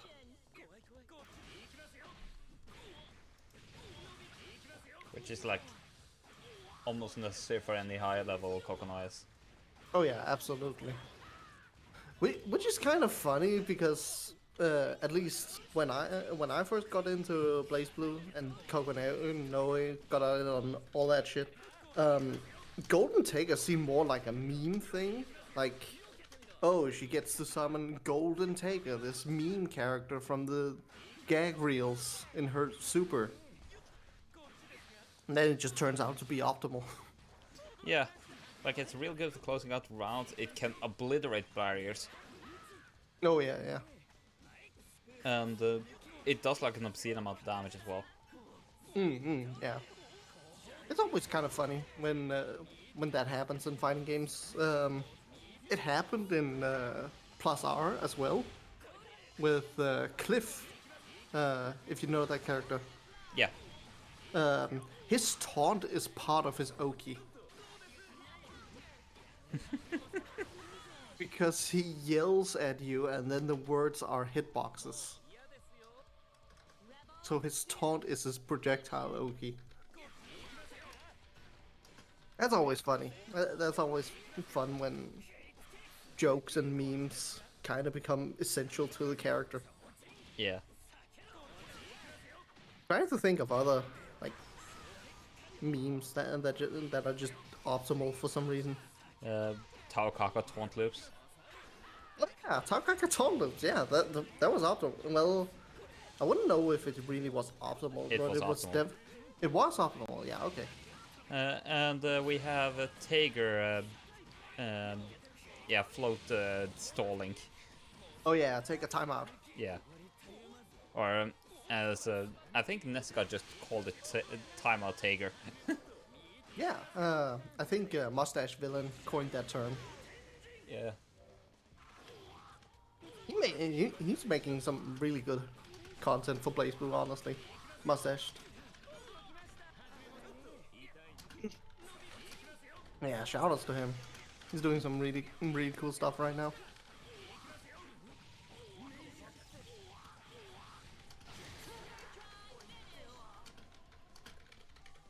We're nearing that 669 wins.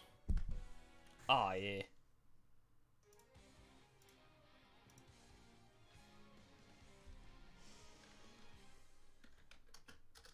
What do you mean? You didn't think y'all were serious about a first 100? This is what happens. This is what happens here. This is not even a the Yeah. first 100. No, this is Rakvem's third. A Tatuman second.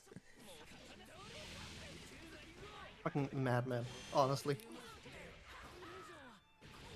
Yeah, base tuxedo mask. Potato's been doing a commentary rotation. Yeah. How many commentators do I have on this? Like, if the thing stretches out long enough, we'll have 3, not including me, 4 including me. Yeah. It's almost a full event. Like, just a regular, like, high-level event. That's normal. Yeah. I mean, it makes sense. Nobody would sit here and commentate for 8 hours. Like, doing real, serious commentary. The main problem about doing that, though, is the players has to quit out of, or not quit out, but return to the room after I choose to swap in a commentator. Yeah. I mean, it's not gonna happen that much. No, like 4 times, I believe. Yeah. The worst part is when these things happen, because these things always suck. It has happened once, Only once? Yeah, okay. Yeah. luckily. Yeah, luckily. And I'm doing stuff off screen as well.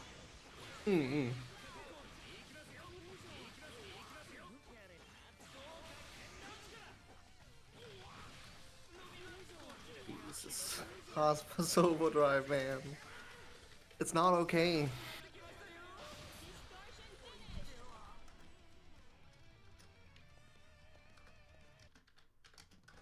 I think that overdrive resulted in like 7,000 damage total or something. Yeah, like damage over time is not real counted in like the Oh damage yeah, counter. yeah, it's not. It's like Rachel's damage. It doesn't show like her corner damage for Rachel is insane, but it doesn't show on the damage counter. Yeah. And the same with Bang's poison and the Hazuma's aura. Yeah. We mentioned that a few times whenever there's a bang on stream for tournaments or weeklies. Like once they hit a nail and they just run away for 10 seconds, that nail does like 2,000 damage. It's crazy. That means Bang is a zoner. Oh, you could probably somewhat play him like that. I wouldn't be that good, but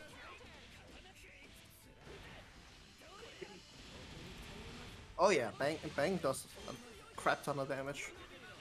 Yeah.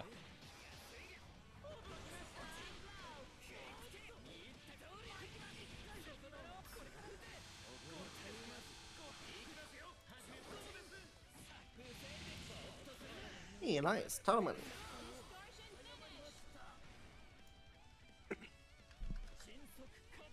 Rebel 3. Action.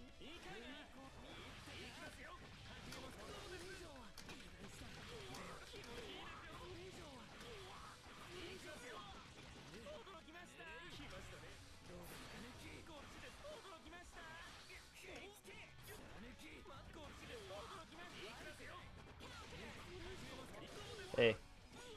Hold. Yeah? Are you ready for an at everyone ping? In which chat? You'll see it when it comes. Oh no. Oh, why'd you do there? Oh, right, yeah. I thought it was gonna be like, oh, in general, just add everyone, hey.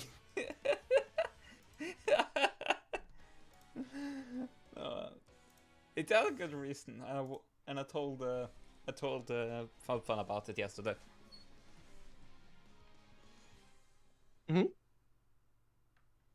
Yeah. Next time at this time where you usually just announce tournaments, just go into general and type add everyone, hey. And that's it. And that's it. Just hey. People will start hating me. And then 5 minutes later, then you do the add everyone for the tournament. Just to get them ready, you know? It's important.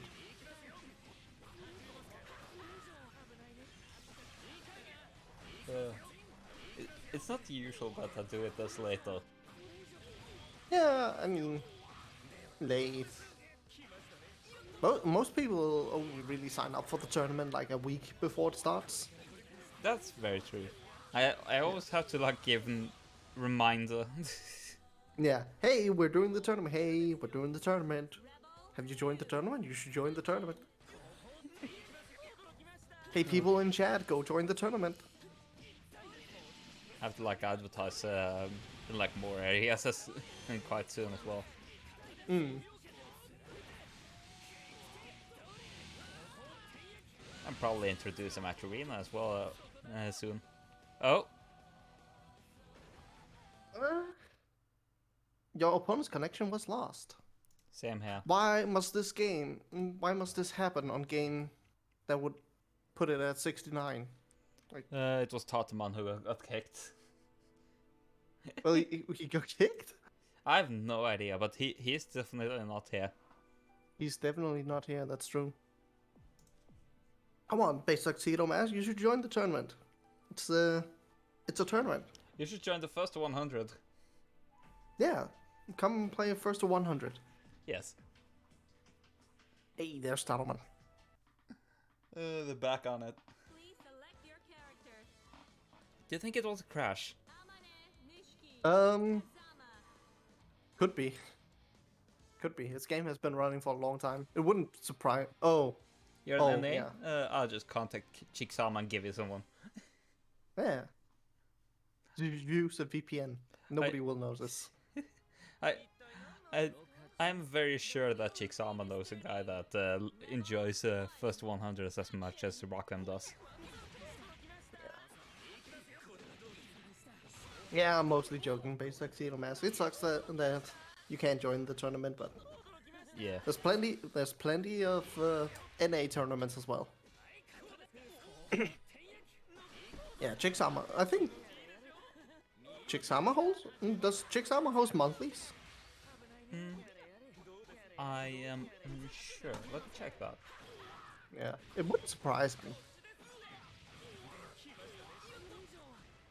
Of how much of a workaholic they are when it comes to events.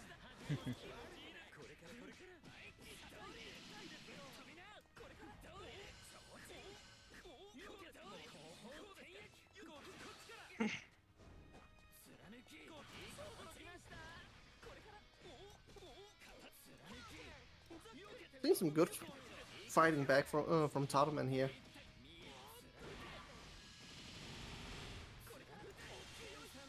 Last 40 seconds has basically been all Tatuman and Rakvem just trying to get a hit. Is this gonna? Oh yeah, Rakvem has a burst. That was definitely gonna. Yeah, that's gonna kill. Nice play by Tatuman. Rebel 2. Action. Oh, that anti-air is huge.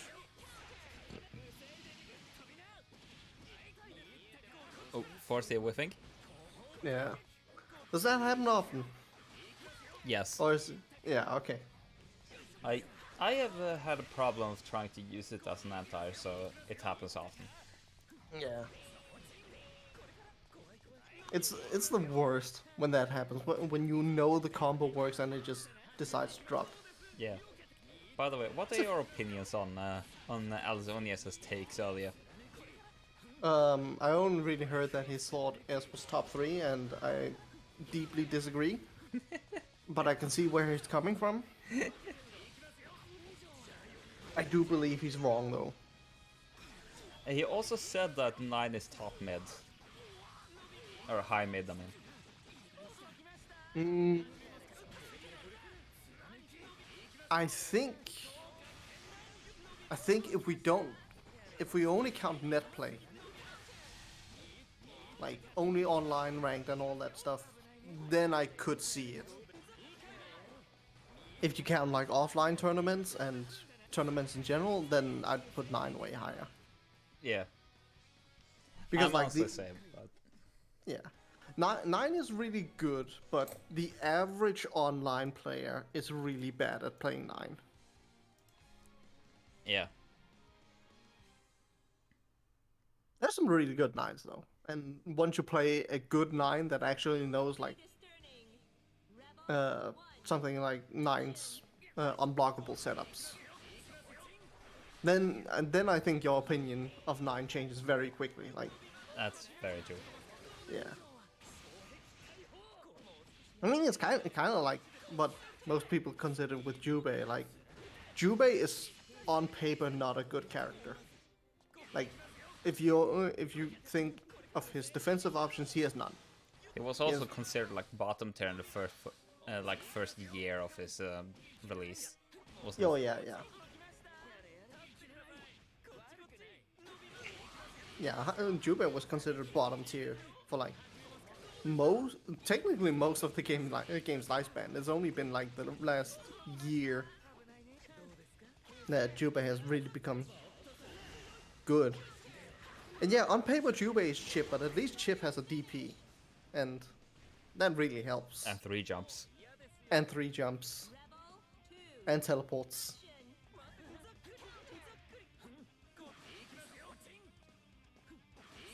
Yeah, yeah. Even on paper, Jubei has unreactable mix-up, some of the best movement in the entire game, and 2B is a button that wins games. And Just makes ask Squish. makes Squish hate himself. Yeah, Or hate his choices, I should rather say. it's not my fault he can't deal with it, man. you should just block the 2B and that's it. Oh yeah, Alzonia is also called my top tier. Or like high, yeah, like high tier. He actually called my better than Jim. That I don't agree with. I think you're. And Think. said high level my is incredibly easy. What do you mean easy though? Like playing Mai at a high level is really easy, or? Like high level my tech and such. I mean, I definitely agree that Mai is underrated in terms of like top level play. Yeah. Yeah. Um, but I don't see her like being top tier in any way. No, she isn't top, like at all. But Yeah, she's but solid. yeah, I mean, almost every character is solid. It's just that when you say a notable character is really good, like what does that mean? Because there's characters that are solid, and then there's characters that are honestly broken. And if you were to ask me, I'd say someone like Hazama. Hazama is broken, in my opinion. And you can call that a hot take, but personally, I think Hazama is top 5 in this game. Oh. Yeah.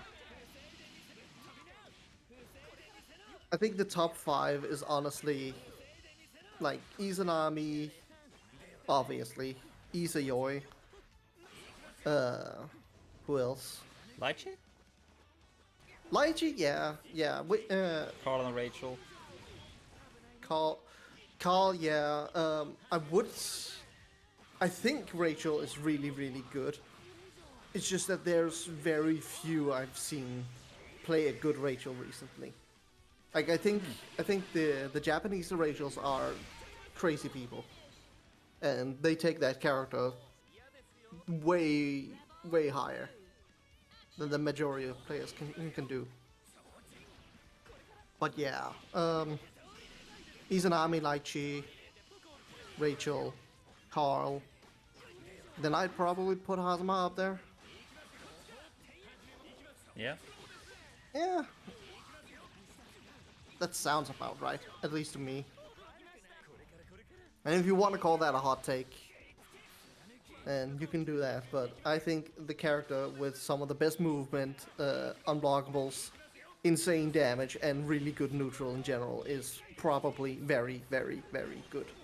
Yeah. I think like both versatility and consistency matters a lot when talking about tier lists.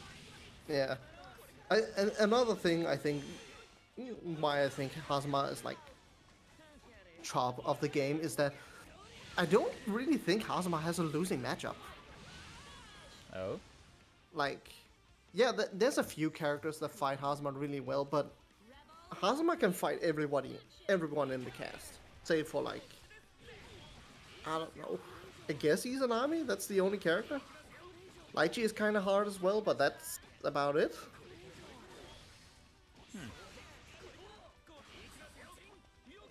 What would you place Amane? Mid, bottom mid. Oh? Yeah, I mean, the character is good, but there's too many faults. I would say like, yeah, S is really good against Haas as well because her air buttons are really good. But yeah, Amani has a lot of damage, but I hate his death zones. Like, You think you that's what kills Amane? I think what kills Amane is that there's too many times where he's inconsistent. Oh? Yeah, like his air moves clashing, his JB with a huge hurt box, the fact that half of his moves don't work in the corner because of dead zones. And his anti-air is good. And his damage is fine, and his Okus is fine, but it's fine. Everything about him is fine. He just has these annoyances that make him annoying to play. Okay. Do you think he gets much worse once you like learn how to dodge every single setup? Well, any character gets worse once you know the matchup. Yeah, but Amane is like he has so much more than other characters you need to learn. Yeah. Yeah, I mean, I think once you have, if someone has like fought against a lot of Amanes, then they'll show what the character is actually like. Yeah. Um, Rebel 2, action. yeah, I don't really agree with the whole meta, anti-meta thing in this game because what do you consider meta? Because if this was like a more traditional competitive game, if you'd say that, then way more people would play the meta. Like, you'd have way more Izanami, Lychee, and Yeah. stuff like that mates. And people aren't as much playing this for the competitive reasons anymore. Yeah.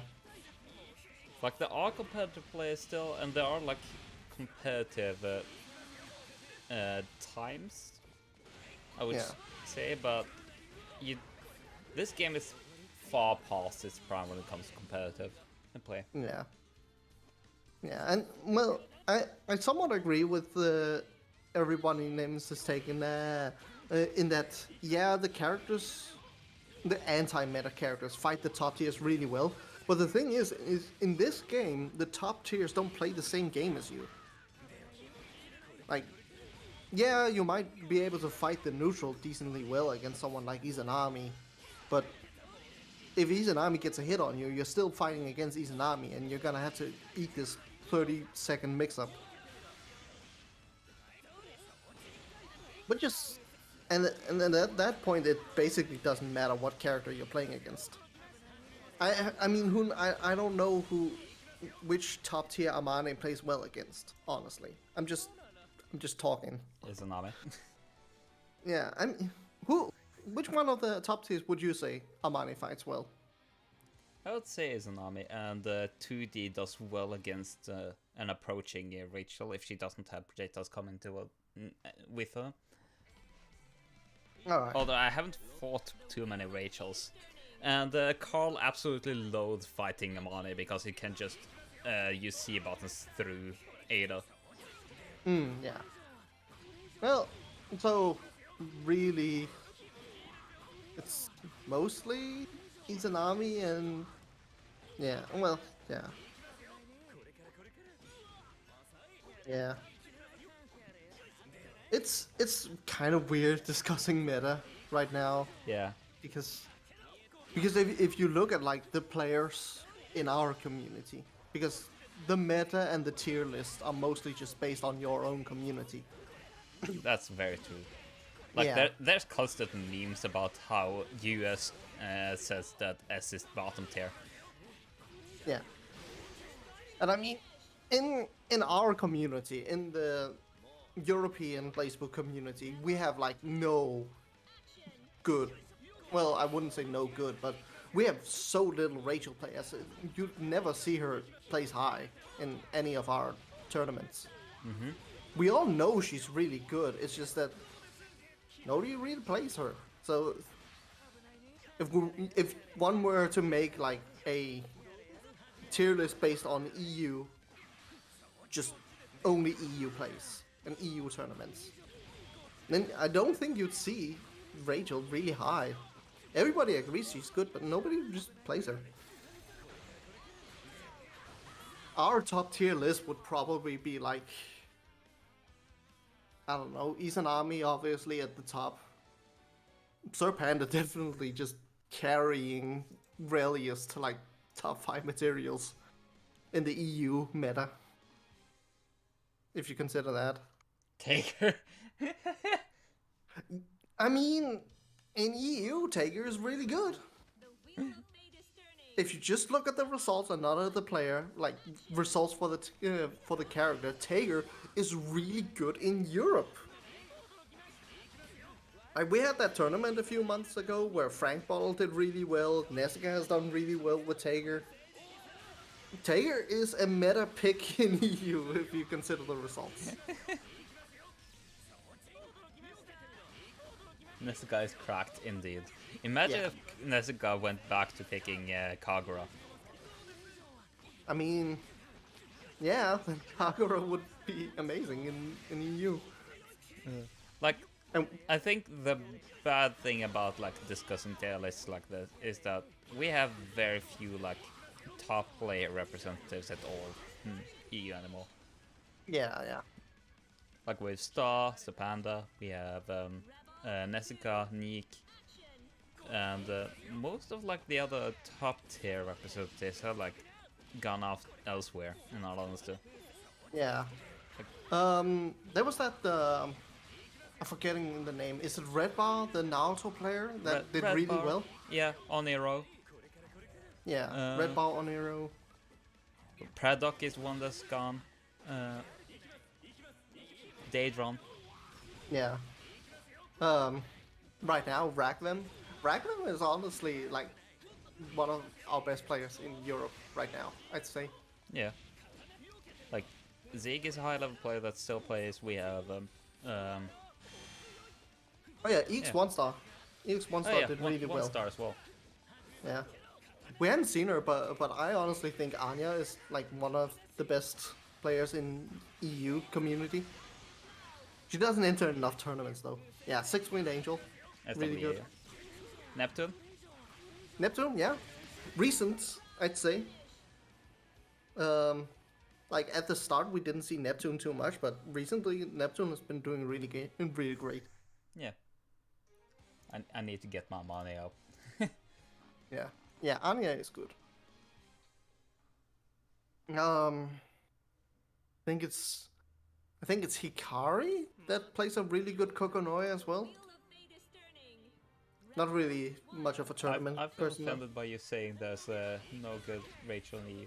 We have honestly not seen Ultima. Like, I'd love to say there's good Rachels in EU, but I haven't seen them.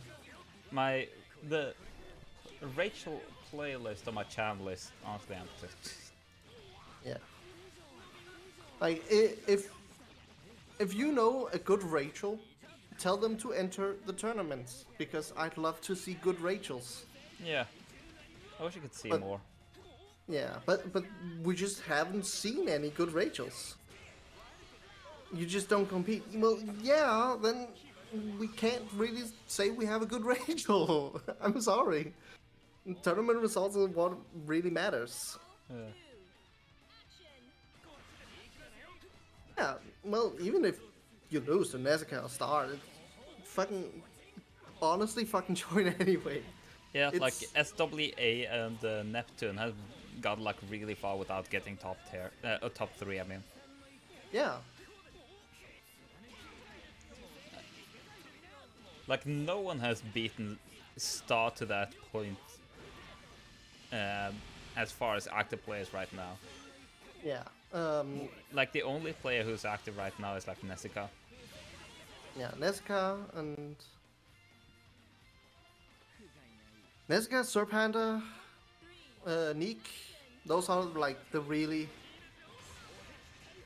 only. I wouldn't say only, but those are the main like competitors. Yeah, who join every single tournament and plays really high. Yeah. Yeah, Panda took a set. Panda took a set against Yeah, against Star one time, he did actually. which is you wouldn't think like one player could dominate a region so much that Star has done recently, but it's just kind of crazy. How long well- has Star been sitting on top of Wanted? Dude, it's not as long as you would think because Nezuka sat on the throne for a really long time as well. Yeah, I think Star is on like week 7? Let me check how many weeks Star has been on. but like there are like consistencies with like one player dominating a region like that and being incredibly well known for being an incredibly good player. Yeah. What was the gym player in Japan again? Fenrich. Greenwich? Fenrich, yeah. Yeah. He's very well known for that exact thing. Yeah, yeah, yeah. Yeah, Fenrich is also just madman when it comes to the fighting games. Like when Dragon Ball first came out, it was Fenrich just dominated a lot of stuff as well. Yeah. It was like 3 players in Japan that just dominated everything.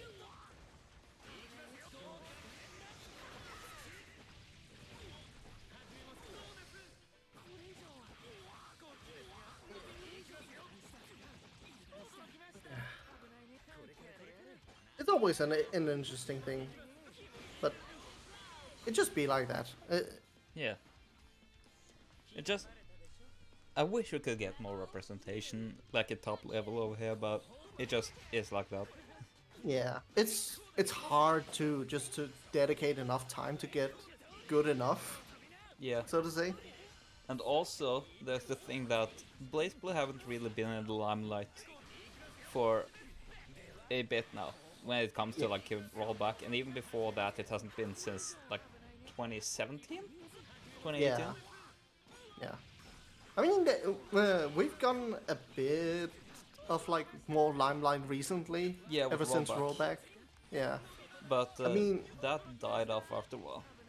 yeah. I mean, it's still nice that at least here in EU we've gotten enough like online tournaments and online events that make the scene active enough. Like we still got like the salty EU, even if they don't fire all the time. We got our tournament. We got WSC once a year. Yeah. We got Damascus's event, Nick Hearts V's are event. blazing. Yeah, Hearts on Blazing. But there's enough events for like if you just joined all of them, you'd be really good really fast. It's just nobody has the time to do that. Yeah. I wish I could do that. Yeah. Yeah. Yeah, feeling good with any character is a really hard journey, and I forget what it's called, but there's like a curve of skill level where at the start you feel yourself getting better and better and better, and then there's a huge dip where you just think you're trash at the game.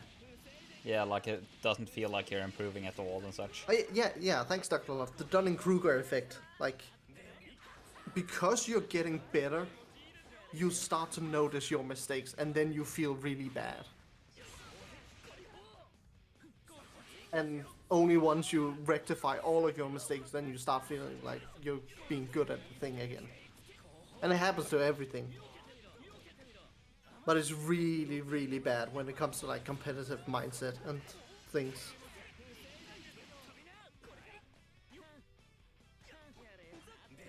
Because everybody probably remembers at the start of a fighting game, and when you're only really playing against your friends, you think you're the best at the game because you're just winning.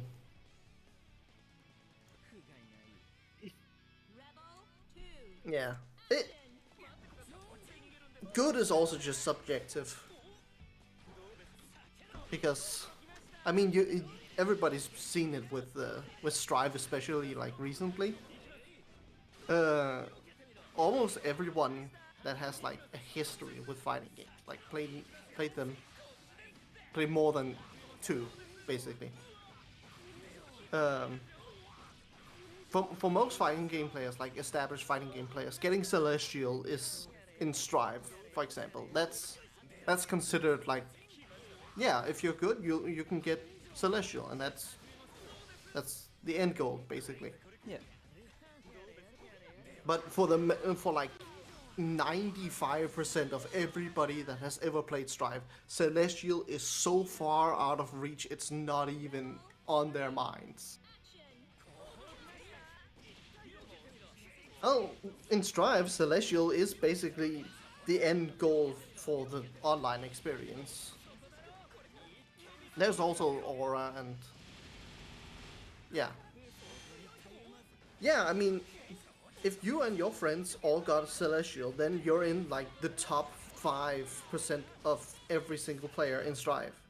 It sounds crazy, but it's how it is. It's true. It's like that with every competitive game. Yeah.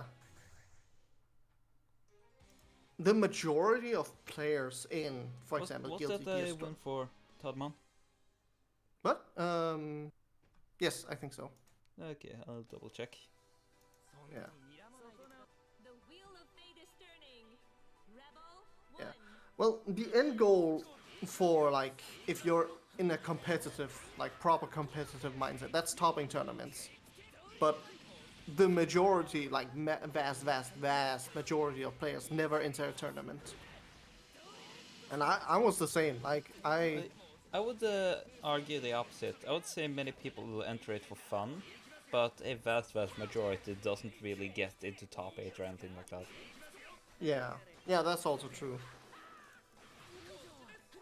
I mean, basic secret match. That's the end goal. That's a real end goal.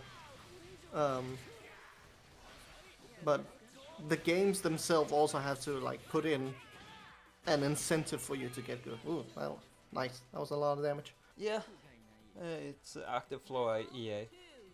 Yeah. Yeah, looking at your gameplay, looking at your replays, and saying that was sick. That's the best end goal, and that's been a real goal for a lot of people recently. I think someone like Maximilian has really championed that. Like if you, his entire philosophy with fighting games has been like for the last 10 years. I just want to do cool shit, and that's the end of it.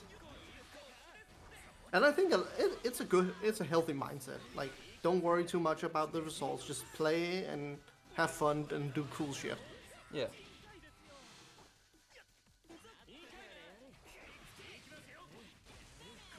That mindset also somewhat hampers like the idea of a meta as well. Like if all you wanted to do was win, then everybody would pick the top tiers. It's 20XX once again. Everyone is picking his army and round start doing a ribcage. Yep. Yeah. Yeah, Max's videos have helped a lot of people and learn to love fighting games.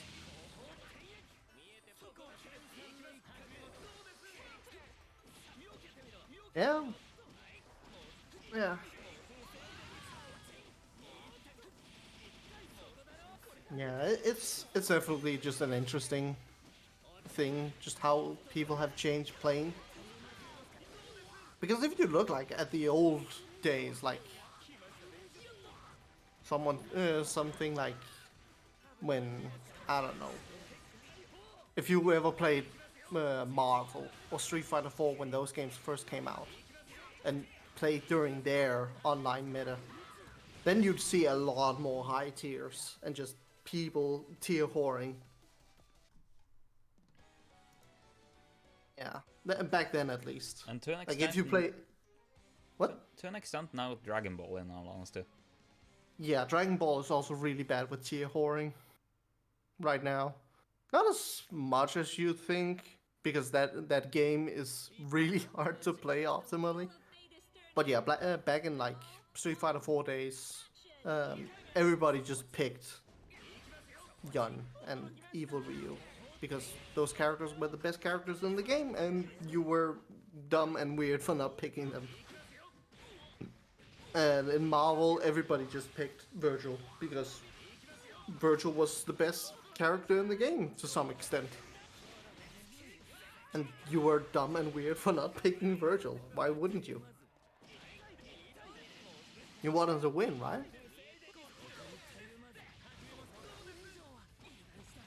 Yeah, we haven't really seen that as much with like BlazBlue. It's still somewhat in Dragon Ball. Not as Dragon Ball has had enough like meta shifts just through patches and character DLCs that is not as much of a thing, I think. I think like the thing about Blaze Blue though is that people either say, I just want to pick up this big guy with these big buttons, I will press them. Either that, or they just say, or this, they just look at each character and say, these top tiers are incredibly hard, but I can also play this character which is incredibly easy to pick up and play, and just play the game as I want to. Right? Yeah. Yeah, that's one thing to note about just Blaze Blue in general, is that the top tiers in Blaze Blue are really hard to play. Either that or really weird in the case of mine. Yeah. But yeah, the difference maker in Blaze Blue, I'd say, is that the top tiers, at least most of the top tiers in this game, say for like Izanami, but most of the top tiers in Blaze Blue right now are legacy characters, I'd say. And if you played since like the early stages of the game and you stuck to your main ever since then you're a god at that character. Oh, Astral? Yeah, that was nice.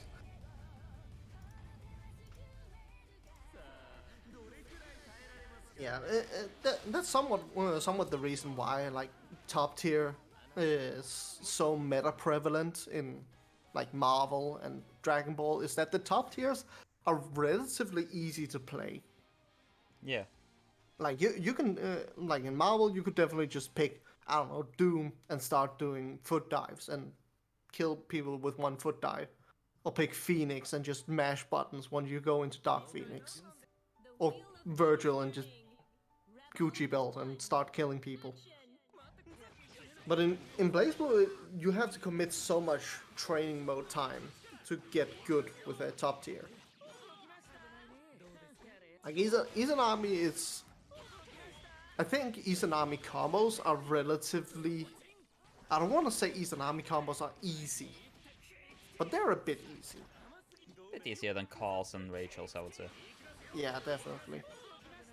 It's mostly just Izanami neutral that takes years to get really good at.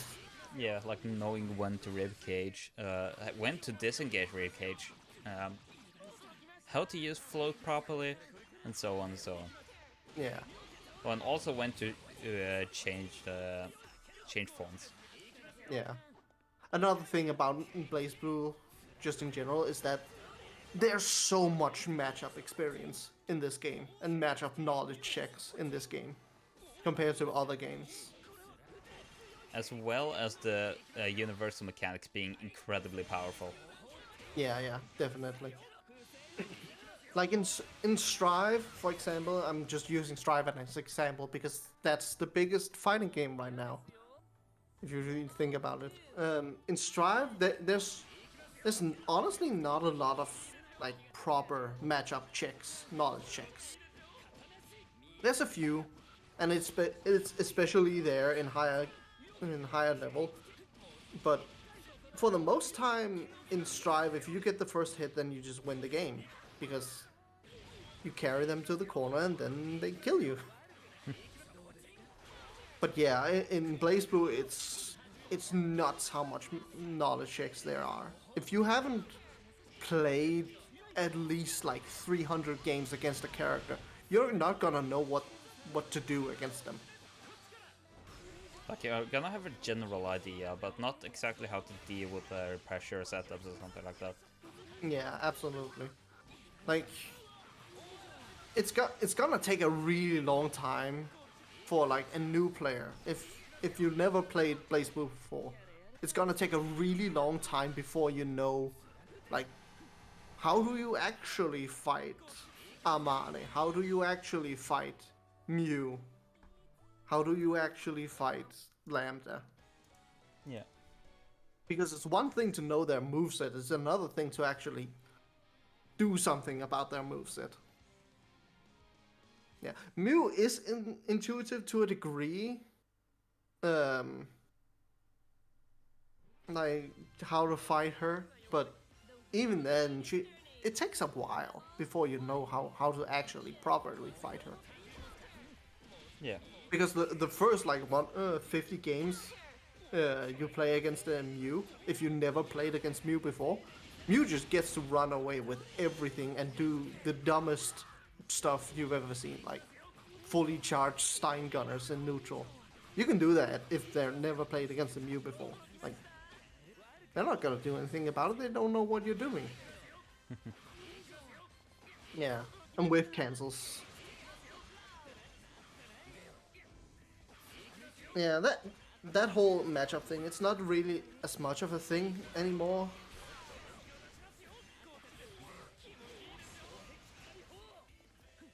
Like, I think I can only think of like the biggest matchup check that we've seen in like modern fighting games is like, I don't know. Rebel 2. Action. Guess Leo and Strive, side switches and parries. I don't know. It's hard to say. There's not really any like matchup knowledge checks on the same level as Blaze Blue right now. Yeah, it's a different experience, to say the least. Oh yeah, definitely. People play Strive for different reasons than they play Blaze Blue right now. Oh yeah, definitely. I tried playing that game again, like recently. I still don't like it. And I'm a RAM player. So it's not even because of like the game is hard. I just don't really like it. I got 6P'd for doing full screen far slashes RAM. And that just made me say, okay, I guess I'm not playing. That's enough for me. Like, Strive is a one-hit death game. Oh yeah, definitely. I saw a clip from Hotashi the other day where he put a Milia player in a block string at 99 seconds, had them in a block string for like 5 seconds, then hit them once with a close slash, and then they died from full health. Yeah. And I don't know, for me that just doesn't sound very fun and engaging. Hey, Rakvem, he's timing it out. Again. Again. And Tatuman can't do anything. Honestly, I would say run up 63C. Yeah. Oh yeah, that's a touch of death. Yeah. Samurai Showdown, I wish I played that game, but I heard the netcode was unplayable, and then I just didn't buy the game. I wish that game had like The wheel of more of a chance. It looks cool. Like, good rollback. Good rollback. Yeah. I've heard about the Showdown once, but it was just for that one attack that if you whiff it, you lose half your HP. Yeah. I mean, that's just Sam Show in general. It's super slow paced, and the heavy attacks just chunk you for 50%. It's fun in that way, I guess. And I heard the game sold like super well. Sam Showdown. Yeah? Yeah, it's apparently a really big favorite among casual players. Which is understandable. The game isn't that hard just to like play because it's all neutral. Pick up and play, yeah? Yeah. Unlike with, for example, Blaze Blue.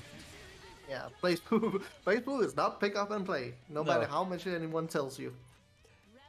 Well, It's, you could always go for like the short-term fun with it, with like picking Susanoo, going online and 6B5 being. Yeah. Or just picking stylish mode. Stylish mode is an option. Stylish Kagura. Yeah, stylish Kagura is a tournament viable character. Like, unironically. Unironically, yeah. And yes, I mentioned it earlier, that's what I mean. Tatuman did a decent RC combo and then 3C whiffed. And that's annoying.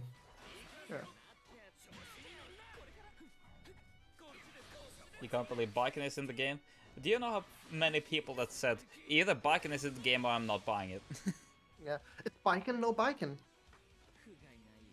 Biken or no buy. Ken. If there's one character I wish never comes to Guilty Gear again, it's Bridget. I'm too scared to like see what they'll do to my boy. You don't want Bridget. I'm too scared to see what they'll do to him. You don't. Yeah, I guess. But I mean, I think most of the Strive character redesigns have been really good. I'm missing old Jacko. Eh, I actually prefer her Strive design to her old design. I don't know. I think the red hair really it's really good. Yeah. I mean, I don't think Justice or Cliff can ever come back to Guilty Gear. What with them being super dead. The wheel of In fate law. is turning. Yeah. I mean, Cliff has been dead for like ages, and Justice is like mega dead. From what I've heard, there was this one game where just said fuck it and just included him anyways, even though he was dead. Yeah. I mean, yeah, and people have mentioned before, like, oh, a character being dead, that has never stopped them from coming back in a fighting game. That never happens, and we've seen it multiple times, like, a character that, if you really think about it, Tsubaki has no reason to be playable in Central Fiction, like, from a lore standpoint. Same with Noel. Like, those characters would never fight in those forms anymore. Are there separate characters as CF? Or like Noel and Mu? Wait, what do you mean? Aren't they separate characters in law and Mew and Noel? No, Mew is Noel in her battle form. hang on, BlazeBlue Wiki, help me. Yeah. Rebel 2. Action. Yeah, Tsubaki doesn't always want to use Izayoi form, but like then again, it's better to use the Izayoi form than to go blind. But yeah, this is lore stuff though. Yeah, that's very true. Yeah.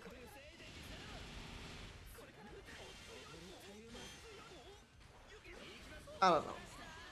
Yeah, I understood it's also most of. by the way, spoiler for the stories, guys. If you don't want to hear that, mute stream now. And Spoilers for a 7-year-old game. yeah, and come back to me in like 20 seconds or something like that. Okay, spoiler warning out. Now you can't complain to me. In the fight with Ragnar, Noelle saw the gate and was forced to split her soul into two, one keeping itself in Noelle and the other separating off into Mu. Yeah, I stopped following most of BlazBlue's lore after Chrono Phantasma, I'll be honest.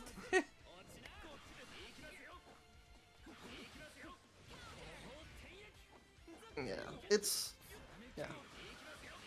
Anyway, I'm just saying that characters not being relevant in the story has never stopped fighting games from adding them in. Yeah, that's very true. Yeah.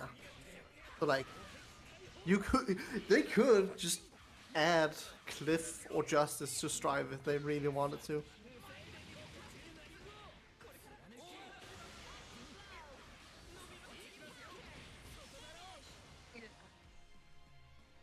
Ooh, Tatuman taking another match. Yeah, nice. No, Yeah, no base I agree, Dr. Love. Don't give us young Cliff. Give us old Cliff, but give him young Cliff as an install. Yeah, like kind of like Zeku in Street Fighter V. Just let him turn young. He has an ability to do that. Yeah, doesn't he do it in his instant kill? I'm unsure. I think so. Something like that. It would be cool. But then again, honestly, I don't trust Stripe to do anything with install characters. They tried to do something with Kai, but I'm unsure if that's an actually good super. I mean, Dragon install in Guilty Gear has always been 50-meter lose the round. And that's just how Dragon install is. It's still true in Stripe. Like, I know they've done install characters fairly well. Yeah, like Go on in Dragon Ball. I think Gohan in Dragon Ball it's a fine install character. It's just kind of boring. I'll be honest. I wish like there was a more visual change. That's always the best part about install supers. What, Is like that- he slowly just became more and more Super Saiyan? Yeah. Well, I'm not even- unsure what more I can do with Gohan in general, though. Yeah. I mean, almost everybody at the start when they announced Dragon Ball Fighters was like, dude, I wish they just gave every single character install supers to make them transform. and it's yeah, I know, Lazarus. It's what Dragon Ball is known for. Characters screaming and going up higher stages of power. It's a joke that Goku did for like several chapters. He didn't even do that. That's me. Yeah, Dragon Ball should be more about transformation. It's a shame only 2 characters, 3 if you really want to be specific, had that in like Dragon Ball Fighters. Frieza and Frieza, Gohan, and technically Dragon Ball Super Broly. oh, okay. And the only difference between that is that Dragon Ball Super Broly, all he does is take off his shirt. There's too And then many he gets- Gonas. Yeah, he takes off his shirt and then he gets 10% more damage. The BFC 2 Goku edition. I'm saying that Dragon Ball Fighters 2 is gonna happen. It's gonna happen in like 2 years, I'm guessing, and it's gonna be called Super Dragon Ball Fighters. And you can quote me on that. Unless they're doing more Blaze Blue, which Mori has confirmed. He is to this. He said this wasn't the end of Blaze Blue, I believe. Yeah. I mean, yeah. Would you want to see Blaze Blue versus Guilty Gear? No, not really. In all honesty, it would just be interesting to see what they would do with like the cost of Dark DW. Yeah. Although I won't comment too much on that right now, because last time I tried, I got so. I'm not even sure what I'll say to that. The cast is weird. I'm just gonna say it. The cast in Dark War is weird. I never got into it though, so I can't say much It was about fun. it. It is fun to like see how they would do it with like the aftermath of CF and all that stuff. Yeah. There were definitely some interesting designs, but yeah. The way GG is going, I don't really see any either. Honestly, I've had a theory for a while that the reason they gave Blaze Blue rollback was so they could experiment more with series and not upset the Fantasy F. Yeah. I mean, I can see that happening too. Oh, that rare moment of Amane completely draining an opponent's barrier gauge and chipping them out. Is that rare? Is it? How many times have you done it? Depends. I'm not the kind of guy to like pressure with drills, so it doesn't really happen too much with me, but I've seen other people do it. Yeah. The wheel of fate is turning. Rebel 1. Hey, But wait, yeah, in one mind, I want to see them like do something really cool and new with Blaze Blue, like put it in a 3D engine and put a Guilty Gear guest character in it or something. I have some wishes for the next Blaze Blue game, and one of them is that they retain the 2D art style. That one was controversial though. Yeah, I think they could, but at the same time, I really want to see them get away from sprite-based playthrough because it would give them an excuse and an opportunity to change out some of the really jank animation that's been in since Calamity Trigger. Honestly, the way to do that as well is just to re draw every single sprite. Yeah, like I'd love to see them give Taker a revision on his moveset, like his normals, and like yeah, yeah, sprite-based BlazBlue is really cool and it fits the game really well. But I want to see them do more with it. Yeah, honestly, same. They've gotten so much better at doing animation since Calamity Trigger, and if they make another sprite-based BlazBlue, I think they would just reuse a lot of assets again. And I'm kind of tired of some of the old animations. Not gonna lie. And you see this all the time with like central fiction characters astrals being like 20 times better than Calamity Trigger astrals. And some of the well, that's okay. And so they even had to change like some of the old astrals because they were just so shit. Like Noel had to get a new astral, and Carl had to get a new astral, and Arakune had to get a new astral because they were bad. Yeah. And that's nothing against the game. It's just the game could use some revisions. I think at least art wise.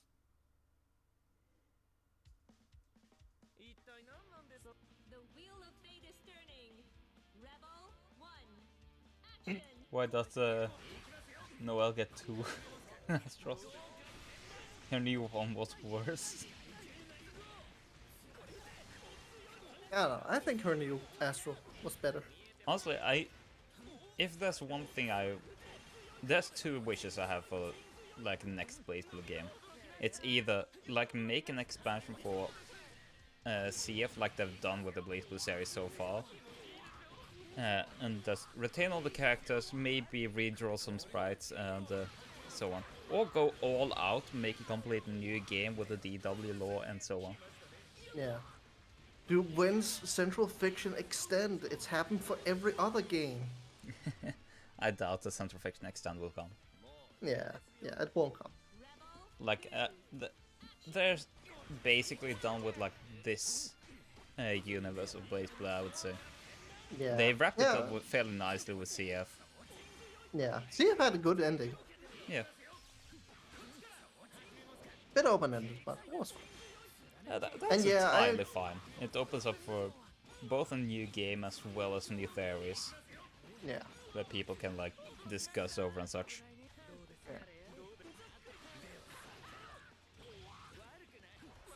Yeah, it's gonna be interesting to see. I hope they have something to announce at Evo or something like that. That would be really nice. They gotta like show something off at Evo. Yeah.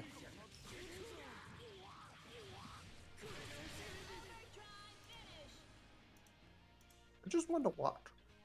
I just wonder what. BB Tag 2. Oh no.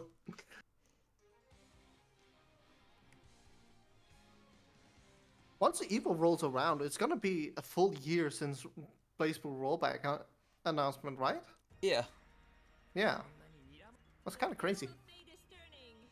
Rebel When was it? It was action. like mid-December, wasn't it? I think so. I still remember people saying, "Oh, BlazBlue has rollback now. Let's play it," and it wasn't out yet, or they didn't enable the beta and just played good old delay-based BlazBlue. Yeah. I remember the day it happened that they said, "Potato, you need to make something interesting for us." Okay. Or you need to celebrate this somehow, I think it was. And I just said, surprise tournament? Yeah. Or celebratory tournament. And yeah, this was before I became host though. This Yeah. was when I was the weekly host. Yeah, a long time has passed since then, honestly. Yeah, very long time. Good times though. Yeah.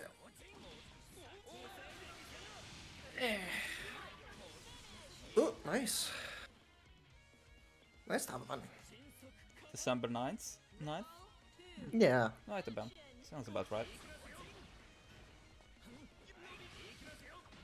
I remember the days of Valkenheim being a practically unplayable character under delay, and Rachel being a cold C tier while in delay and so on. Yeah. Taker was S tier in delay because you couldn't get out. So was Susanoo. Yep. Mai was amazing as well. Yeah. Again, back to what we mentioned earlier, the tier list is determined by your meta, and back then the meta was online characters are really good. Rebel 3,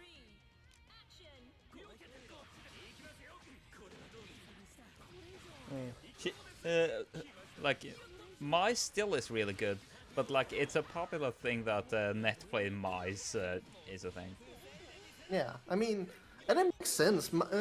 Characters that you have to perfect block or instant block really well, those characters are extra good in delay based. Yeah, because you can't instant block as well.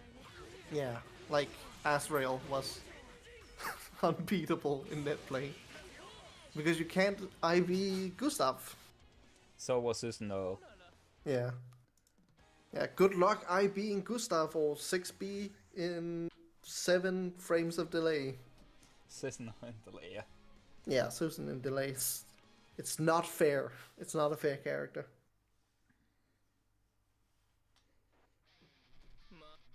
And yeah, as always, Taker in high delay is also just an unblockable character.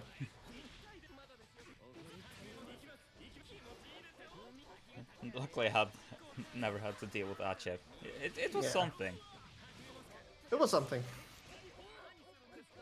It was definitely not a good time. I remember I had like 500 matches or something crazy like that against Rakvem and delay based. That sounds fun. It was quite fun though. This was one I was. It was before I actually was like okay in fighting games. This was like right after I picked up Amane as well. He always complained about the fact that I had no combos whenever I asked for like tips. And I was always told Amane combos is absolutely whack. What do you mean by that, though? Like, I don't know. I guess Amani combos are just kind of weird. They are Irrational? weird, but Yeah. I guess the like hardest thing, but I hate this dog thing. Yeah, nobody likes dog. Like, I guess the hardest thing to guess about, or not guess, but grasp about the Mane is just his pressure is not really normal. Yeah, his pressure is weird. It's not a string. I have like what was it again? Compared it to Lego, where you just put down correct piece where you want it to go. Yeah, that makes sense. I Yeah. guess. Like, okay, after 5D, you have like multiple options. You can either command jump into multiple options again, or you can stance cancel into again multiple options. So what you mean to say is that it's an open world pressure system. Yes. I'll never stop memeing about that. Open world combo system. That was so stupid. I'm gonna be honest. I never bought into it, but it's great. It's great. And if people are not aware, back when Marvel Infinite was first announced, they had a lot of like content creators really hype up the game, and one of their quotes was, "The combo system in Marvel vs. Capcom Infinite is open world, because you can just do anything. And Elden Ring of Yeah. fighting games. I hate that that's a thing now. That Elden Ring can be used compared to open world games. I mean, back it used to be the Skyrim of Yeah. Far Cry 3 is Skyrim, but with guns. If you remember, if anyone remembers that, that was a real quote by real journalists. Action. Or Breath of the Wild, yeah. Yeah.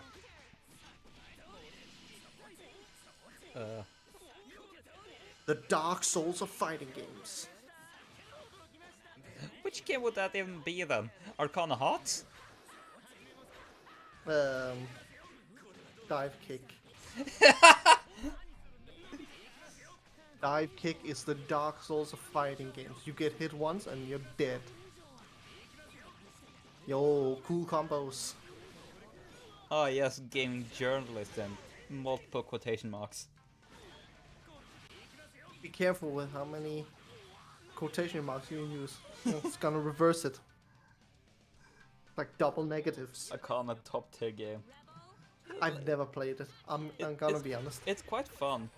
It's just when you get to the inputs that it becomes weird. Like, have you ever done a Shinto chant on like a fight board? No, I can't say I have. You have to press the directions in a rhythm to the Shinto chant. That sounds weird. As well as that, we also have a pentagram. Oh yeah, I've heard about the pentagram input. Yeah.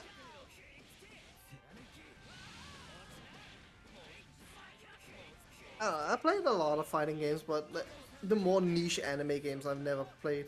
Like, I haven't played Koihime, I haven't played Arcana Heart.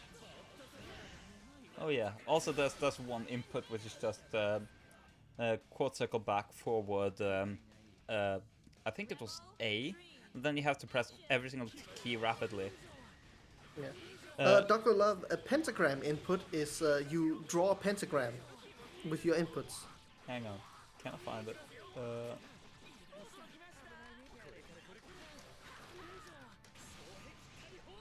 Like a pretzel input, only way more advanced.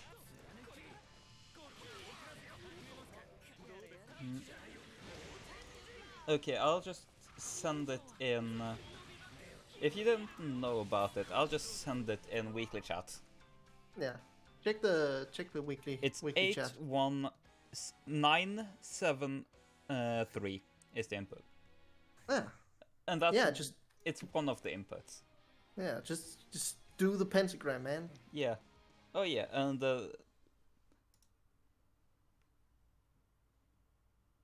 like also one thing that's The wheel of fate is turning.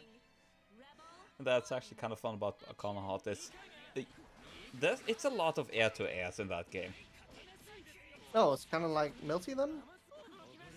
Like I old guess. Melty. Old Melty had a lot of air-to-air situations, Yeah, if but I remember it correctly. has a dedicated dash button that's actually used in combos to cancel out of attacks. Yeah.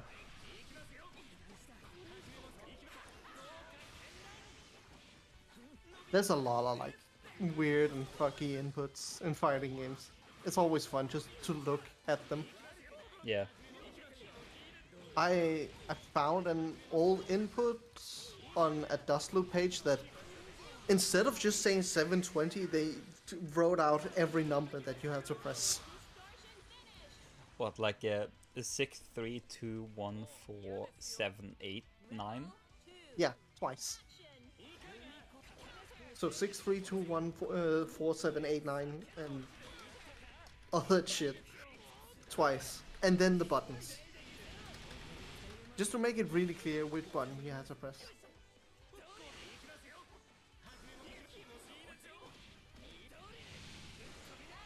One thing I've enjoyed though is that recent fighting games have really just taken it down a notch on how precise you have to be with your inputs.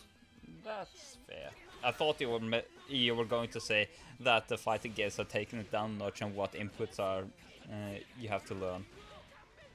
I mean that too, to some extent. Like, Yeah.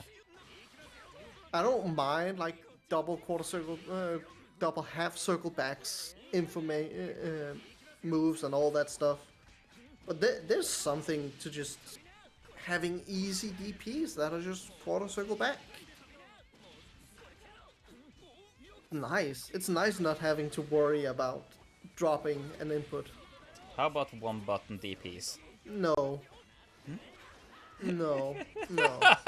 That's taking it a bit too far because now you're taking away some of the balance in it. Like, do you know why most fireballs are quarter circle forward? It's because that way you can't walk forward and quarter circle forward. Unless Because you're then you fast get enough. DP. Yeah, then you get DP. It's why, oh, there's another Astral. North. We're getting Uh. more and more of these Astrals. I think Tatuman is getting more tired. Yeah, understandable too. Dive Yeah, kick let- everything. Yeah, let's play dive kick, man. Let's play dive kick.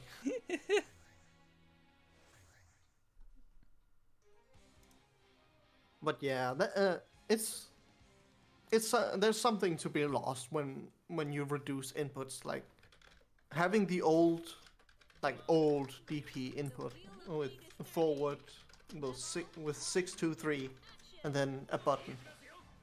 That's always something in it. Oh, hey. Hello, Mr. E. Welcome. Yes, the first 100. 6 hours in.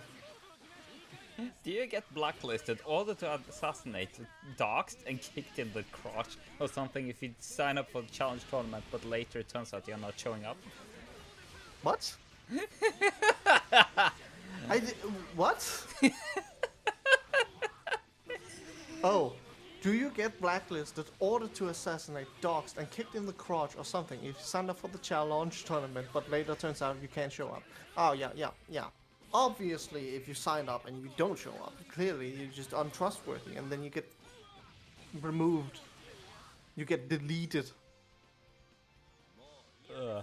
Rebel 2. Action.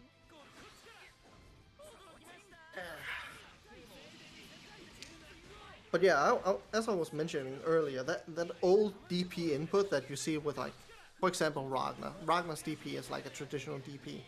Yeah.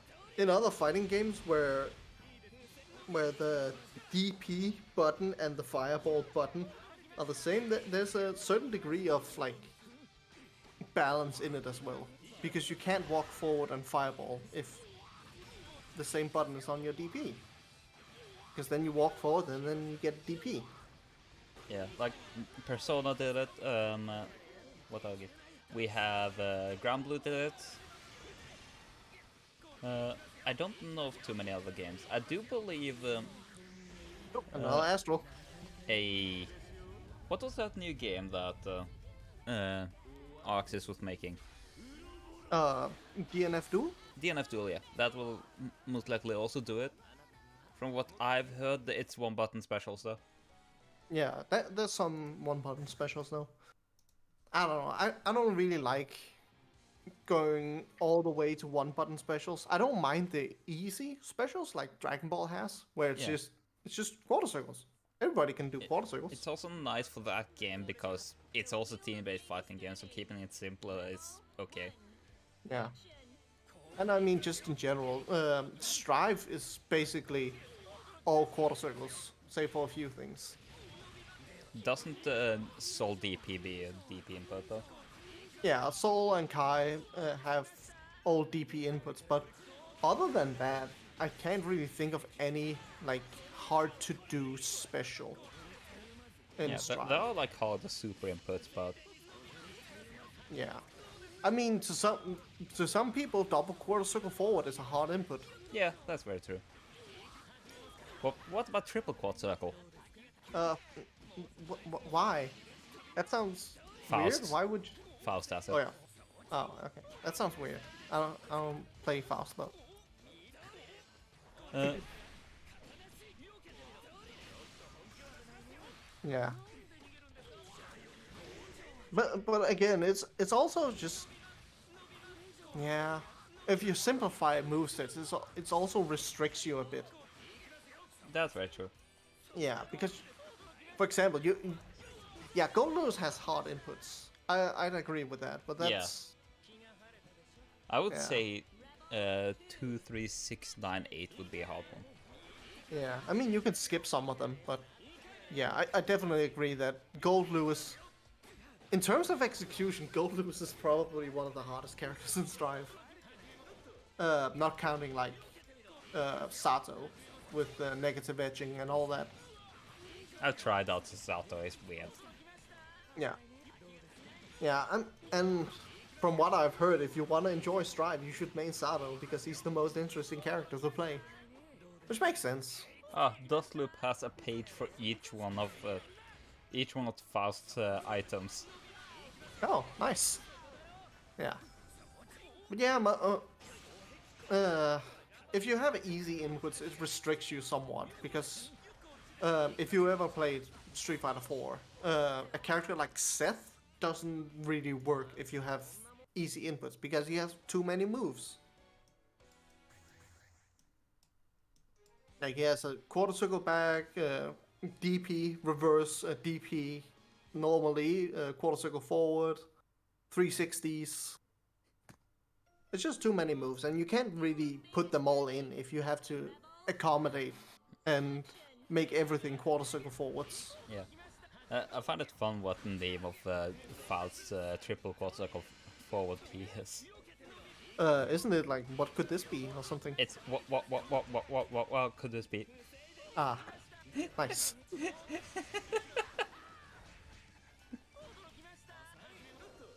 Oh, it has matchup charts now in. Oh, not even charts, it's full explanations of the matchups in Dustloop now. Oh, for Strive? Yeah. I mean, it makes sense. Just information-wise, Strive is probably one of the richest Right now, yeah. games. Yeah, right now.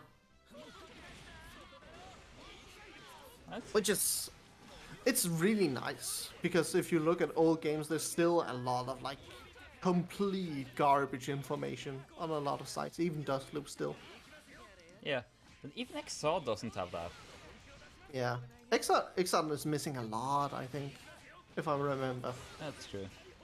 Yeah, but like some games have just crazy good information. Like Killer Instinct has one of the best like information usages. Like you can find everything about the game, from matchup to complete breakdowns on what to do and everything. Oh yeah, but It's 9 had the disadvantage of having a bad anti-air on Dustloop before, up until recently. yeah, yeah. Let's not get into Blaze Blue's old Dustloop pages because they were just garbage. I'm gonna be honest. They were so bad. Like I remember looking up something like on Ragnar where they made his Devoured by Darkness, like his command grab super. They made it out like it was a real mix-up tool that you could use in Overdrive, and it's just, come on, man, it's not true. Like, oh, they said something like, oh, Devoured by Darkness is completely useless. You have no usage of this move. It's a decent mix-up tool in Overdrive, though, because it's unblockable. And yeah, I guess, if you want to think about that, but yeah. And yeah, Lychee having 4 pros and 6 cons. But yeah, Lychee, known for having bad things about her character. And honestly, some of the cons on a lot of Dustloop pages are complete garbage. Even right now, there's still a lot. Like, for Dustloop, they put Ramlethal in Strive. They put a con on her for having bad mid-screen knockdowns. And if you really want to be specific about it, yeah, I guess, but it doesn't matter because you're in the corner after one hit. So who cares? It's not a con.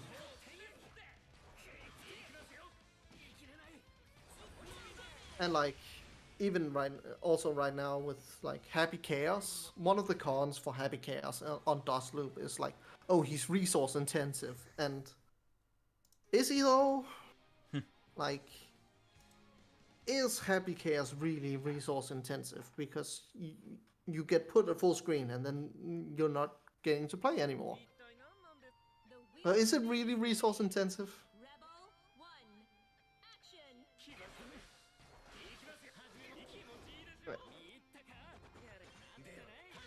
Yeah, resource reliance. It's a weird factor because if you play the character well enough, resource reliant isn't a factor.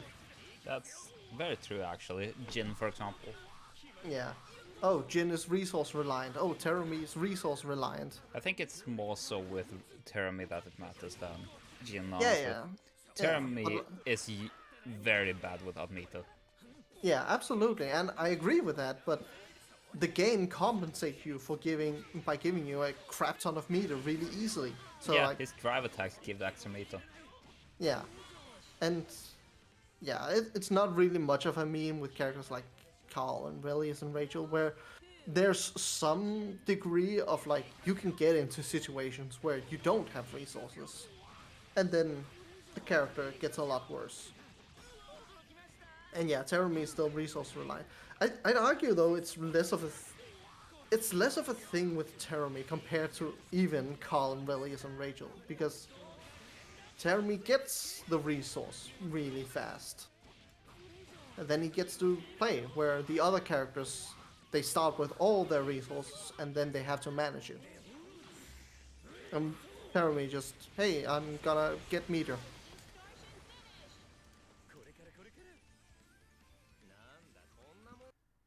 Yeah, it's always a weird thing. Yeah. Like, corner isn't really much of a problem for characters that relies much on it to get. Yeah. Like, there's characters that get corner from corner carry. Yeah, yeah. Like, very easily. Like, Juve. doesn't, yeah. Doesn't Mu also get it, or is it half stage? I think Mu on Crouchers get like basically full screen care. Okay. I think. I'm not really a Mu player though. I'm gonna go get some water real quick. Yeah, sure. I'll be right back.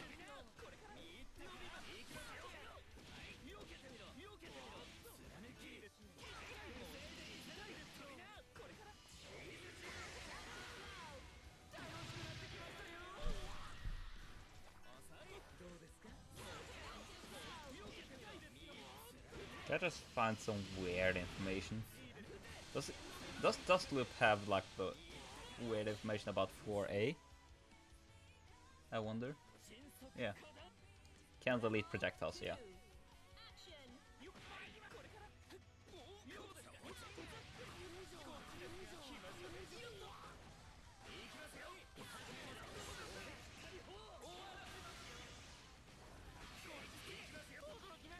Yeah, Mu is like crazy once she gets corner. Which is her like overall goal from what I've understood. She has mid-screen damage, she just has to be close when 6B hits. Yeah. I'm back. Okay.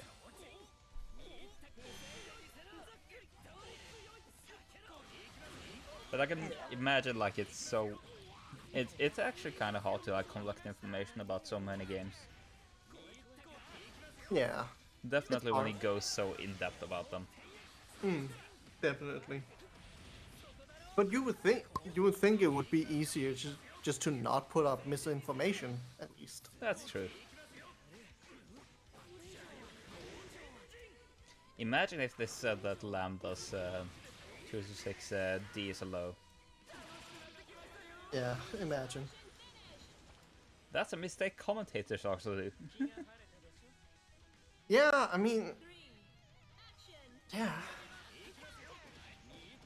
Yeah. Yeah, puppet characters from Arc System Wars are really hard to play. I mean, just in general, puppet characters are some of the hardest to play. Yeah, they often have require negative edge to actually play. Yeah. Uh, I will say though, I think someone like Relius was basically made because puppet players really wanted to play a puppet character, but Carl was just way too hard. yeah, he I he had- came in CX extent, wasn't it? Yeah. Yeah. I think every resources online basically said, yeah, Relius, he's a really good puppet character, and he's not too difficult. That's what they said back then, at least. Yeah. I'm. Oh, Oh, that was an interesting burst from Tatuman, yeah. but it I didn't. think Rakvem tried to like burst bait, and then that's why he delayed his super Yeah. and tried to catch the burst. By the way, I'm surprised that they didn't mention that they would that people will expect it to be low, so you can mix that up. Yeah, yeah. Because- I played because I played Squish yesterday. I still caught myself like trying to block that circle saw low. Yeah.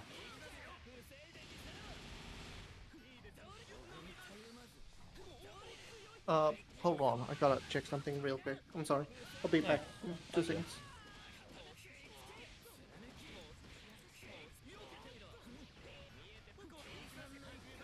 Uh.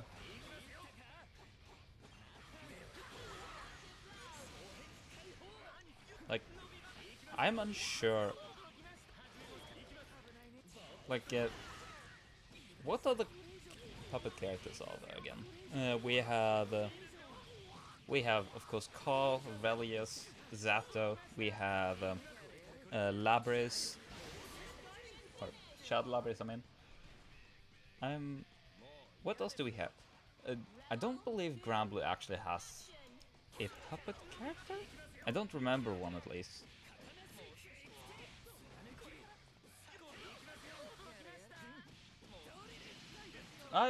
I've had some arguments about that. Like I tried to argue that once, but first off, Lyche's staff doesn't even Alright, sorry, I'm back. yeah, just Lyche's staff doesn't even have puppet properties. Yeah. Oh yeah, like your staff is more like, isn't it a projectile? It's projectile property. Yeah. Yeah. No one, Granblue doesn't have one. Okay. Yeah. Yeah, Grand Blue is a bit more on the easy mode, I guess. So puppet character wouldn't really fit. Granblue doesn't have one. The closest would probably be Android 18. Yeah, yeah. Android 18 is the closest thing to a puppet character, but it's more like she has extra assists. Yeah. Other than that, I don't know of any more Arxis puppets. Yeah, that's. Doesn't Ava in Plus R? Ava? Isn't she a puppet? I accidentally went into missing link by accident. I don't know. I never really played You mean Zappa? Plus R. Yeah. Okay, Ava's not a puppet. Okay. Oh wait, Ava. Yeah, Chaos in Under Night. Yeah. Oh yeah, Under Night was a game they developed. Yeah, that Under Night is French bread. Under Night is French bred, but I believe one game was either developed or published by Arxis. I remember the logo being in it. Yeah, that sounds correct. They definitely worked together before because of like cross tag. Yeah. Okay, Gorilla stance change. Okay, yeah, right. Cool. If we count Uni, then we have then we have Chaos. Yeah. Yeah. Who is an odd case in my opinion, in all honesty. Chaos? Yeah, he's weird. All of his normals are assigned to him, while all of his specials are assigned to his puppet. His dog. Yes.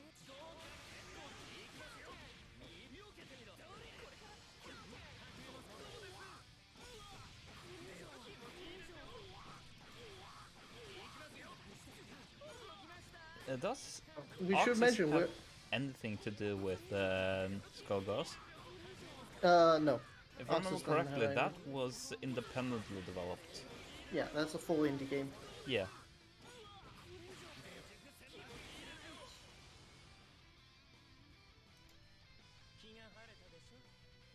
Rebel 2. Action. Yeah, we should mention we're at the 90. Yeah. Rakvem is technically in a first to 10 now to win. Hey, get closer and closer. Yep. Yeah, Yeah. Anima Fighters is hard to get information into. I think it depends on the Anima Fighter. Like, Ox is getting more and more popular as time goes on, because, well, first off, Strive was a massive success. Yeah. Same with DBFC. Yeah, definitely DPFC. That game sold like hotcakes. Yeah, like those two games. And that will allow those two games to be expanded much more upon than Yeah. games like CF, more niche games like Arcana Heart. Yeah. And even Skullgirls now. Skullgirls have had a bit of a research. Yeah, Rebel 1. Action. Alright, last break for me before we get into the home stretch. I gotta toilet real quick. yeah. Lazarus is also coming soon.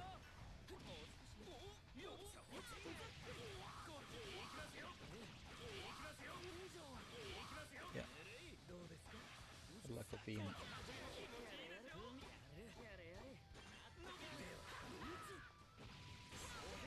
Yeah, puppets are an interesting case in fighting against them.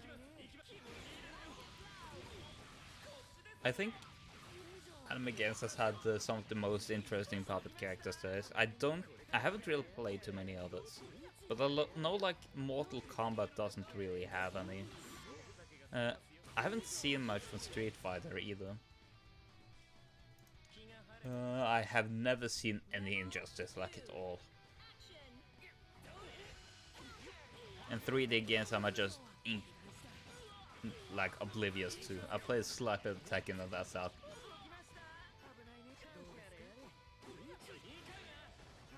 Skullgirls already exists for like 10 years.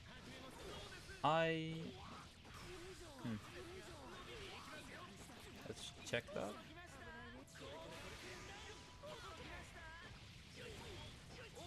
Uh, 2012, yeah.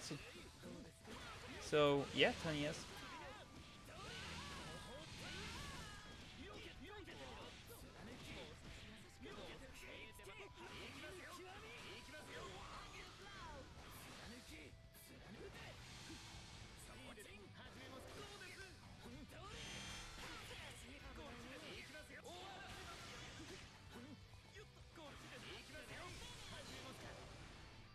Are there actually any better, or not better, but are there any interesting puppet characters in games outside of like Axis games or Uni?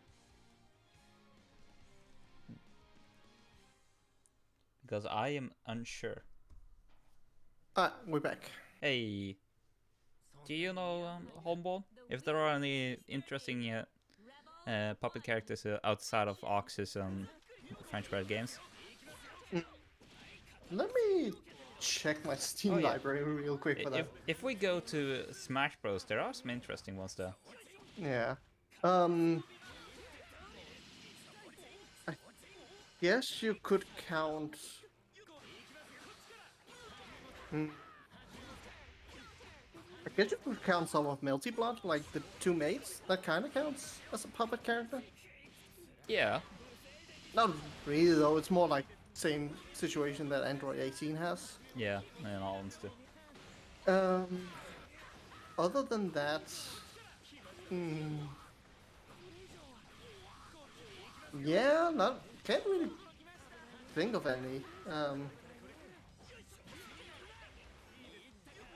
Yeah, looking at my list, it's not really anything that sticks out. Killer Instinct, I guess. Killer Instinct has Gargos, where he summons minions and you can kind of control them. Isn't he more of a summoner though?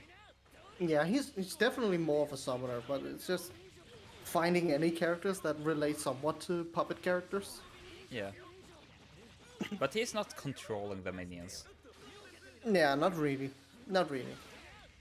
Killer Instinct actually has some like weird ass characters that normally just fit within anime games. Oh yeah, definitely. Yeah, Jacko in Strive is a... She is a kind of puppet character in Strive. Yeah.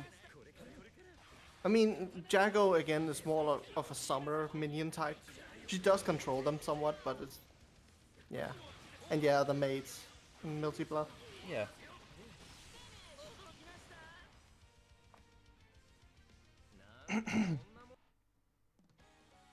But yeah, Jago is definitely more of a puppet character in Strive than she was in Exort, because in Exort she was a tower defense character. Yeah. she is a summoner though in Exile. Yeah, yeah. Yeah. Exort, they were just, okay, well, I guess we're coming to bully you. You can't do anything about it. Yeah, I found the fun in that game. Yeah. Like, in Smash Bros, we have like Ice Climbers and Rosalina. Yeah. Yeah, I guess. But other than that, it's You could make like a weird argument that Ramlethal in Exarch is more of a puppet character. I would say more set play. Yeah, she's definitely set play. I mean, most puppet characters are also set play. But like, Exarch Ramlethal could have had like those delayed attacks completely disjointed from her body. And if you really like boil down what a puppet character is, that's kind of what it is. But yeah, it's not a lot of puppet characters in fighting games, No. which is understandable. They must be a nightmare to develop. Yeah, like those are not. Like, do you remember Carl in CT? I didn't really play CT, so. He has an infinite. Oh yeah, yeah, I saw that. I know enough about him that he had an infinite, and then again, every character in CT was completely busted in some way. Yeah, and that he was practically impossible to like combo properly. Yeah, Yeah. Tager has a variation of his all of his combos for him specifically. Yeah, I mean, some characters are just rats. Yeah, Misfortune in Skullgirls, kinda. Yeah, Um, the one who just throws her head on the ground and just uses it. yeah, Okay. Misfortune set play. Just use your head. That actually sounds like it. An Yeah. infomercial. Yeah. Use your head. Do your set play.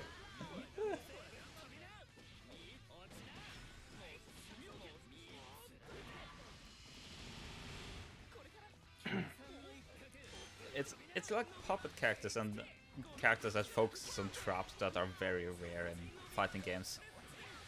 I think I'd say traps are more common than puppet characters. Yeah, in anime games, but less so in like others. Yeah. I mean, Marvel vs. Capcom has a lot of trap-based characters. Like Trish, she has invisible traps. Rocket Raccoon has traps. Chris has traps. Yeah, I'm very inexperienced with Marvel. So it's a really fun game with a lot of old crap. I'm Oh, not. is Rakvem gonna time out again? Hey. Even though he could probably just take him out with the one Ouroboros. Is it Danger Snake? He might. Okay. He almost could have lost. Do you guys think next BBL installment will go to 2.5D style or stay in 2D? I would prefer for it to stay in 2D. I think if I had to guess, it's gonna go 2.5D style. I don't see them really do any more investment into sprite-based 2D. Although they have very many IPs now that want 2.5D. So going 2D would be a good way to like differentiate it. Yeah, but at the same time, I think right now most of their team would be almost more comfortable doing 2.5D than pure 2D at this point. Like after Dragon Ball, after DNF Duel, after Grand Blue, after Strive, Yeah. they haven't done a like proper 2D style in ages. And the last time they did, which was BB Tag and Blaze Blue, like over half of the game is reused assets. So That's very true. yeah, I just don't think it's viable to make an entirely new 2D game at this point.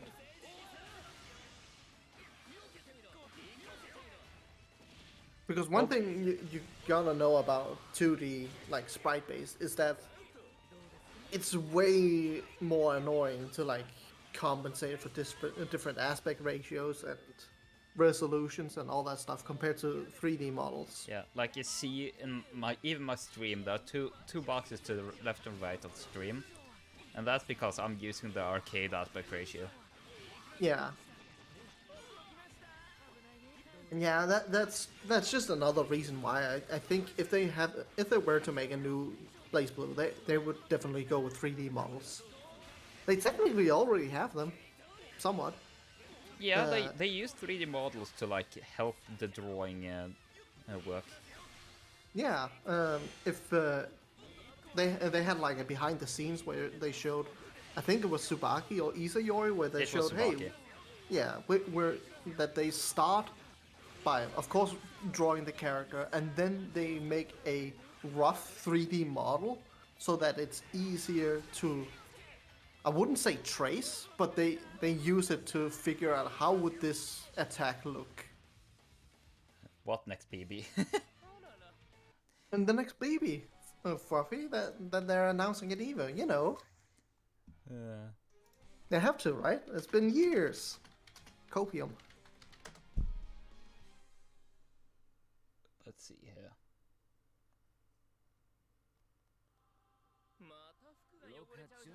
Oh, it's gonna be hard to find a tweet about something that was heavily covered. Yeah. Yeah, good luck. I don't know how people do it, but they just... Some people are able to dig through thousands of tweets. Yeah. Crazy people. I don't even know what Oxy's account said it. If it was Mori or like the official Oxys account or Blaze Blue. Yeah, there's like 3 different accounts you gotta check. Is it Mori's personal account? Is it the Blaze Blue account? Is it the Blaze Blue EU account? Is it the Blaze Blue JP account? Is it the official Oxys account? Is it the Oxys EU account? Is it the Oxys JP account? There's a lot of accounts now, if you want to stay up to date.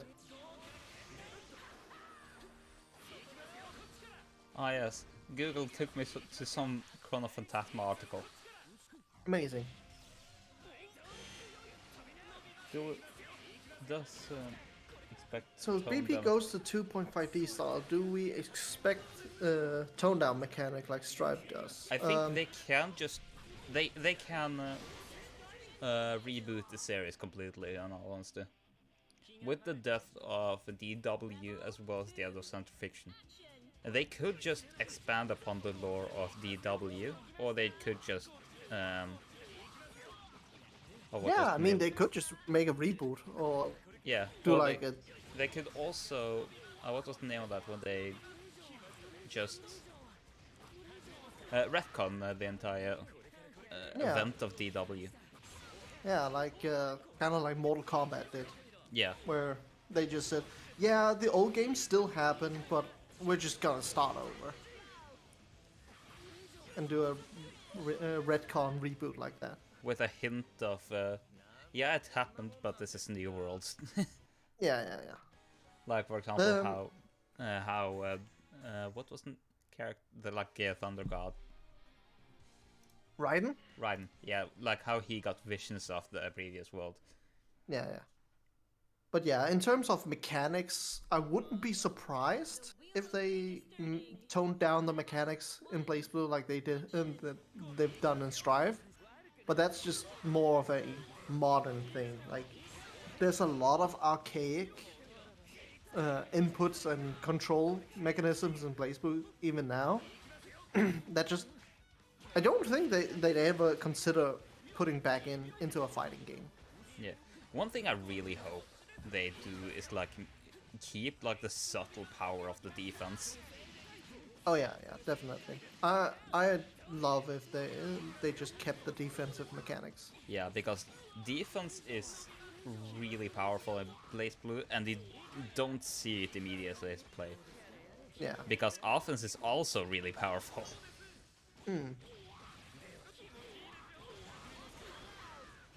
And also, yeah, I hope they don't go Ostrai level with the damage. Yeah, I think Strive is almost at a good level. They just took away a few too many things, or simplified some things a bit too much.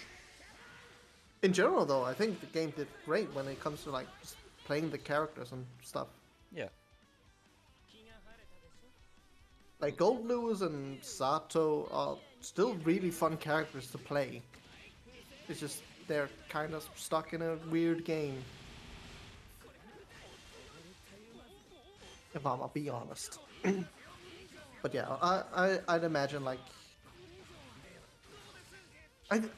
if they were to make another Blaze Blue, I'd imagine most characters would be more akin to Raka than Jin, if that makes sense. Yeah. And if they keep like the defense or the power of the defense in this game, it would be a great way to like differentiate the series of GG and BB. Yeah. In that case. Yeah. And yeah, again to clarify, when I say more akin to Ragnar than Jin, it's because at the surface level you'd see the characters' move list and you think they're somewhat similar. And yeah, Rakvem is at set point right now. He's at 99. Yeah, and we talked away all this time. Yeah. This went much faster than expected.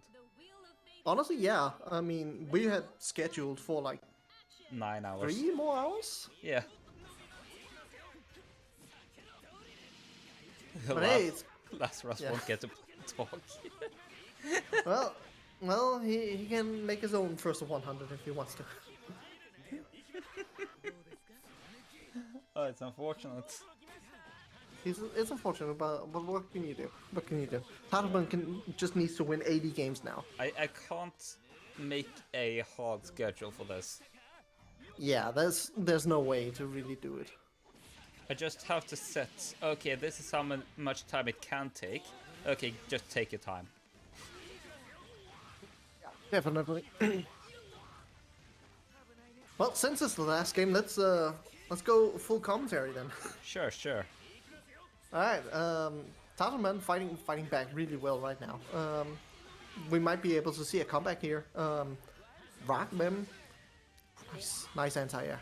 Yeah. All right, let's see if Rakvem can take back neutral. Rakvem has been really good. This is the best way to start though. Nice counter hit.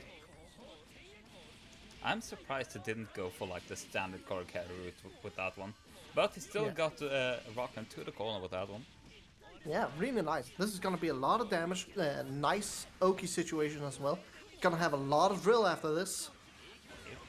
Ooh, the 5A anti-air. The perfect. Really nice play out of Tatuman. Set point. Can Tatuman prevent this? Ooh, nice. This is another really good round start for Tatuman. Good Oki, full drill. Yeah, Rakvem did not account for the fact that Tatuman was going for 60 there. Yeah, this is gonna be a lot of damage too. Gonna put 4K? Tatuman close to the corner No, as well. he's Drops it. unfortunate. Ooh. That was really good awareness out of Tatuman. He was ready for that hungry coils. Oh, that might be it. No, super snake kick actually. fatal This is- counter as well. This will probably do like 5k. This might honestly kill. This could kill. It kills. That kills. That kills. Hasama takes it. No, Rakvem takes it. Rakvem wins the first to 100. Hey!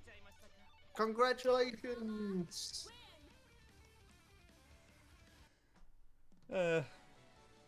I'm sorry, Lazarus, but you didn't get to fight. GG's, Yep. GG's. And Rakman asks when's the next first to 100. How are you not tired of this?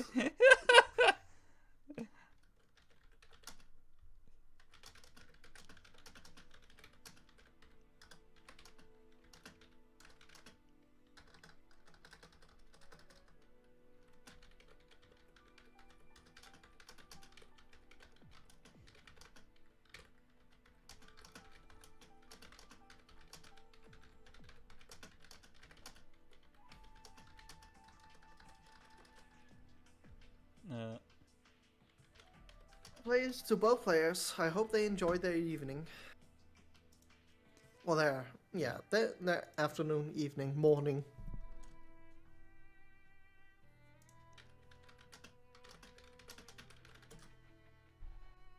Okay. GG's. Thank you for the playing through this entire first to 100 with us today. I am Potato. With me on commentary, I've had Holmborn Hello. and Alizonians, as well as